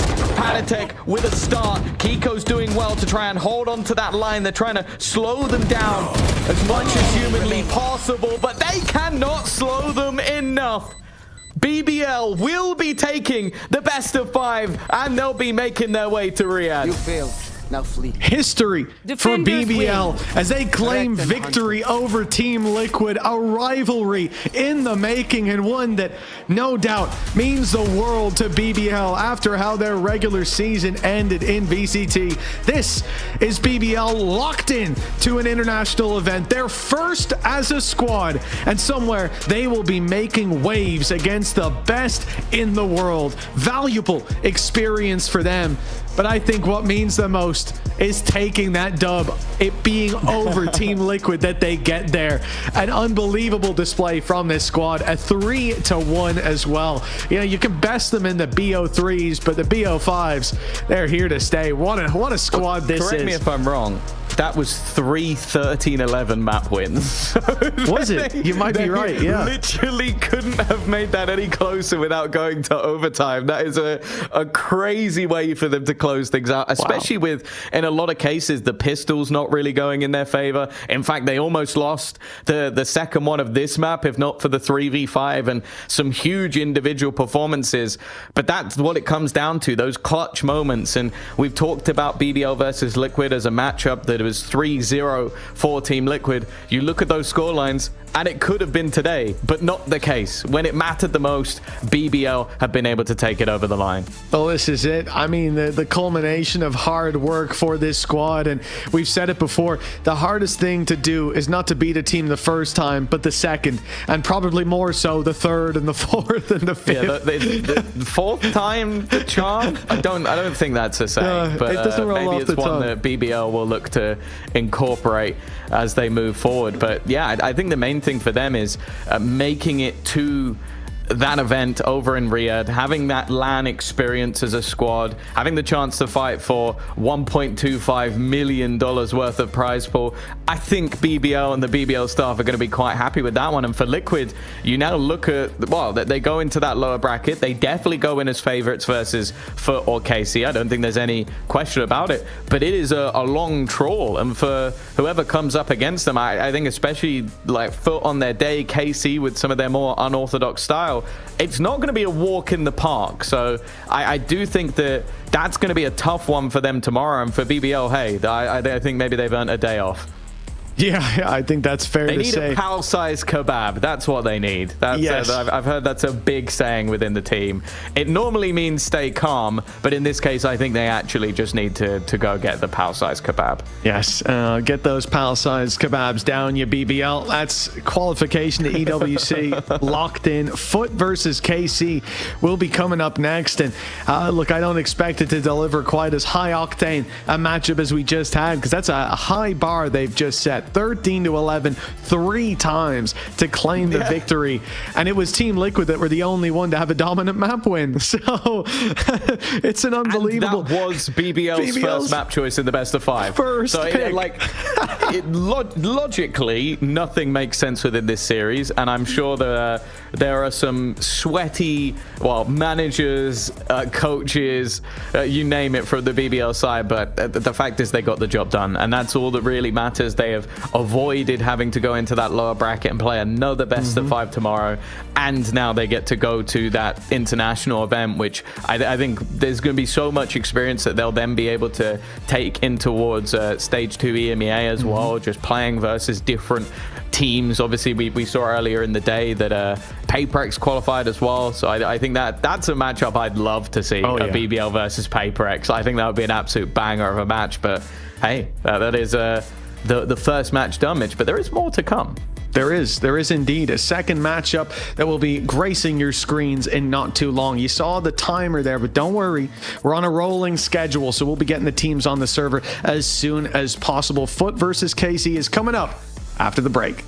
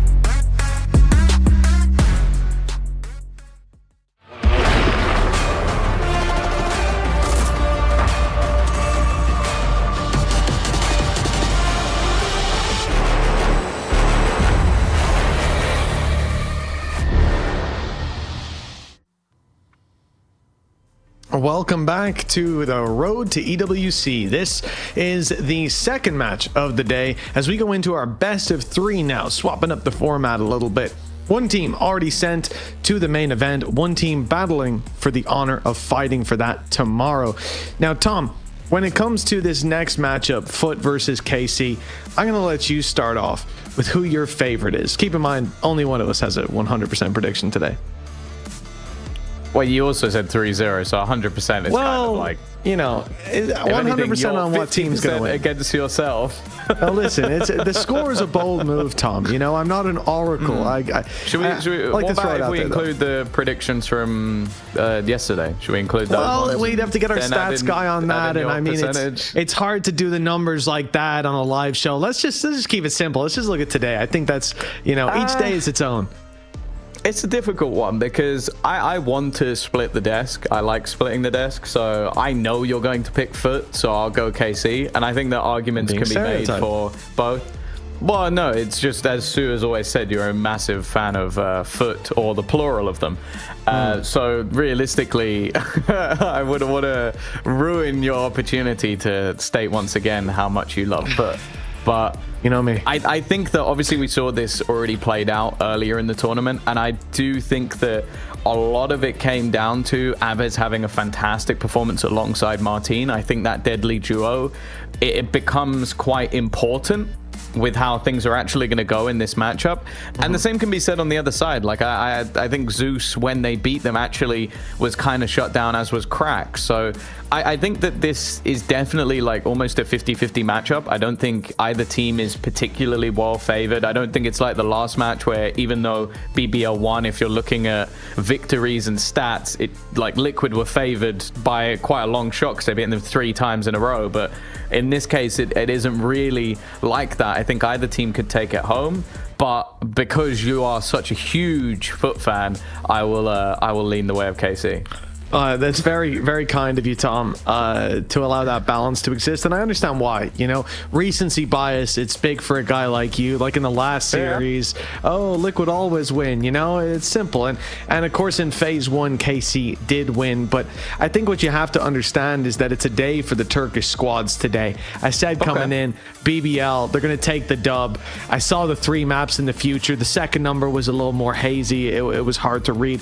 But now, I'm confident. So you're not supporting the MENA player and his opportunity to go and play in Riyadh. Yeah, that'd be nice. Aves seems like a nice dude as well. But the reality is, this is FUT series to lose. I see a 2-0 in the future, Tom. And that's without me rubbing your crystal ball as I do so frequently. So now, with that said, I mean, looking at the stats, it's difficult to predict based off numbers, but you've gone and done that immediately. Yeah, well, like I said, the second number was a little hazy last time, but this time I'm confident that I can see with clear vision, plain as day, what's going down. Yeah. It has nothing to do with the imbalance of how much merch one team provided me and how little the other did.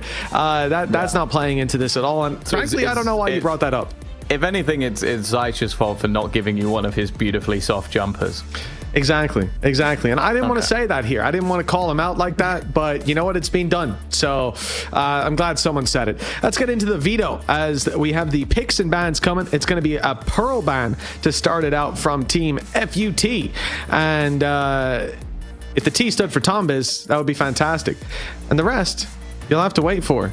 Or perhaps it'll change. Who knows? Yeah, I was thinking that the Pearl ban would be an interesting one for even though they've taken a defeat from KC on this map in week 4 of the group stage of VCT.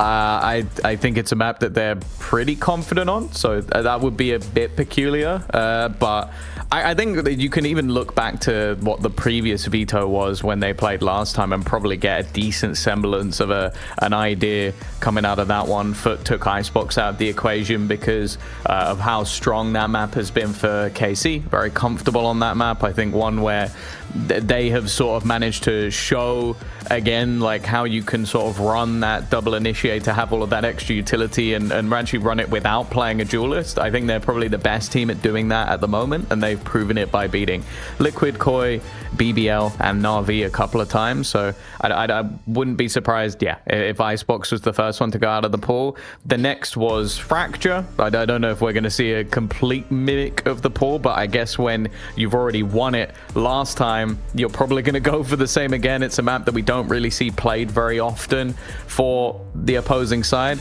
And then other than that, okay, now the picks have swapped up a little bit. And the interesting thing is last time around we did see, like, we've seen them play Ascent before, but it's just whether or not they're going to actually be able to pull this over the line. I know you'll be incredibly confident because it is, of course, the Turkish map, but it was a very tight affair last time around when FUT actually played them on it.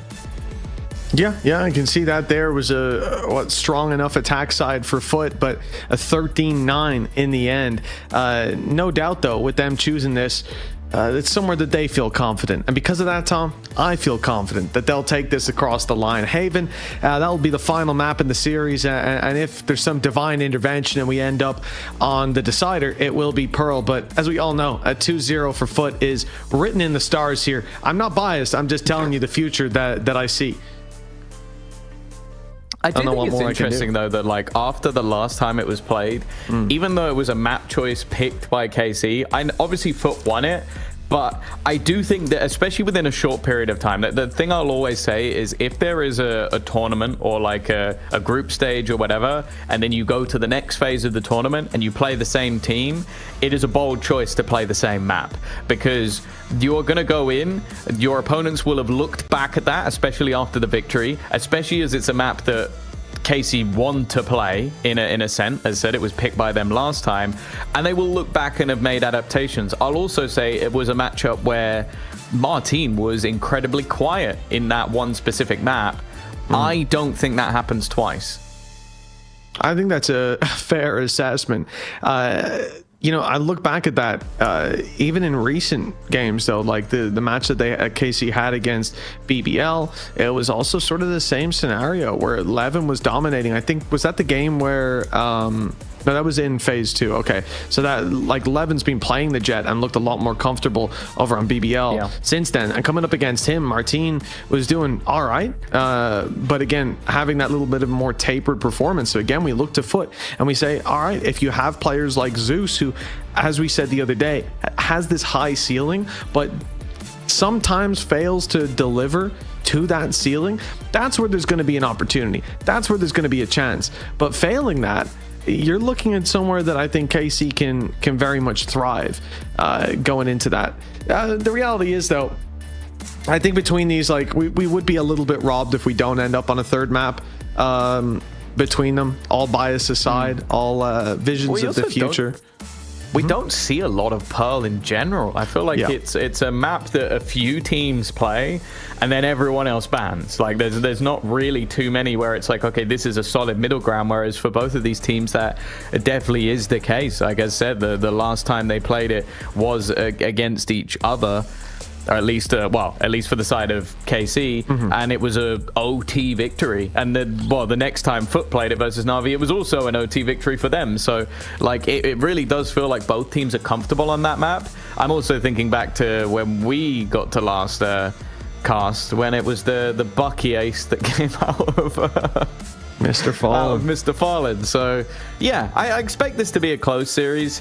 I would be surprised if it doesn't go to 3 maps, if I'm honest. But I think especially with both of these squads, I would lean this more towards FUT, where it's like when you have the heavy momentum in your favor, which if they get off to a good start, they will, this FUT team can be an incredibly tough one to stop. Oh yeah, I mean, we've always known that this is but 2 squads that have so much depth to them, and I think that for KC, their ceiling as a squad, as a team, I know you coming into this year didn't expect them to do that well. You thought they'd drop down a peg, and they very much have.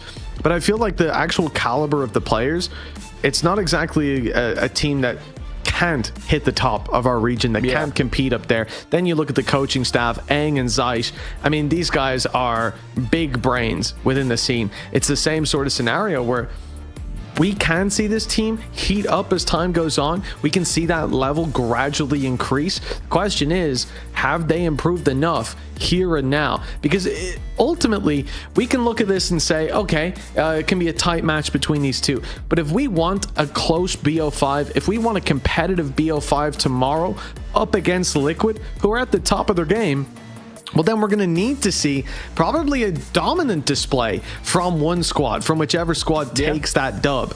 That's why the 2-0 to FUT's pretty much guaranteed. But in all seriousness, like, you need that KC to come in and dominate, FUT to come in and dominate, so that they go into that BO5 as a strong contender. Because if this is a back and forth, a game of tennis, then it's, you sort of look at Liquid and go, okay, they're still the clear favorites tomorrow. And I think that lower bracket form that we talk a lot about, it's going to be put to the test here today. I think also the other aspect of a long game is you're giving more and more data to Yaltsin and Lohan, and I think that they are two of the coaches that, when they have the data, are very, very good at coming up with counters. In fact, FUT bear the brunt of that when they played Lotus versus them. After having a pretty decent Lotus, they lose 13-1 to Liquid when they had all the bells and whistles ready and prepared. So the loser of this, or sorry, the winner of this game won't have much time to prep for the series tomorrow. So I do think, I agree, I think it needs to be a quick and swift blow for one of these squads, but I don't believe it will be. I don't think there's a massive favorite whatsoever in this game, and I don't know. I think a lot of it's going to come down to the calling. I want to also touch on what you were saying about, like, my sort of opinion on KC as a whole, and a lot of it doesn't, it's not about the caliber of players. I agree with you. I think, like, the caliber of players are very good. It's communication and roles. That's where I just find this team is a little bit messy. Like, obviously you have a guy who is Argentinian, a guy from the CIS, a guy from Turkey. Like, it's a huge clash in terms of different, like, cultures and communication. But then also it's like you were bringing in a lot of players that were playing Sentinel, so it's like you've had role swaps, and I think some of them have worked. Like, I was quite impressed with what we've seen from Sugetsu playing on controller. I think that he's decent. Is he at the caliber of where he was when he was playing Sentinel? That's a different argument altogether, because I think we were talking about probably a top 1, top 2 Sentinel, I was going to say in the region, but maybe in the world, when he was at his peak. Like, I think you go back to FPX, the guy was farming. So I had, like, is he at that level? No. But is he at a good enough level where I think he's fine as a controller? Yeah. The difference has been, it seems like the consistency of performances is off the charts. Like, sometimes Elite's really good, sometimes he's just not there. Aves has been, like, really high. He can also add into the mix of, like, different cultures where it's just, like, so many different, like, barriers to this team working. And it's like you can see the flip of it. Like, the way they run some of their comps is it's either going to be amazing or awful. Like the Phoenix, for example, which we will be seeing, it was really good in the first matchup here, and then they tried to play it yesterday and they got blasted. Like, I think he had probably the worst series he's had maybe all year. It's hard to tell. Well, I think, like, we went into that second map, I remember when the Phoenix came out on Haven, and we thought that could be somewhere that he has a better performance. It could be sick, so to speak. And then I think he had one more kill than on Sova. So a better performance, sure. But it didn't come down to Aves. It came down to the fact that every step of the way, BBL were ready. They had direct counters to every bit of control he went for. Every flash he threw was essentially him standing up going, I'm over here, kill me. And every time they had the utility dump to make sure that they did. And I think that played a really big role in him feeling so uncomfortable. That goes to BBL's prep.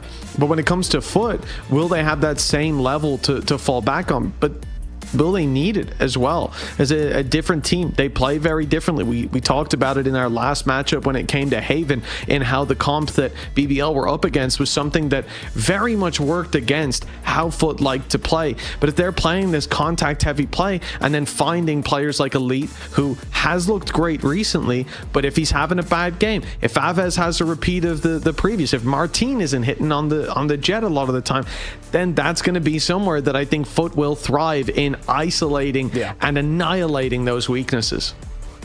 Well, yeah, and I think as well, the other thing that plays a bit more into favor for FUT for me is that you struggle versus, like, maybe this comp once, and then I expect you to adapt. And that's where, like, we're now going to go into Haven, where it is that exact same, like, blitz. Okay, I'm not going to pretend like I think FUT are the greatest, like, prep-heavy team in the world in terms of, like, oh, we're going to counter the Phoenix. I don't think they'll do that necessarily.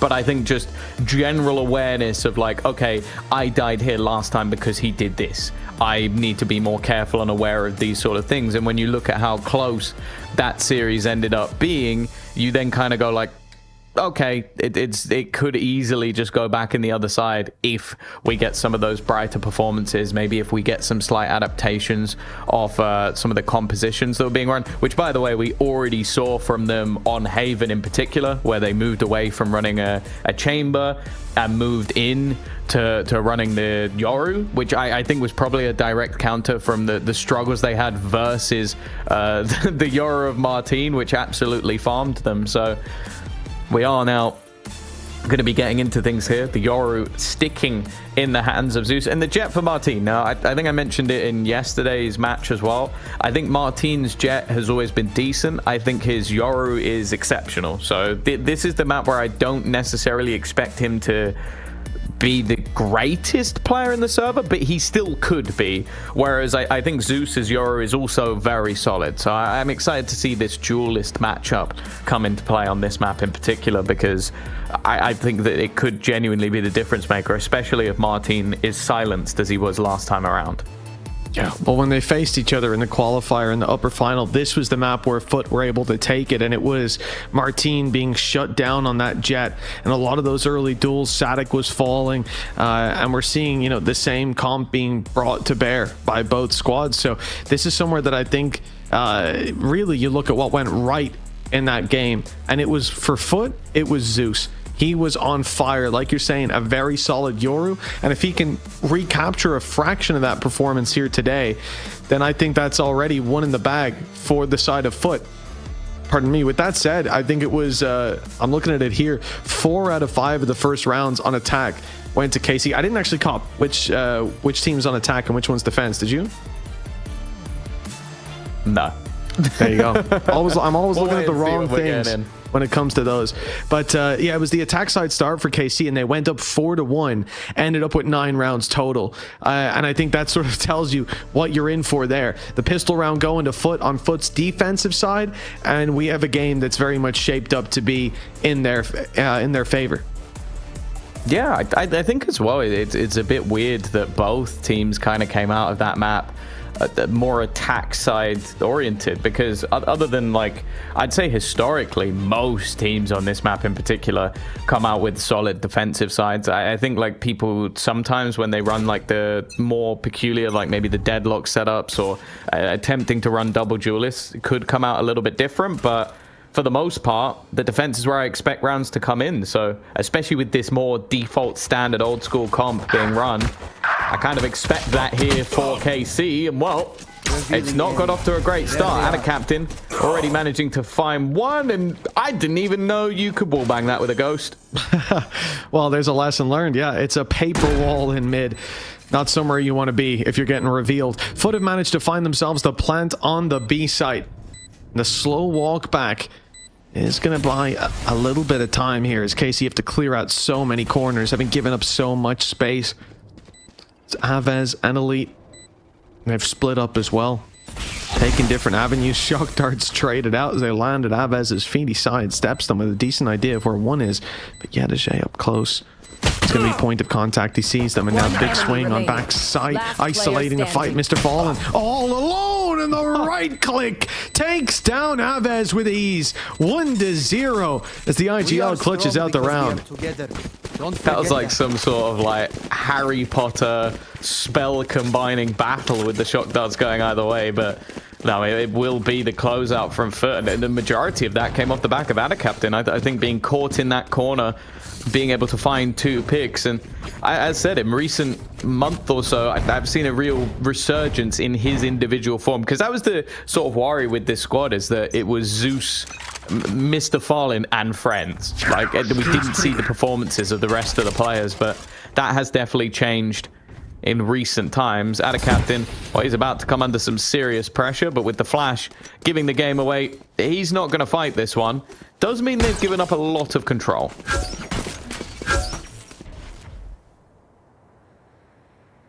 Oh, the deep play. Sadek's watching for it. But he's just come off the angle. Lots of weaker weapons to be played with here for the side of KC. It should be an easy one to deal with, but those classics catch you off guard. A few right clicks through the smoke, perhaps. You could end up in an okay position on that defensive side. Name of the game is damage. None really found. Sure, you're taking HP away, but it's the weapons you want to send to the floor, and Cracks is making sure that's not happening. Only Mr. Fallen to go by the wayside. I think well, there was Sabot enough, I suppose. They actually might have saved that weapon. I saw just the last second, one player running into Boathouse. And yeah, it's going to be a very healthy buy. Yeah, it'll be Mr. Fallen to take the hit, but with Turkish aim on your side, having a sheriff, it's not too much of a detriment. With a stellar start for Captain, I might be a little bit nervous for KC. You kind of mentioned it. It was their early start on the attack last time around that sort of helped them at least make this game look competitive, but with FUT already starting strong, I feel like there needs to be an early response. Eyes down. How's that for you? Not bad. Martin's taking Yedajay on the mid peak. Backed off a little bit as well. If Cracks burns a flash, he could be in trouble. Could be forced off the angle. It's the smoke instead. Flash as well. And they just back off. The thing is with Sadek here, they know now the tree hasn't been taken. There's not players ready to wrap. This might lead to a bit of a looser rotate on the A side. And look at the gap being held right now towards that A side. In fact, it's going to be smoked off. And in that left corner, Aves is thriving. He's found one. Elite grabs another, and Martin was even there to help. FUT have just walked straight into a trap.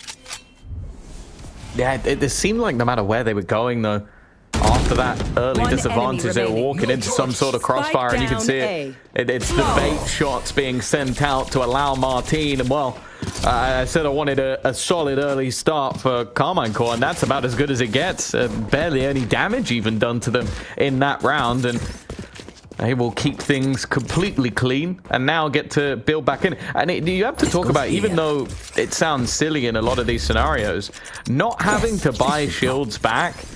Just look at the credits that they have. Like, this almost guarantees a 4-buy in the next round just because they don't even have to purchase shields here.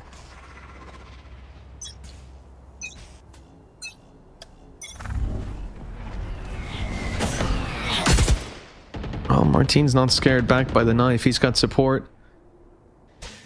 I like the little off angle being held as well. Danger is Zeus is creeping up close. Big flash out.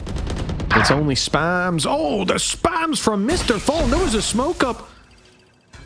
He managed to find that from top mid. No reveal was used in the making of that opening pick, and Martin wants to pull back the favor. He does so very well. Cracks down, fake dash out. He sat in the corner, and they don't know about it, but Zeus is cautious anyways. A big reward being found, and they confirm there's another player here. Sugetsu manages to drop Zeus. They've lost control of this A site in the process. Yeah, paranoia through, just so they can clear the backlines. A major worry for them will be the fact that Yedajay is still very far away.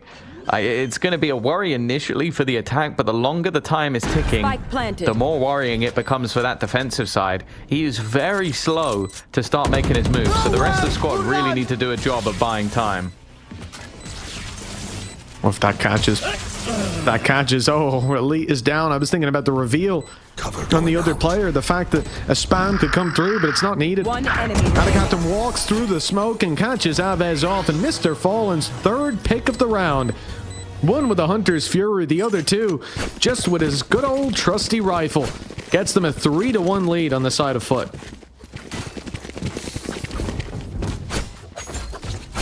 Yeah, impressive stuff. I think the fact that it sort of brought in what I was mentioning in the moment of the flank from EWC was so far behind. So he just pops the Hunter's Fury. Make sure that anybody in heaven, even if there was players towards short, they can't now execute with the other remaining. The fact he gets a kill is fantastic, but the majority of that was just to allow for any sort of flank to come in, have that extra player late lurking. He does the job so well that EWC isn't even needed. Ready.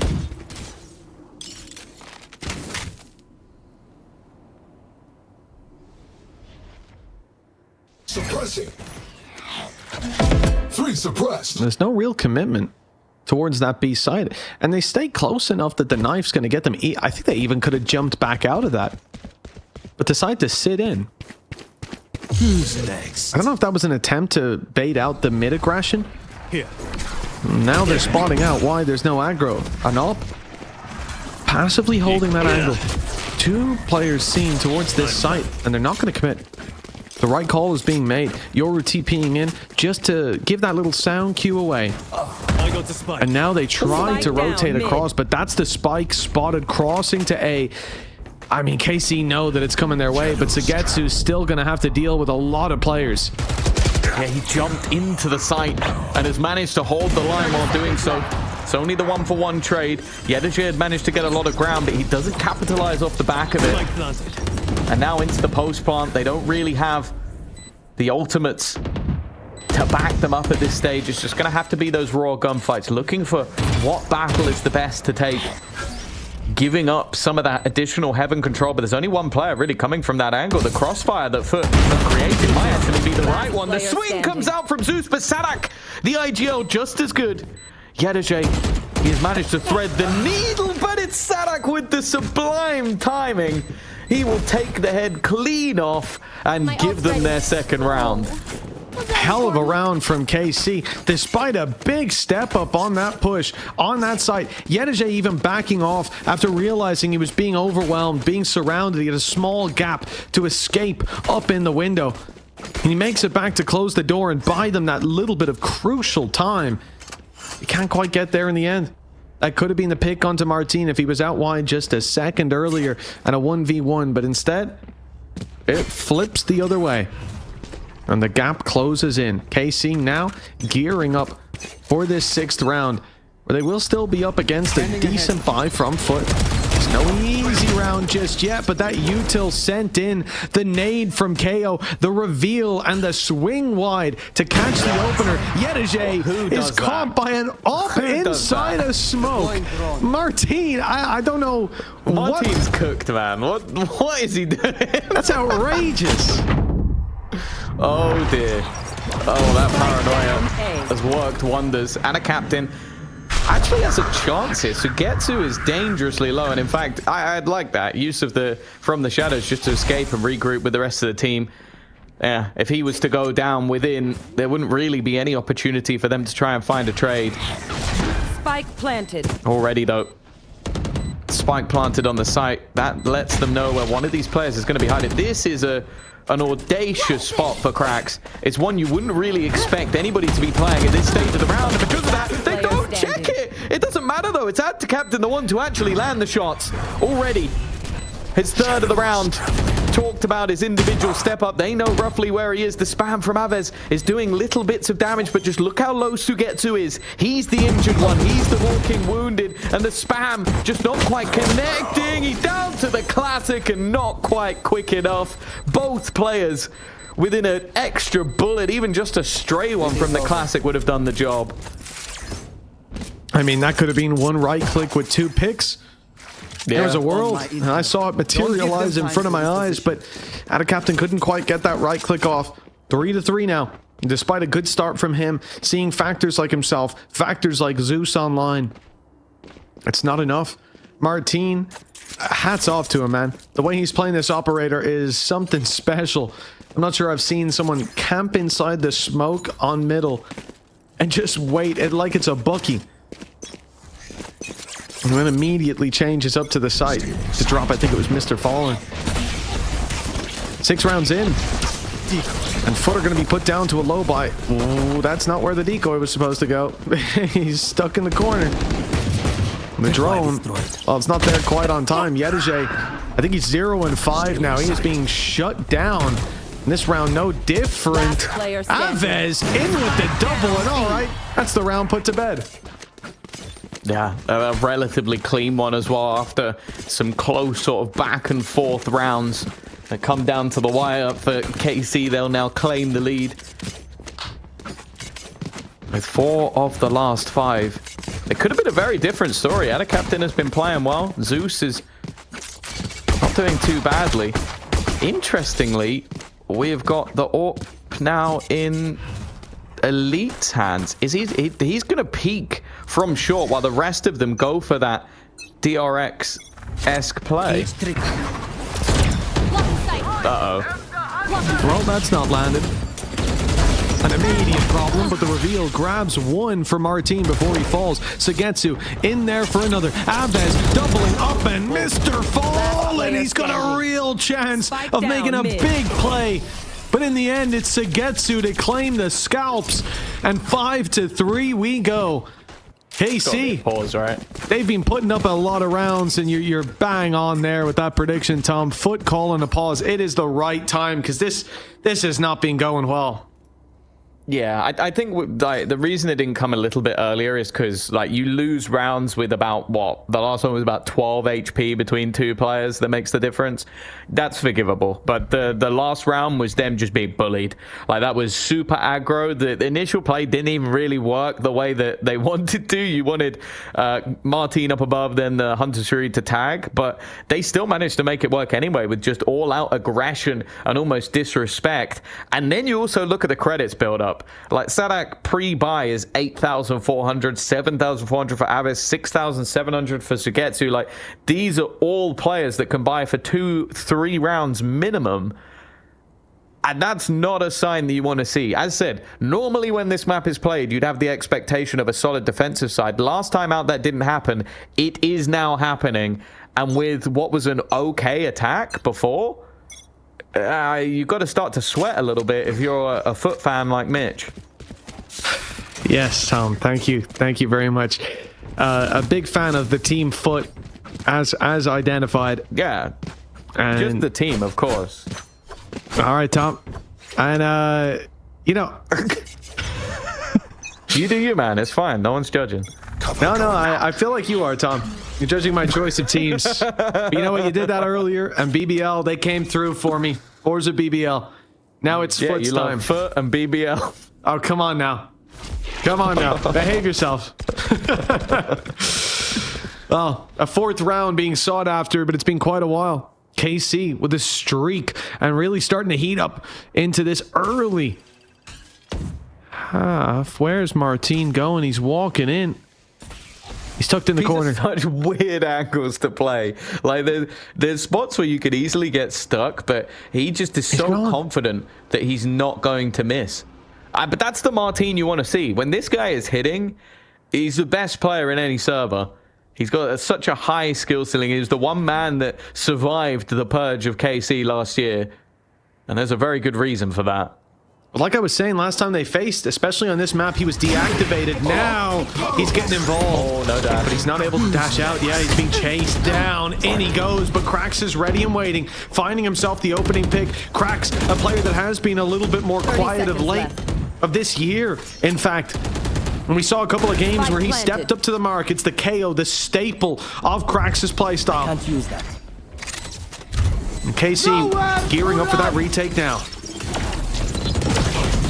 It's the same as before. The Hunter's Fury utilized to disrupt, and it's done so much damage. Sure, they execute EWC from the corner, but I think from then onwards, it's just going to be the FUT show, leaving only Elite standing versus 4. Now, his goal, they have credits.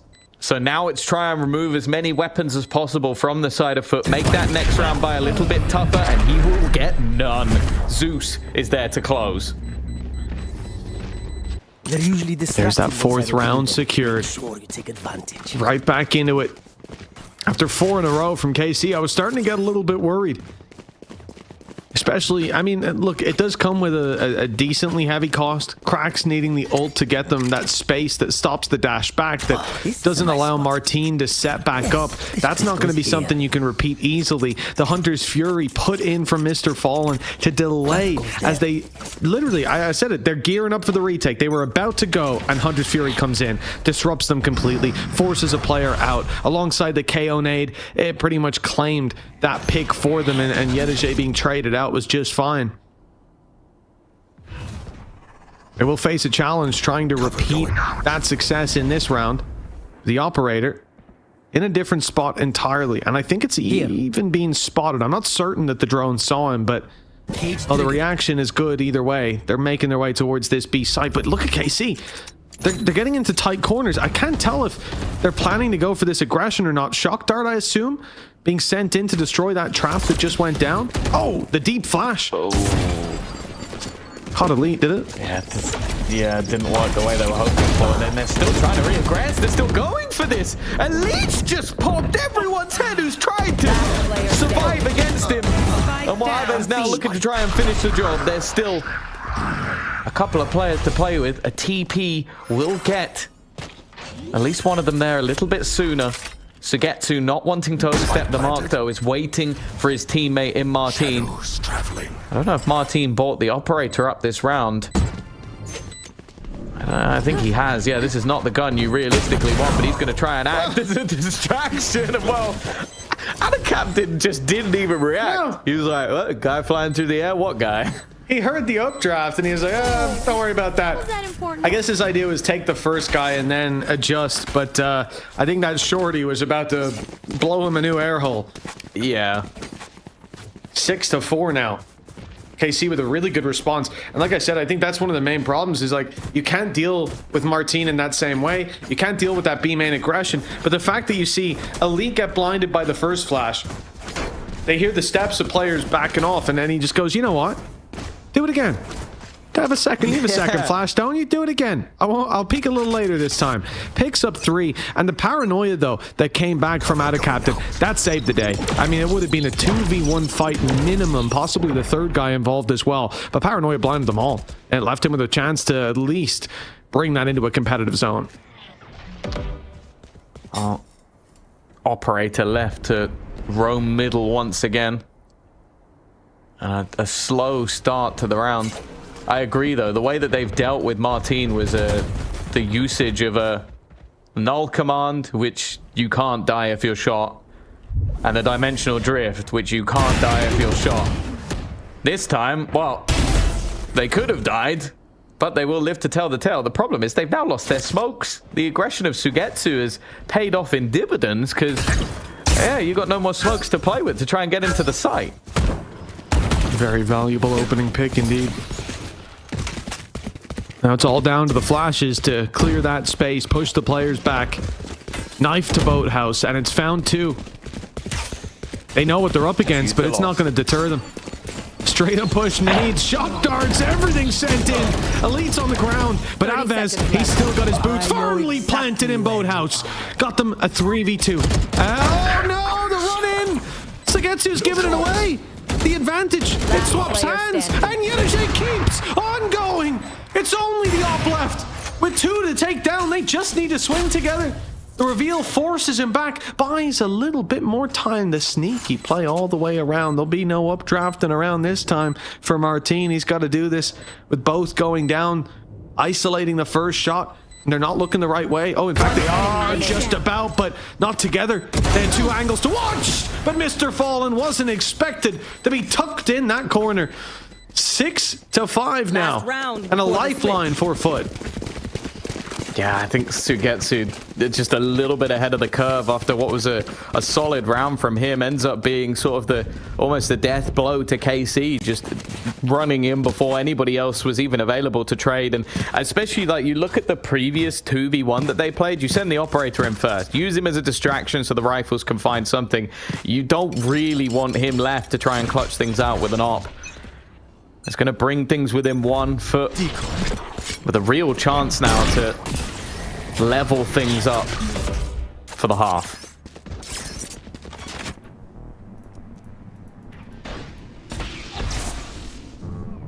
An opportunity indeed. I like that they're just spreading the net on foot, waiting for some aggression, but as we've seen before, that they're not super keen on the defensive side. You know, sometimes you get that peek out on short, but I feel like as far as pushing past B main, A main, and getting deep into the spawn, going for those wraparounds, it's not part of the game plan for KC. Much happier to play more reactive. Still standing there after the drone has seen you is a brave play from EWC, but he won't be spammed to death. And the late rotation to come through as Paranoia is already burned up by the defenders. 3 players here, and it's up in heaven that the main danger lies. Martin now Bladestorm online, ready to dive down below, and he'll need to. Mr. Fallen's pressuring that hell position, and Elite with a Sheriff has shut him down. That round quickly flips into KC's favor.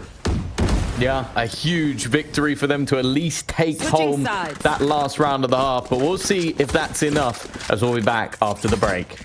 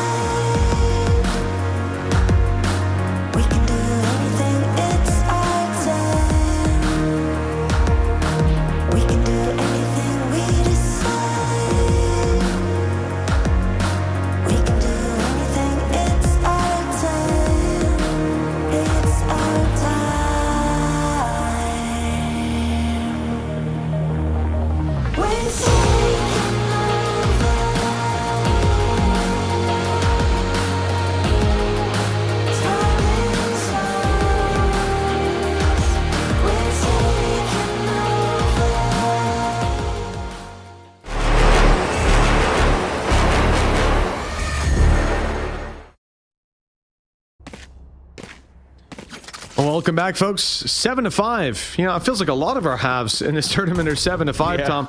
It's a lot of close games. Not so much one-sided, I suppose. And I guess that just speaks to the level of these teams and how close and closely matched they truly are. But it feels like KC have had a good run of things there. With 7 rounds on the board coming into this half, good foundations laid. Yeah, I think obviously we kind of expect a slight lean to this defensive side, but last time was anything to go by, it was the attack side that was favored for FUT, so we now get to see what they have on offer here. A pistol round could bring things level or send KC further and further into the lead, and they are taking their time here. Patient stuff as they build in towards a B execution. EWC, you mentioned it started incredibly slow, but had some high impact rounds towards the end of the half. It seems like he's going to be the one under pressure, and at least right now, the read from FUT is not great. No, there's a lot of presence on the wrong side of the map. Camera taken out. That's going to leave them with some trouble. As already you can see that presence from the attackers is being shown. EWC, I like that he's not swinging in deep for the info. He's just playing this passive, waiting for them to step on in. Got himself the reward of 1. But the plant, well, it's undeniable at this point. I feel like who strikes next might just be the difference maker. Sadak is the one to do it, and then Aves as well, bringing things back into their favor. The post plants on this B site can be so damn difficult to deal with, but they have managed to clear out Aves. The problem is Sugetsu still just lurking around this smoke. They have to clear him from the backlines before they can even hope to get into the site. Although saying that, they managed to walk quite far forward. Sadak adds another to his already growing body pile, and well, he's going to close it out with a triple. He's had a couple of high impact rounds to add to the tally. Well, that one, it could be integral for their presence in this map. Yeah, like you said, we talk about the defensive side a lot here, but it has been the attack last time they faced that was thriving for both squads. And with FUT already being behind, this pistol round speaks volumes about, well, who we can expect to have that lead, who controls the reins right now. Because for KC, even if it is a defensive sided map, they're probably going to set themselves up to just need 4 rounds after this one. Of course, this being an easy one. Classics in play. 2 players spotted up close. No need to get aggressive, and the right call is made. Those players on the attack start to just slowly back off, give that little bit of extra room, and set up the firing squad. You know that if there was 2 spotted, they were looking to get info. They were looking to get aggressive. But now you start to think, well, maybe they've backed off. Should be a pop flash round this corner. And a big swing from Sagetsu. There it is. Player below, fully blinded and dealt with easily. And I love this, just systematic re-clears from KC. No need, like a lot of teams that we've seen take these risks. They'll be like, oh, there's 2 guys here, great. Swing in, and then the Classics killed 2. And all of a sudden, it's a competitive round. But KC not looking to take any risks. And I think they know more than most teams just what FUT can do, even on these low buys. Yeah, it's sort of the battle of using your util and giving up the info and potentially building a stack, or going in dry and having a far riskier sort of fight if there is somebody there. A little bit of chip damage and a captain, normally good for 1, but it's his Omen counterpart that is getting those 30 seconds left. Orbs once again. It seemed like the same case with Profek in the previous series, but Sugetsu has taken a leaf out of his book.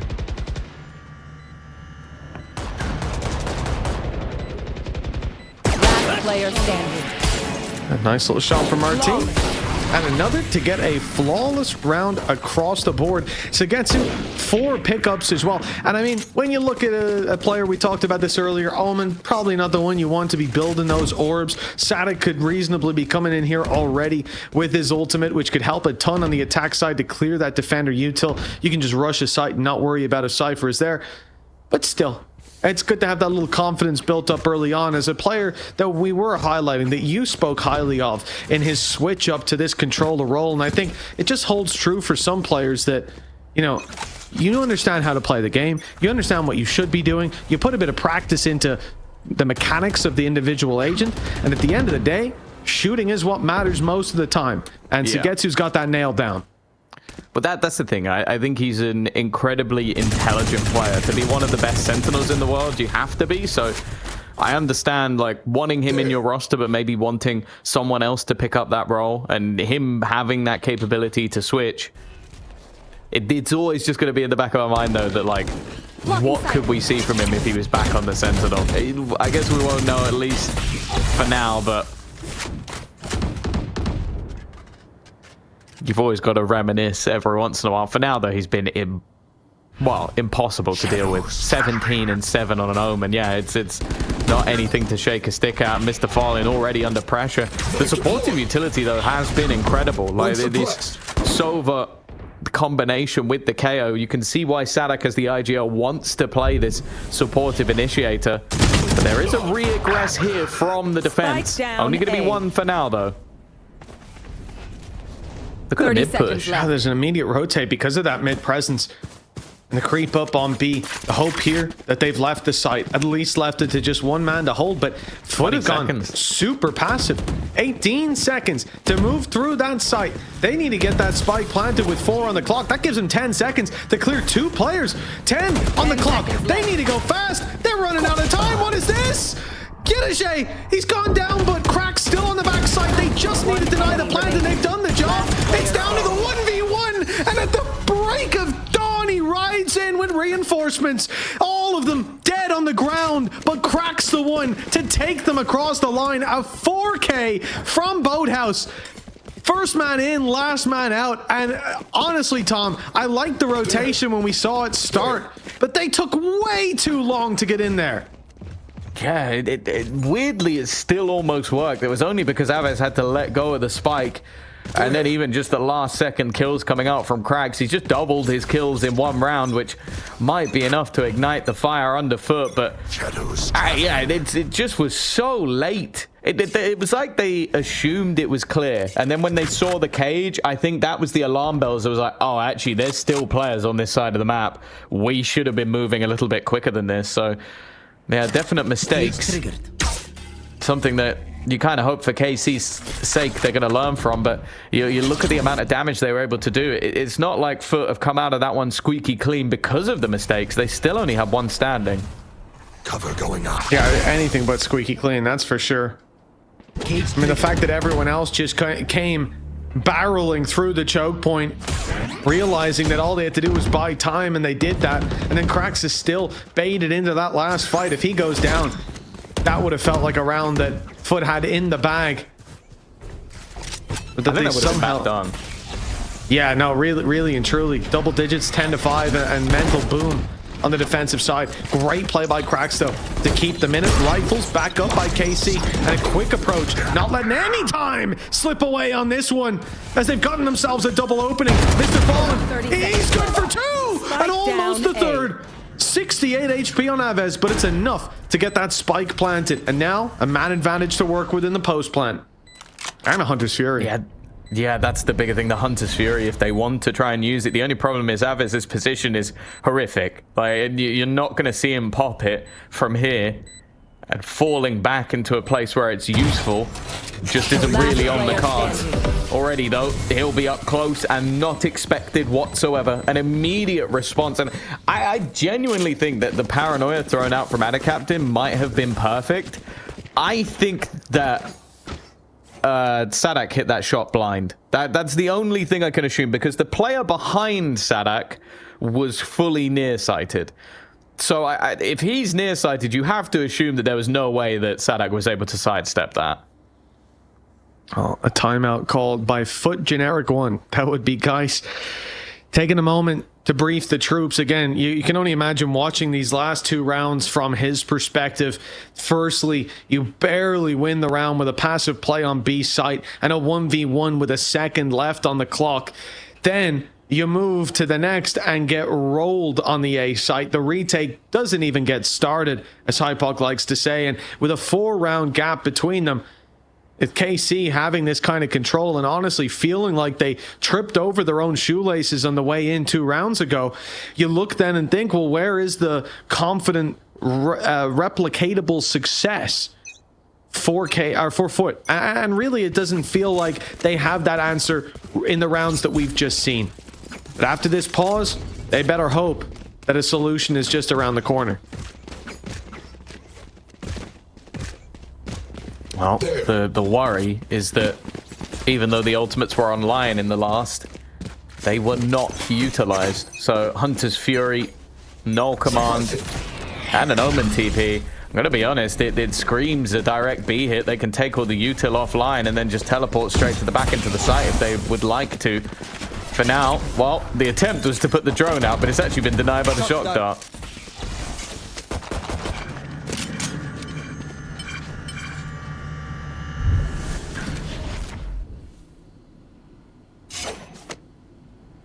They don't move at all, and look at the push-up on A. Look at all the space being taken by FUT right now. They've got a very good read on where this play will be coming in. The reveal inside B main. Oh no, the reveal sees nothing, and I thought that could have been a big problem. The push-up straight into the waiting hands of Elite, but he doesn't manage to hit his shots.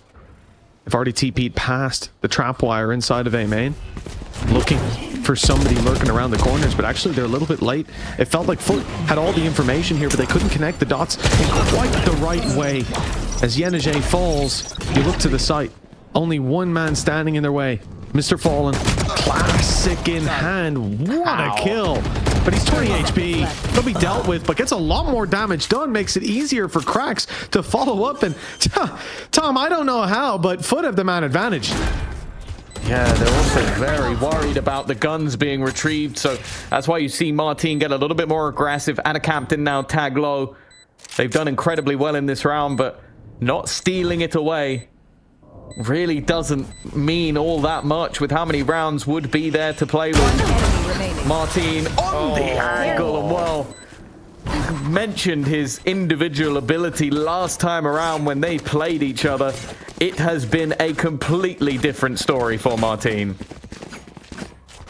Yeah, no, it absolutely has. In fact, I think if you swap his kills with his deaths, you're a little closer to what we saw last time they faced. He's really and truly come into one of his own, and I think the defensive side start, his operator play, I mean, it was, to be honest, it's not like he was lighting up the scoreboard when he started pulling that op out going into smokes, like he felt like he was so much better. That's why he was taking risks. He came in today, and it must have been some sort of a call to, hey, listen, play your game, play that bit more aggressive. Don't be worried. And look, it's worked out. His aggression, his looser approach. Caught foot off guard a number of times, and now just 2 rounds away from securing this map. Not only feasible, but likely. Zeus standing in their way, as he did the last time that they faced. He was an immovable object back then. With this op in hand, he may need to be once more. Yes. We've seen the head, and well, Aves went back for a cheeky peek, and that was enough to lose his life for it. An interesting flash. I don't think that was communicated maybe as well as it should have done, because that definitely didn't come from the defensive side. That one did, though, and that one has caught Sugetsu. On damage by Zeus, another one falling by the wayside, and this has been a great round for him. If he can keep that up, we may well see FUT climb back into this game. Good nade, good nade. Oh, he's 14 HP. That's an easy pick. That's a plant potentially. 17 seconds left as Martin's clearing the back.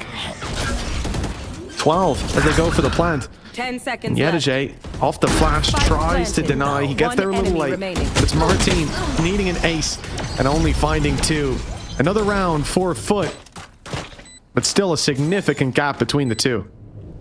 Yeah, I think this one you can see the sort of the surprise factor of that operator. Like, caught them off guard in multiple positions, and because of that, having that 2-player disadvantage definitely helped out quite significantly. It has been a quieter performance than last for Zeus, and that difference is definitely being felt. But with operator in hand, with 5 ults available, in fact 9 of the 10 are online in this server right now, so definitely a potential messy round.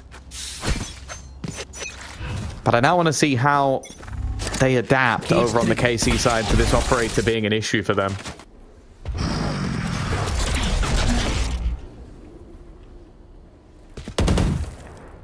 Well, that's it, right? With 4 ultimates to play with, it's not like they're short of options, but their opponents have plenty of reactions of their own.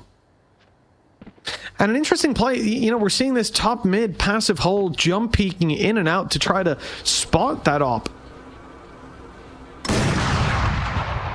But the way Zeus plays with it, there's a real chance that ends up feeding him the kill. The drone sent out instead to force him back, and Martin's wasted no time whatsoever in taking this space.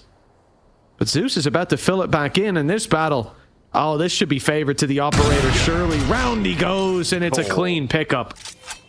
Yeah, Martin gone. It always makes it very difficult for a attack side squad.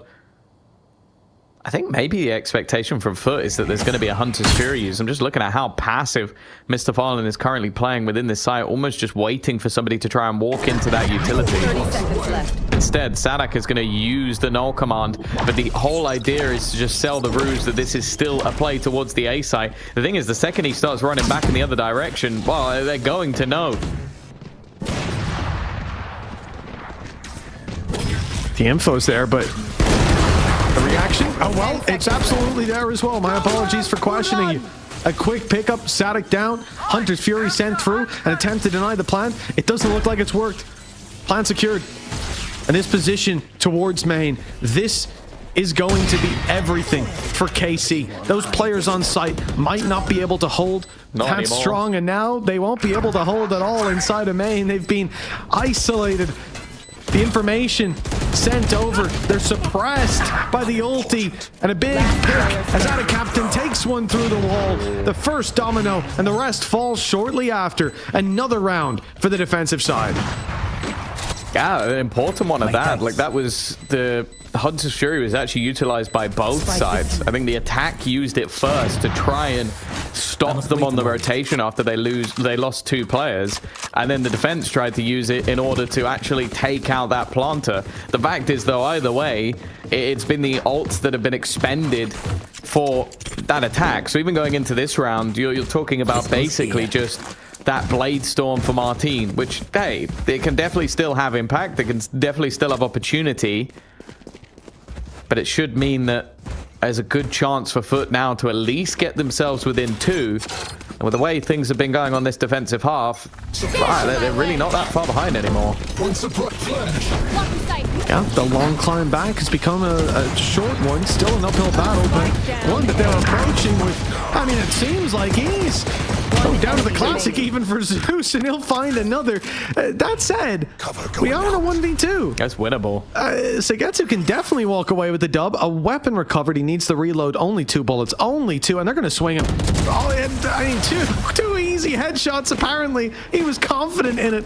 I'm not sure why he didn't go for the reload, but I suppose didn't want to give his position away and had to go for the spike, so he's just isolated in the open. Looked a bit silly, though, from our perspective. 2 rounds in it now. Yeah, I think normally you'd say, oh, maybe he didn't know, but you see the way he tries to take that shot at the end. He knows there's not many bullets left in the clip, but I think it was just the awareness. 11-9, 3 in a row now for FUT. This is where things truly do start to get a little bit scary for KC. You're talking about a squad that has had their own map choice of last time picked against them and being in a pretty hefty lead. 5 rounds up and just needing 2 to close, but that has quickly dissipated, and with the momentum firmly in the favor of FUT, with the operator clearly making a difference, and with your ultimates already mostly being expended, you can kind of understand the reasoning that there has been a pause called by Eng to try and talk this one through. An important time for KC. This map definitely felt like it was close to being over. But FUT have managed to resurrect their chances. You have to look back at some of the rounds that players like Martine were able to claim for the squad. Who's popping off on that operator. Hasn't had the same chances since. FUT playing much more passive and having Zeus activated in that same role. Guess we're back to normal Ascent, where that defensive side has that little bit more of a punch packed in a lot of these rounds. The minute 20 on the clock. Again, you just see this very minimal risk play from FUT as they just gradually approach pieces of the map that they've left open with Zeus on the op. And that's well worth the risk as he peeks into these angles with a high degree of success. He's also got the potential to find them late round info. The thing is, this is reminding me of what we used to see quite often from that attack side from Gambit. It was very centered around challenging for this middle control and over-reliance on the duelist, in that case Defo, in this case Martine, to find them an opener. And the last few rounds, that operator being brought in has meant that has not happened. And when they aren't given those fights, when they aren't given those opportunities, it does feel like they're a little bit more vulnerable to just being torn apart. 30 seconds as they finally start making their move. It's the first time we've seen a missed shot, but there's still multiple players waiting. It was through the smoke, though. Now he's going to have a bit more of an open chance to take them down. Sitting up in heaven, waiting for the peak, but so is Captain, and he loses his life to the wrap around the back. Now the plan's secured. Now Elite picking up Mr. Fallen on the rotation through spawn.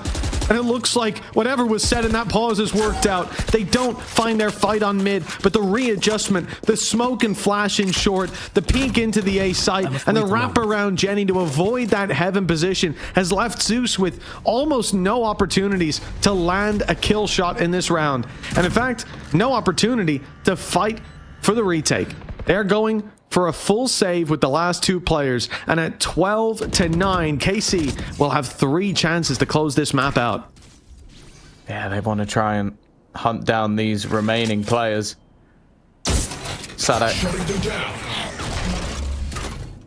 wanting to know if there's anybody close around these angles, but I think making the decision that holding on to his own economy is far more important than the damage that he can do to FUT. They've still been winning these rounds with a decent amount This is a nice spot.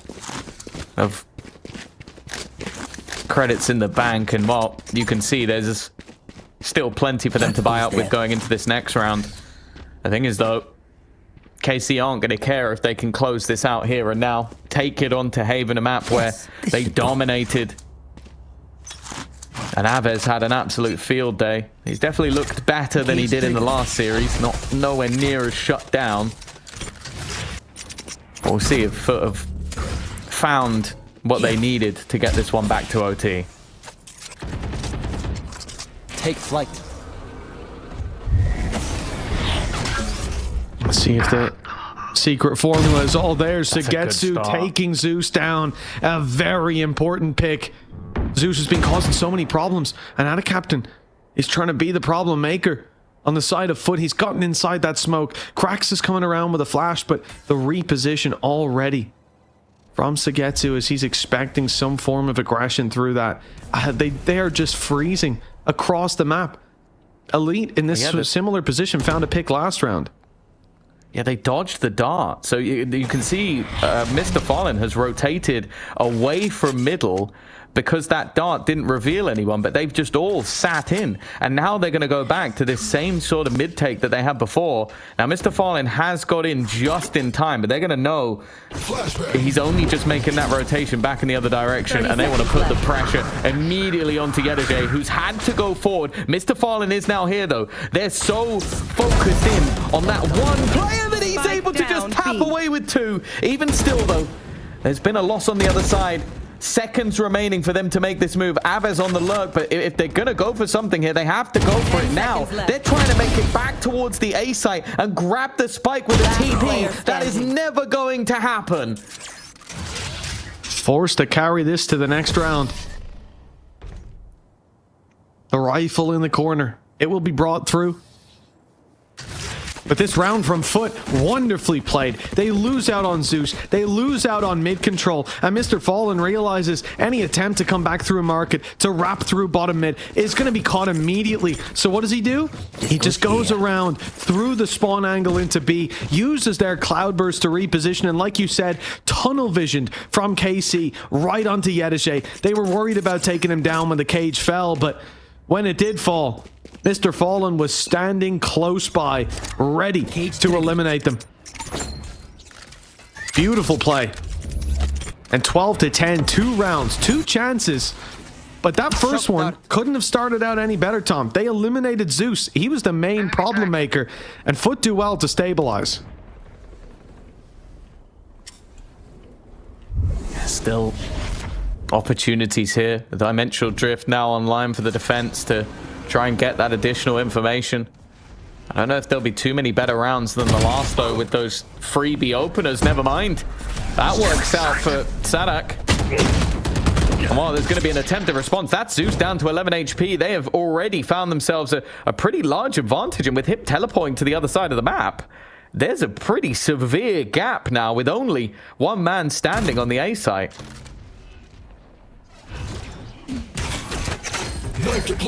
This is his moment. Ada Captain's had plenty of them, but another time he'll be called on by this squad. But KC, the ones to find the pick. Zeus, on a fraction of his HP bar, will be dropped by Aves. 30 seconds left. And the 5 versus 2 were left in. It's not looking good. Spike planted. With this being the pick of FUT somewhere they hoped would be the difference maker, and the Hunter's Fury draws the final man into the open. 13-10. KC, with a flawless final round, have taken the first map of this series, have taken their opponent's map pick, and are just 1 map away from eliminating FUT and moving on to the BO5. I think this was sort of what I was mentioning in the pre-match, where it's like you you play a series versus a squad, you beat them on their map choice, and then in the next series you pick their map choice.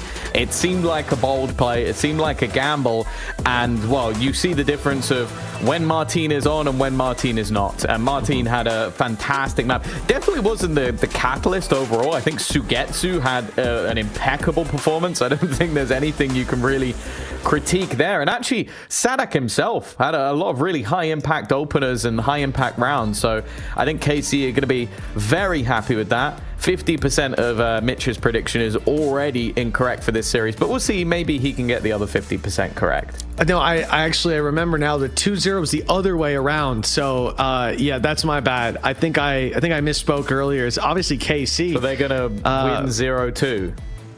No. It's KC that are clearly the ones going to win. I misspoke earlier. Right. You know, it's the logos are the same color. They were a bit blurry this time, and I must have just gotten them confused. That's all that's happened here. If it goes to the third map, I'll have to reassess what happened there. But I'm sure that's exactly what FUT are doing right now, as they are 1-0 down in this series, and they need to bounce back on Haven, the map pick of KC. It's looking like it could be the end of the road to EWC for FUT. We'll find out if it is after the break.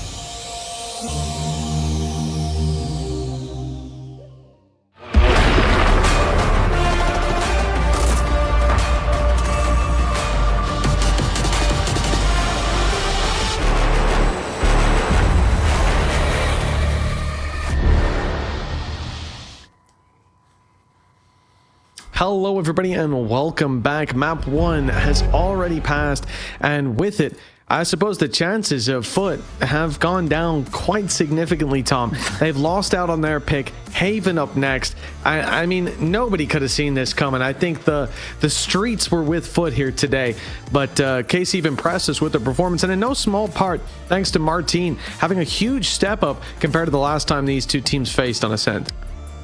Yeah, I guess Sugetsu as well. It was the bottom two performers that ended up as the top two performers. That's always going to help with your case of winning a map when the stats completely flip. But yeah, I think that for FUT, there were definite opportunities. I think they started to build into that defensive side a little bit with the operator, but just finding those extra gaps. And yeah, Sugetsu just having a truly unbelievable performance in a lot of those scenarios definitely helped out. And this now does become quite a worrying prospect heading into Haven. It was the most dominant map of the series. It was the one where Martine went absolutely crazy. Now, I'm again, like, you have the good and the bad. I'd say the bad performance turning into him improving and being decent, likely.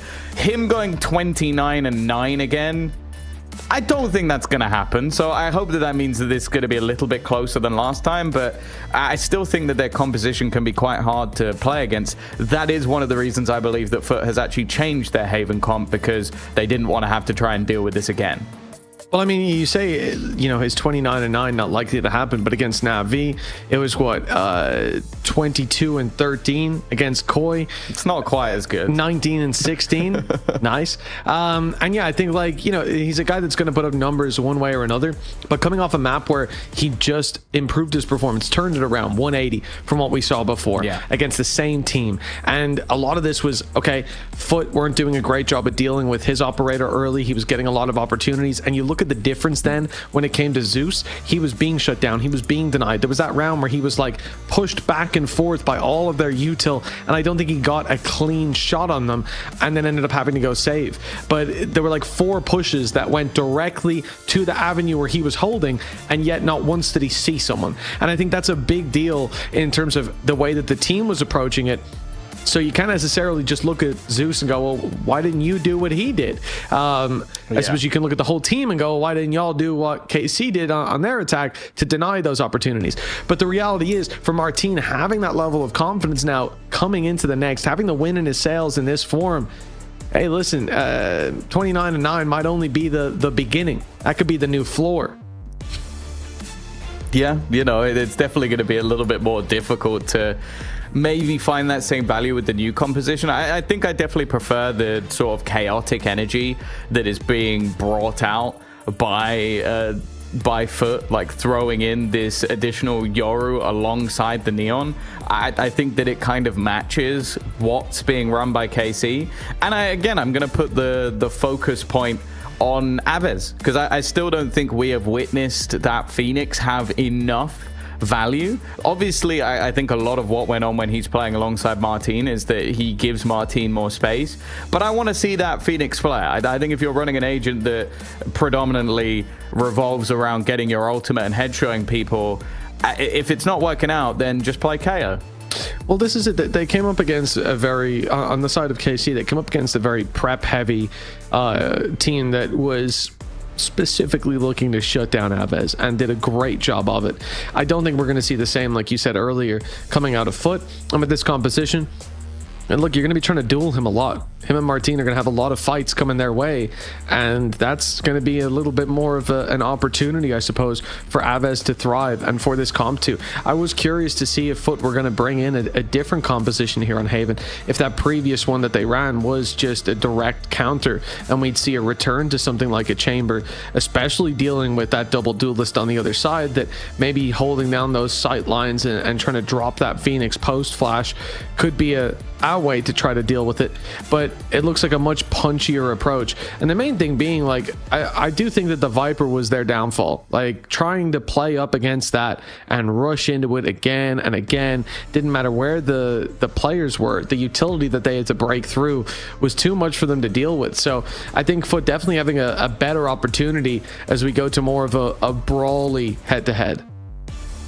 Yeah, the only thing that worries me a bit is that you're going into that sort of style against a team that has been practicing that style for the last few times. So you know what you're going into, but I think there's always a level of, if you try and beat a team at their own game rather than like working out how to beat their game and coming up with something that does that, sometimes you end up being beaten worse because you've stooped down to the level of, hey, they're running a Euro Phoenix, let's run a Euro Neon, and it worries me in that essence. And like the pacey part of that composition, the Neon, got shut down last time as well, so it's not like that is going to be anything new for them to deal with. And also, just to add a little bit more to the detriment, they won both pistols and got 7 rounds. So like that is a horrific scoreline if you look back to the previous showing. Yeah, it doesn't paint a pretty picture. That is for sure.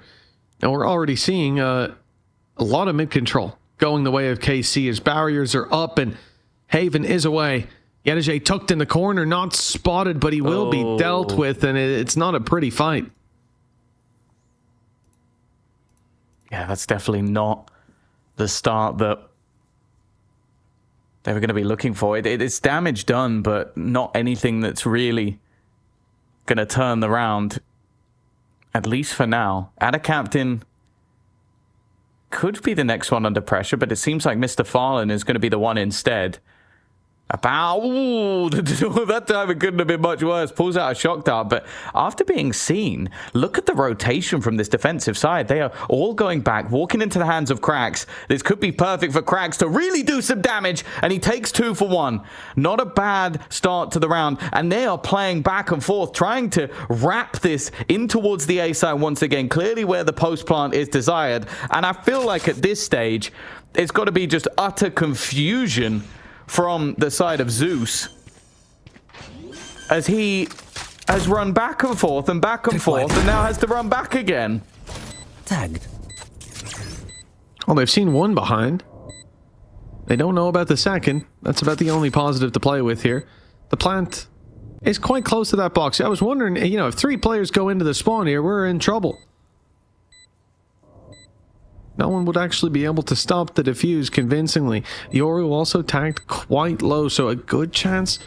A couple of well-landed shots here from FUT, but there's none to be seen. Martin walking away without a lick of damage after that initial fight, and a 1-0 start for KC. Keep in mind, this is not a best of 5 if you were watching earlier on. This is just a best of 3. 1 map will be enough for KC to eliminate FUT from the qualifier. Yeah, but it's a rough one for KC. Of course, that would then take them into the matchup versus Liquid. Best of 5 tomorrow. The final game from the EMEA road to EWC. Of course, the Americas one will still be going. And of course, the Pacific one with PaperX and DRX concluded, at least who's going earlier today. I believe they will be playing out the grand final, but we already know who will be making it to EWC later in the year.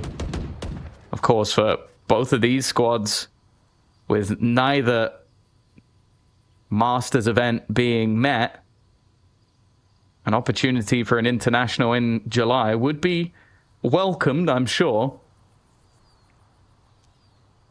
This is very patient. KC really are taking their time, and while I guess Aves has already been rewarded, the great thing about him finding these picks is I can almost guarantee his ult is incredibly close. Probably either 1 or 2 away from being online. You only need a few orbs to really find that ultimate. Yeah, patient play as well on display from KC, and I think that just comes down to an understanding of what you're up against there. Even on the low buy, your opponents are going to be getting aggressive. FUT are going to try to take that space, and this time to no avail. This is where the real battle Don't hold back. begins. We're looking at a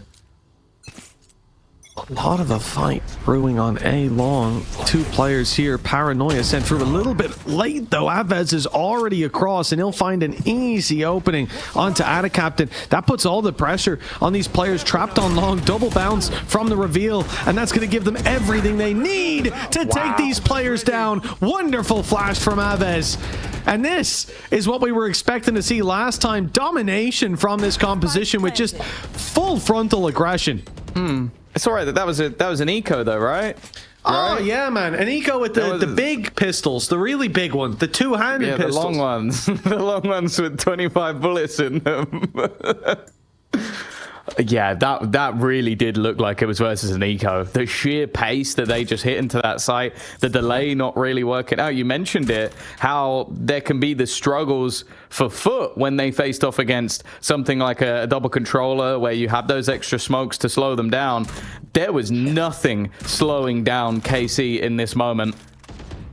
Sheer pace, and now they're looking, they don't want to allow these remaining weapons to be left in the hands of their opponents. Their credits looking strong. Of course, this was a bonus round. I think Mr. Farlin might get a final kill onto Elite, but that is all she wrote. 3-0. Now the ults come online as well. Like, as if it wasn't bad enough, you've just lost a round where your opponents were playing their bonus, and now they come in with the run it back and dimensional drift. Yeah, you know, if you're not super familiar with this game, that's not going to make it easier. 6-0 start for Aves, and now he gets 2 chances to take you down. Look, it's pretty plain to see that this early game is not going according to plan, but I think the problem really is, like you're saying, first of all, this 3-0. We've seen a 3-0 start where the opponent was force buying. Oh my word. That was one of the rifles, guns, right? Yep. That was one of the guns. No. Now, I think they'll get it. Zeus is going back in. He's picked it up. He's out. If anything, that's a benefit. Zeus has it now. Oh, wow. Well, just the blatant disrespect to Mr. Fallen is not something that I think the Turkish community will stand for. That's at Tombiz. Let him know what you think. It's all right. You predicted them to win 2-0, so if they lose, it's your fault. Whoa, hold on now. My prediction earlier was spot on. Well, not the 3-0, but the 3-1. No, it literally was not spot on. Listen, I'm not sure about that. We have different definitions of spot on. For me, it means mostly correct. Well, they've definitely seen where Adacaptain is, but that's not all the information that Martin wants to try and gather up here. Elite in a great position the second they break the trip, although the shots are not clean whatsoever. That's turned things back into a 4v4, and more importantly, their flank is under threat. Zeus has already managed to catch out one. This is starting to get severely dangerous. Zeus with another. I said about that rifle going into his hands. There's a reason that it is scarier when he is holding it. The problem is now he has been dealt with. Cracks trying to bait them into the spike. May just be successful, but they know he's not defusing. Just watching him as he stands in the corner and waits, and what became a dicey, dangerous round is still dealt with by KC. Granted, but I mean, FUT didn't have a lot to work with there. Just the 2 weapons, and Zeus the one to do a lot of the damage. It's a good sign, but it's still a 4-0 start. That attack side building up a buffer of rounds. They did use dimensional drift. They did also use to run it back. And for the round that's in it, Tom, with minimal investments, I think you'll be pretty happy with that. Especially 2 aggressive ults like that. It's also just dependent on now, can you capitalize? Can you, like, actually start getting these rounds on the board? Because thus far, it hasn't even just been the fact that it's been rounds going the way of KC. It's just that they've been pacily hitting it. It's the same angle again for Yetege, the one that was literally pre-fired moments ago. Doesn't seem to matter. Flash will take the space. Shock Dart, solid, does some decent damage, but they are not slowing down. They're going to continue their push, and it seems like Yetege is completely caught off guard by that double peek again from Martin alongside Avis. This 1-2 punch thus far has been filthy. Well, there's still a retake to be attempted. FUT have done a good job in not overcommitting to those fights and not being caught by the bulldozer at the start of the round. Their utility online for this. Smokes. reveal as well. It's about to be fired through, and a big push on the back of it. Flash pops beautifully. In fact, I don't think it was that beautiful. I think it caught some of them. I saw their heads lit up like the top of a candle as they ran out, and it might just have been a temporary one, but the angle they were at, I think they might have just gotten full blinded by their teammates' flash. That's not great. I think it also caught like at least a few of the other players, but there were people playing anti-flash. So they just swing, and it's such a tight angle. I think everybody came through from the same position. It's like, that's not going to be difficult for them to break out. And the player that was definitely full blind, because we were watching his POV, Martin, was at the first point of contact. So you could just kind of dance around for a little bit blind, and no one there to clear. 5-0 already for the side of KC. I don't want to make this sound even worse, but the last time they played, they actually dominated the defense. Yeah, it's not great. It's not great. And I think FUT at this point, immediate timeout. I think we're back to what kind of guys do we have right now? I think it might be back to angry guys. If that flash did blind like two of them on the way, two of them had a yellow halo around their head. I think that's like, you know, disappointed guy. Yeah, he's just like, guys, come on, don't like you're flash playing each your other. own team, like, come on, like. Oh, the thing is, I know for a fact, like what I see and what he's actually saying is probably the polar opposite. I reckon he gives them some fantastic calls, because we've seen him for a while as like one of those coaches that has been able to build some impressive teams, put players into rosters, like switch people out and still make it look very, very good.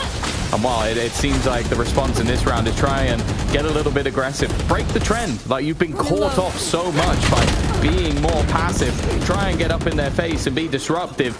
They have. But thus far, the kills have still only gone one way. And for Ada Captain, escaping's not going to be easy. Oh, it's happening. oh my. Okay, Yedishay's found 3. One of those was through the bloody wall into the window. And Static thinks the sights go. Did they see him? Did they see him? No, the cam was just checked on long. You wouldn't be checking that if you saw him. He's managed to thread the needle. And that gap is left back open again now, so it's not going to play that big of a role. If he kept walking towards spawn, he could have had an unbelievable timing. He's walking backwards into the man who already has 3. Yedishay, the savior in this round. I mean, they played it very well to start with. KC realized that ult being used means Krax is going to continue the push. They just wait for him and kill him. From there, pushing through a smoke to try to hunt down a whatever weak weapon was down below on Sagetsu, or not on Sagetsu, sorry, on Ada Captain, is that was a risk. And the fact that Yedishay picks up 3 with a sheriff is just frankly ridiculous. Revealing area.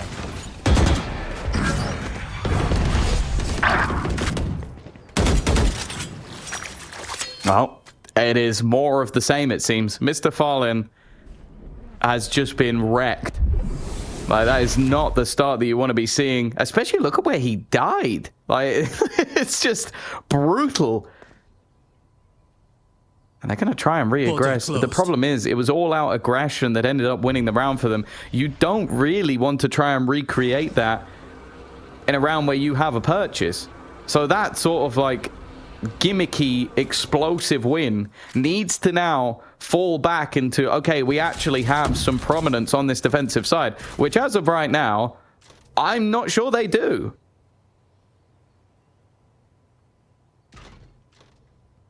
Perhaps another 4K for Yedishay. Would be nice. It would. Going into a setup. Ada Captain's here. Initial fight spots them. Hunter's Fury. Almost. It's damn close.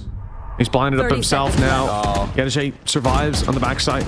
They're looking to clear him out. That smoke, though. There we go. They've seen Ada Captain. No longer a snake in the grass. Instead, they've pulled out the mower, taken him down, and Krax. He's standing in this choke point alone. The flank being heard here. Martin on the runaround. They're worried about him, but the plan's going to come in, and it's the decoy that they'll end up dealing with.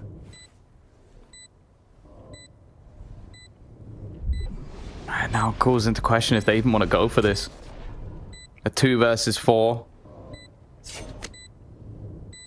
And yeah, there's only your duelist left. Like the best piece of utility I think they have to get back into this scenario is the neon walls, which, if that's the case, I think it's time to go hide. Sure, the flashes would be nice, but Zeus playing with a sniper in hand, it's not going to work out for them. And what was a huge round from EWC, hoping to be some sort of momentum builder for FUT, I've immediately gone back to sort of the exact same spot they were at, losing the opening pick, losing to this fast-paced, aggressive Phoenix. And the thing is, normally I'd say Phoenix Euro, but it wasn't even the case. My team was left behind. It was the rest of the team that went with the Phoenix this time.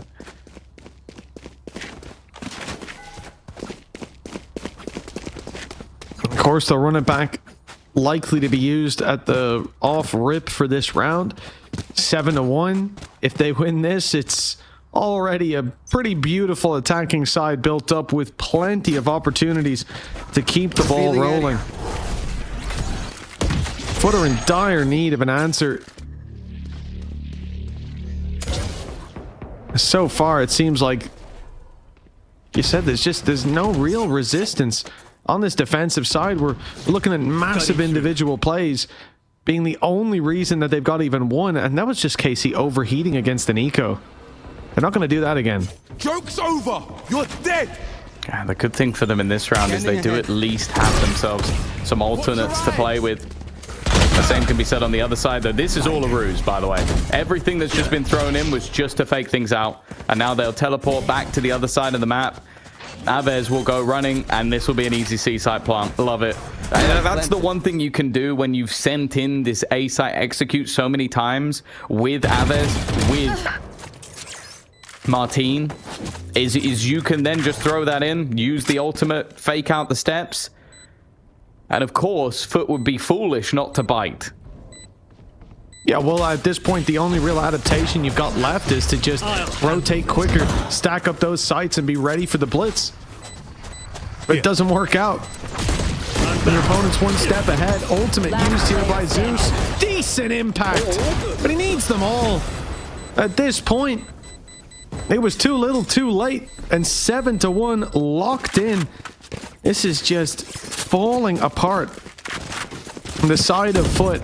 The first map very nearly could have been theirs. They climbed back into it, but they're setting themselves up with a steep ascent to try to make it back in here.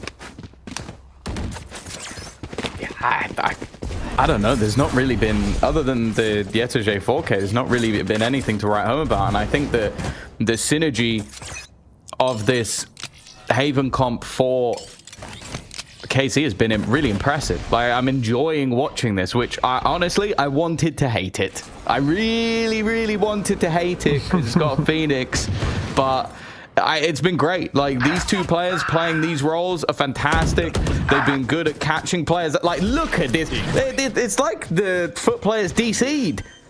Like, I've just walked into a site and popped 2 heads. Like, it was absolute. They had no idea that there were players on the site already. And just look at it. Like, every single player is caught by every single flash. I don't know. It genuinely just seems like it's a complete diff. It just looks like a mismatch. It's at this point that usually in your ranked games, people are spamming FF in the chat. And once you get to the next half, the vote will pop up. 12-4, man. And I like that we came in today saying, like, oh, Aves on the Phoenix last time up against BBL, he didn't do great. He got like 8 kills in the whole map, and I think it was like a 13-6. And you go out of that, and you often just look at it and go, oh, Phoenix, not a good idea. This guy shouldn't play Phoenix. He had a bad series. He's trash. But that's not the conclusion that we drew from watching the game. It felt like he didn't have opportunities. The comp he was up against was being used in a way that just crushed his chances early. Now we see him thrive. No flash, But just a clean Spike down swing and mid. clean trade on that opening pickup. Martine! No. It's just simple. Bread and butter. Not even the butter. It's just the bread. No flash. Just comes out of the ult. That's how confident KC are right now. Spike planted. My ultimate. Yeah, that was just bread, and now out of captain's toast. That was just filthy. And while leaving, I was going to say leaving cracks left, but you don't even get a chance. This is men versus boys. KC have come in. It's the double duel. It's 13-4, 13-4. Evers is literally ahead on assists at this point. And the rest of the players are just along for the ride. Elite's just chilling. Elite's just like, yep, you know what? I'll watch the flank, guys. I'll be there every once in a while. I'm not dying. I'm not killing. I'm a pacifist. It really is just absurd. And it's almost like I'm enjoying watching them play, but it is almost dull because there is no resistance. Very much so. Very much so, Tom. They are just running through this squad. Yenishay, he was behind the smoke. But Zeus has stepped up in the final hour, 9-1. But even then, he's given them just a chance. It's still a 2v3. The Phoenix gone. The ult available for the next and final round of the half. And a footwalk in there with a second on the board. There's a chance for a decent result. If they lose this one, it's in bed already. One enemy remaining. Oh! No. Last player standing. Oh, Martine already doing what was needed. I said that Elite was just along for the ride, the passenger princess. But can he bring them home their 10th round, hit double digits in the first half? At the first time of asking, he's even managed to fall back into the corner.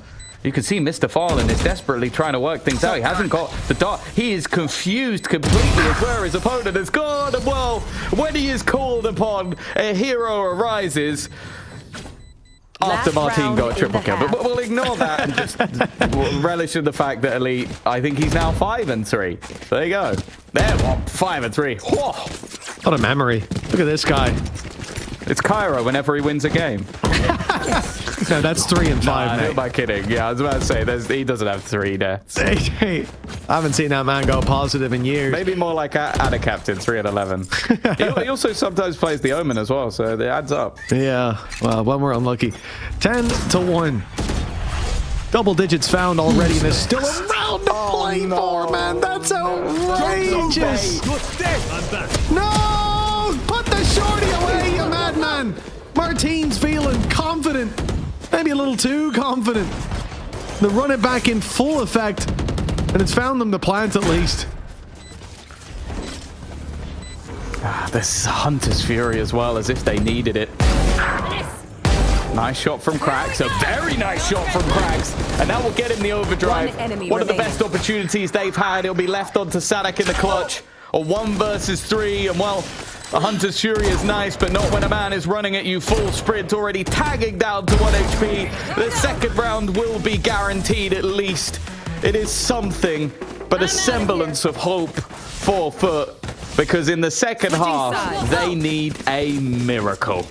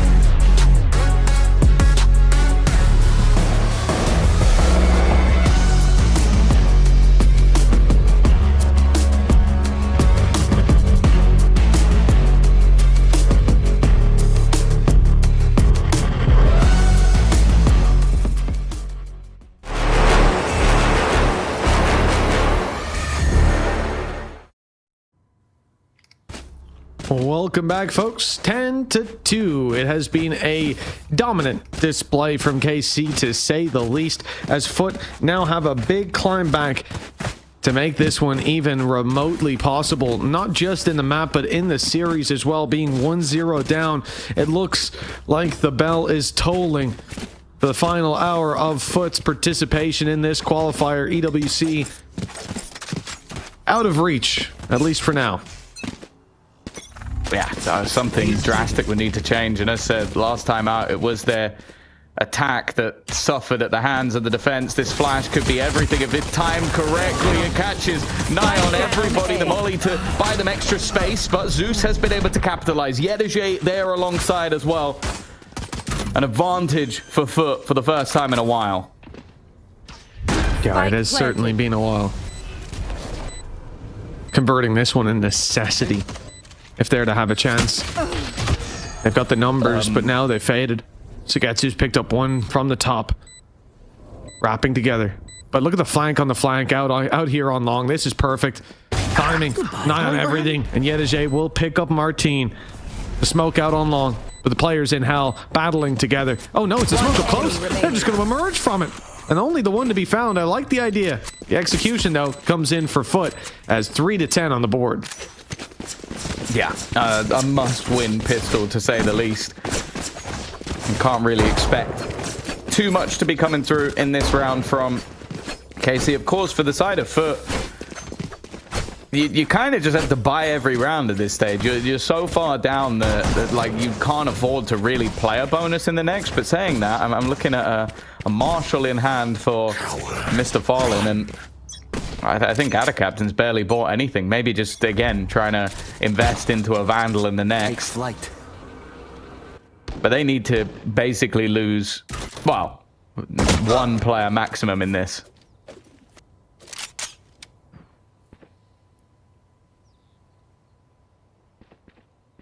Looking for that clean round. Deep control for KC on middle already. Oh, they've got the read wrong. Yeah, They got it very wrong. a 50-50 gamble, but going the wrong way, that's going to leave FUT with a free plant, a ton of control, and the Cypher traps covering off their back for the most part. Spike planted. I wonder here, though, do KC decide to just play the exits? I mean, you probably send Phoenix in anyways. His death is probably worthwhile. Just that extra orb, a step towards getting the ultimate online. Well, that's sort of the interesting thing. Normally, you just talk about dying to the spike, but because they only need 3 rounds, there is almost an aspect of just like, yeah, if you get extra orbs, that might actually have more value for you just closing out the game quicker. It seems like they're going to play it more normally and just sit back. Ada Captain's about to meet his maker, but hey, 2 kills. It's not really the ultimate I'd want to be farming up, but he didn't really have anything to lose and will look to buy back into the next. FUT get the job done. All weapons remaining, that's the main thing. But now this is where you expect to see a response as KC will come in with a 4-buy. Yeah, absolutely. I mean, obviously, when you talk about the aggression, you can see why it's so much more successful when it comes to the attack side. But like we said, defense has been very strong for them last time they met. 6-round buffer.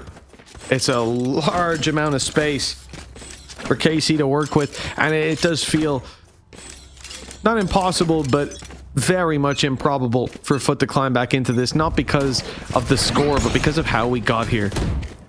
And if KC can find a fraction of that success, which will be a quick conclusion indeed.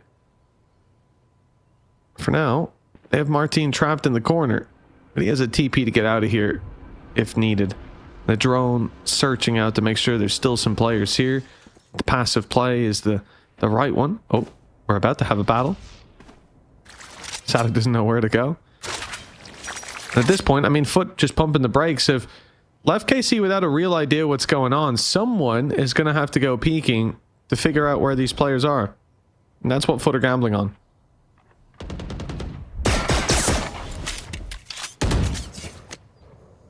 Already a minute gone on the clock. It does seem like the A site It's where they're looking for. A ruse being attempted, the steps being ignored, and well, Martin is just happy to sit in this corner and just let him go. But eventually, Cracks will turn around to get to a little bit slow on the trigger. And in fact, Anna Captain and Zeus have done miraculous work. Aves trying to just get into the smoke, ready to go for a pop flash. And I think after the amount of damage he's taken, both players are just going to fall into a save. A huge bonus round victory for the side of FUT, and I think Martin maybe just slightly overplaying his hand, overconfident, and because of that he ends up dead.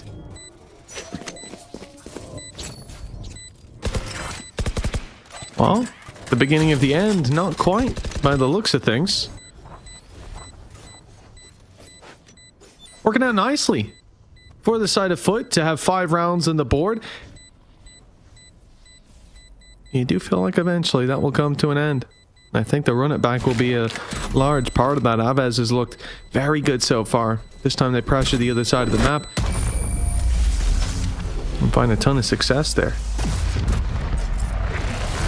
But a matter of time as 2 weapons are carried forward and ultimates now start to come close.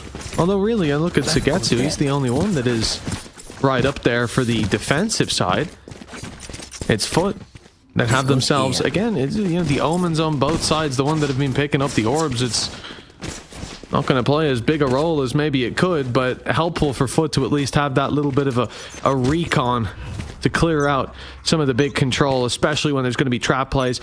They have to be careful about Aves. Like I said, he's still got that rifle. He's on the Phoenix.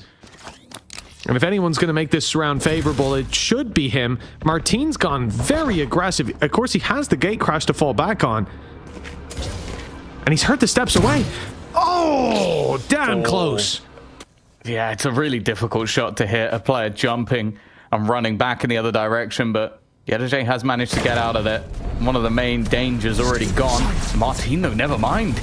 I guess he was given an extra fight and has been able to take that and escape. Sugetsu is going to be overwhelmed, though. Zeus, again, combining. That spike has been spotted, but also space is being taken as well on the other side of the map. Mr. Farlin has managed to sneak his way through onto C, and that is likely where they will end up. The only worry is that flank coming in on the other side. It's not really... Scanning ahead. I was going to say the gun you'd necessarily want, but I kind of expected at least one to go Sadak's way.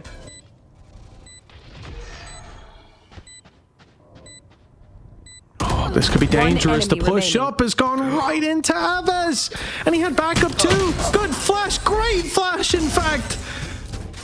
I mean, in the 3v3, they've planted for backside, so they had to go aggro. They had to take that control, but...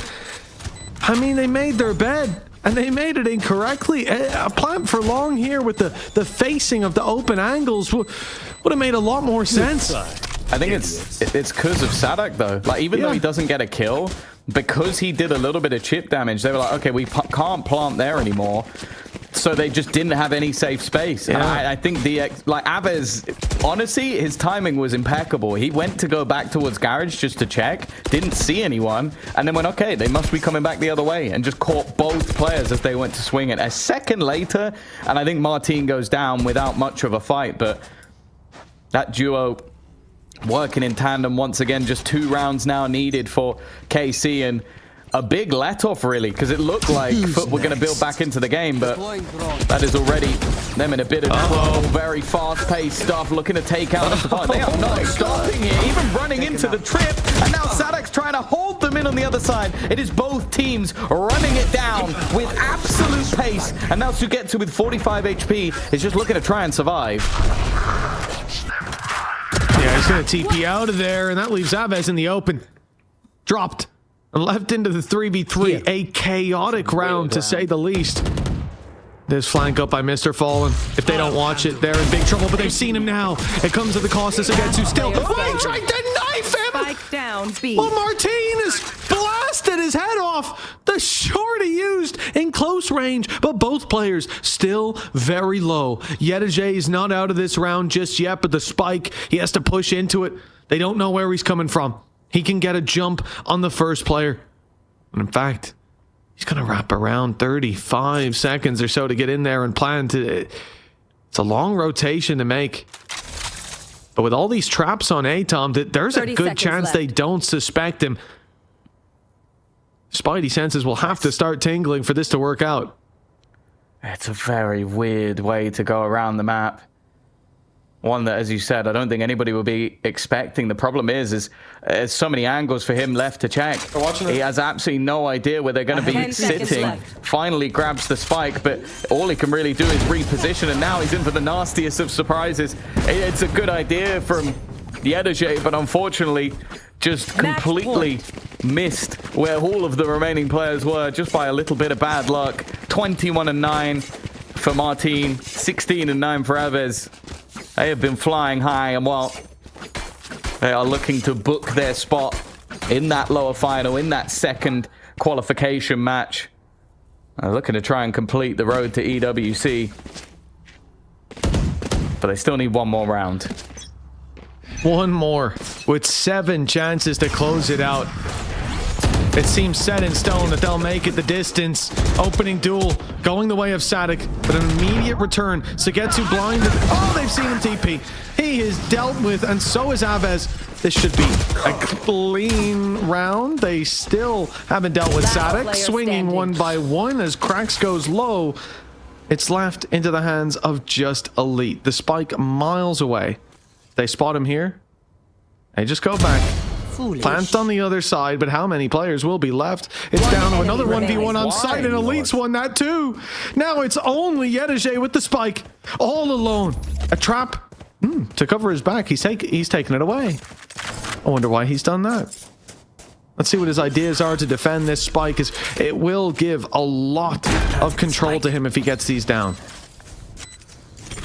The whole idea with the trip is just to try and isolate the positions, try and make it more awkward and disruptive for Elite.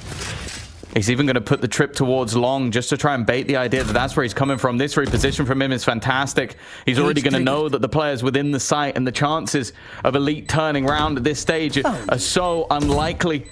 Having that expectation of a player on long, and now EWC just wrapping round a shark, hunting with the blood already in the water, knowing exactly where his opponent will be. That is a masterful 1v1 from EWC. I don't think you could have played that better if you tried. However, the 3v1, they definitely could have played that better. I don't know what Mr. Fallen was thinking in that moment. He was thinking that was his moment, his time to shine, and my God, it was not.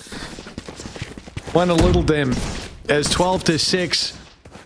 With 6 chances now to close it out. KC, they come in with the run it back, the dreaded run it back on Aves. Now, I don't know if they'll pop this off barriers. If they do, they're not going to run into many players. I think it's better to play this off contact. They see Cypher. They see Cypher there. They hear noise in Garage, immediately realize, okay, we can ult and take down the Lurk, or we can leave Sadik to push them back. As we reposition and play that potential mid angle on the run it back as they run it down, and that's exactly what's going to come through. A lot of space taken, valuable space in the back of this. Out of captain. Hello, it's a free pick. Well, it's actually caught by EWC. Exactly where. Yeah, Sadik realizing that, okay, there's not really anywhere that he can reposition. Martin's going to try and follow through behind his drone, but there are 2 players waiting here, and Sugetsu a little bit further behind, won't be able to capitalize. Has been able to maybe slightly slip the net, but it should be well communicated. And in fact, he's actually got maybe a good read. No, never mind. I think he was just looking to actually try and leave that one. Instead, has fallen flat. His climb back from FUT continues with a few trips here and there. And while for the remaining players, it does come down to just holding on to the guns. Yeah, no other choice at this point. And hey, FUT showing us a pretty competent attacking side so far. Some mistakes, but they've gotten themselves the advantages. Just seemed keen at times to throw them away. But this gargantuan task, I mean, it's slowly being chipped away at. 5 rounds now between them, and KC even calling a timeout despite that huge lead. You got to think in the last round, they even use that run it back. They don't find the success for it. And in fact, the abandoning of the A site, the mass rotations to B, it ends up opening the door for that TP play and for all the control that flows with it. Yeah, there's been a few gaps exploited over the last, and I think Eng wants to put a stop to that before it gets dangerous. I think he knows that his team has been firmly in the lead throughout this one so far, but ever since then, the last few rounds have not looked the best. And with Cracks now having that ultimate once again, one off, having a Hunter's Fury as well for Mr. Farlin, there are definite bumps in the road that if they continue to happen, FUT might just find the momentum they've desired all the way through. It's definitely not been the best performance from them so far, but we've seen it many a time that this squad can get the ball rolling. And then it's up to the opposing side to, well, stop them in their tracks.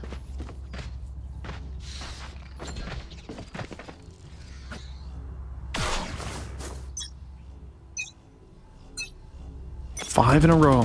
Revealing area. Stranger things have certainly happened. Go, go, go! KC's comp not providing the success they wanted, but coming out of a pause, I think more dangerous than ever.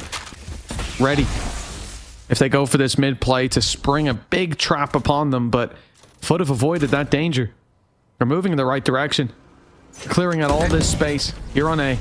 But I think 2 might just have been spotted by that drone. And at that point, especially with it being like, I think it was Sova and Yoru. They've not moved. Yeah, look, the mid push comes in. Yeah, the thing is, it's surely going to be too little too late. Yeah, Overdrive will be sent in. It's possible with the Bucky to get something done here. Oh, no, never mind. Not if you miss the shot, it's not. That's already Sadak out of action. And well, now that flank is coming in from behind thick and fast. Paranoia straight through onto Captain. He's tried to TP out of there, but he's been caught. They've now got to try and capitalize off this flank. Yedaje, knowing them falling here could be a problem. Hunter's Fury is fantastic, but Yedaje goes down anyway. Elite now catches another. This leaves the remaining 2 back towards the spawn. They've been spotted. They've been revealed. While that flank comes into play, this is now far more of a problem. The pop flash is in. It's Abez with 1, and now all that remains, he's blinded his teammate, but it does not matter. It's Sugetsu, Sheriff, and the squad of KC that will get the job done as they'll head into one more match to try and qualify to EWC. A best of 5 now for KC. They've earned that right to show us everything they've got up their sleeve. It will be against Team Liquid as they've claimed a 2-0 victory over FUT. And that first half, that's going to strike fear into the hearts of their opponents for months to come. They looked unbelievable there, and sure, a little bit of work when it comes to the second, but wow, Tom, I gotta say, what we've seen here is definitely a scary squad, and we started out the day by saying, if this is a bit of a battle, if this is a back and forth, and we see a third map and it's OT, we're not going to believe in them when you go up against Team Liquid. But KC, they've done it relatively convincingly. I'd say they've got a shot. Yeah, didn't you say that there's going to be a quick 2-0 to FUT, so that's not something that we need to worry about? Yeah, well, you know what? So here's the thing. You know, I told you the logos, they were blurry in my visions. Right. The visions I had. I need more spice from the Dune universe to really see it. I'm only learning to use those powers. Tom, if I rubbed your crystal ball before this game, I would have gotten it spot on, but I was missing that added flair.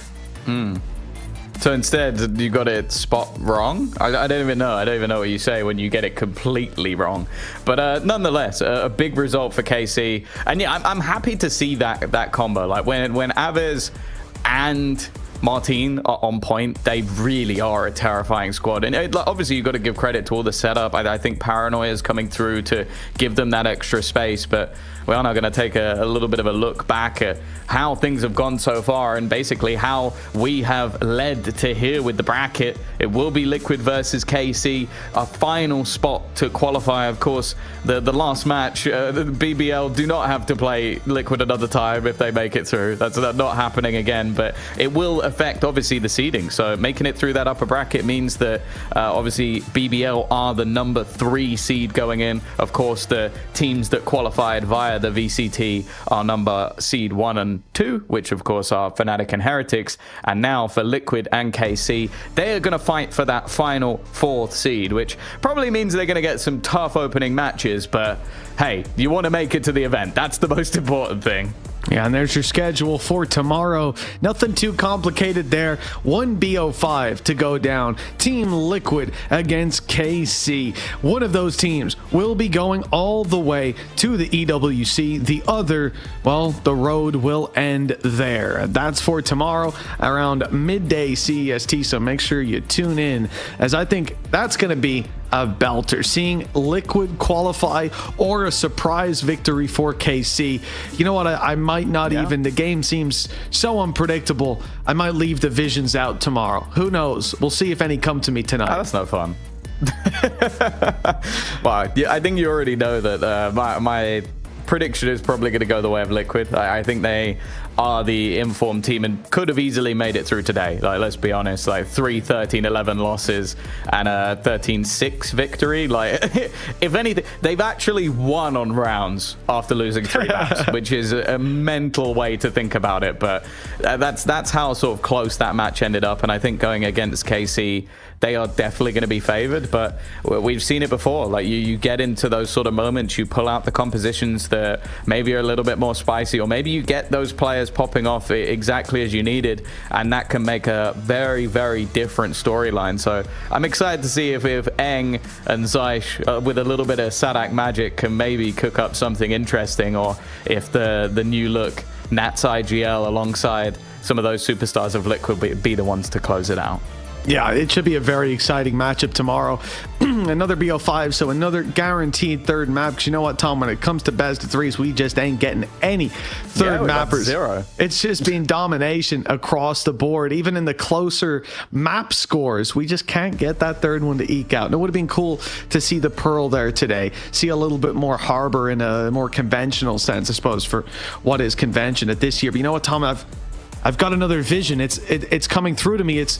It's not of the next game, it's of the end of the show, because that's where we're at right now. It's time to send this one off to one final break. Thank you for watching, and stay tuned tomorrow midday for another BO5.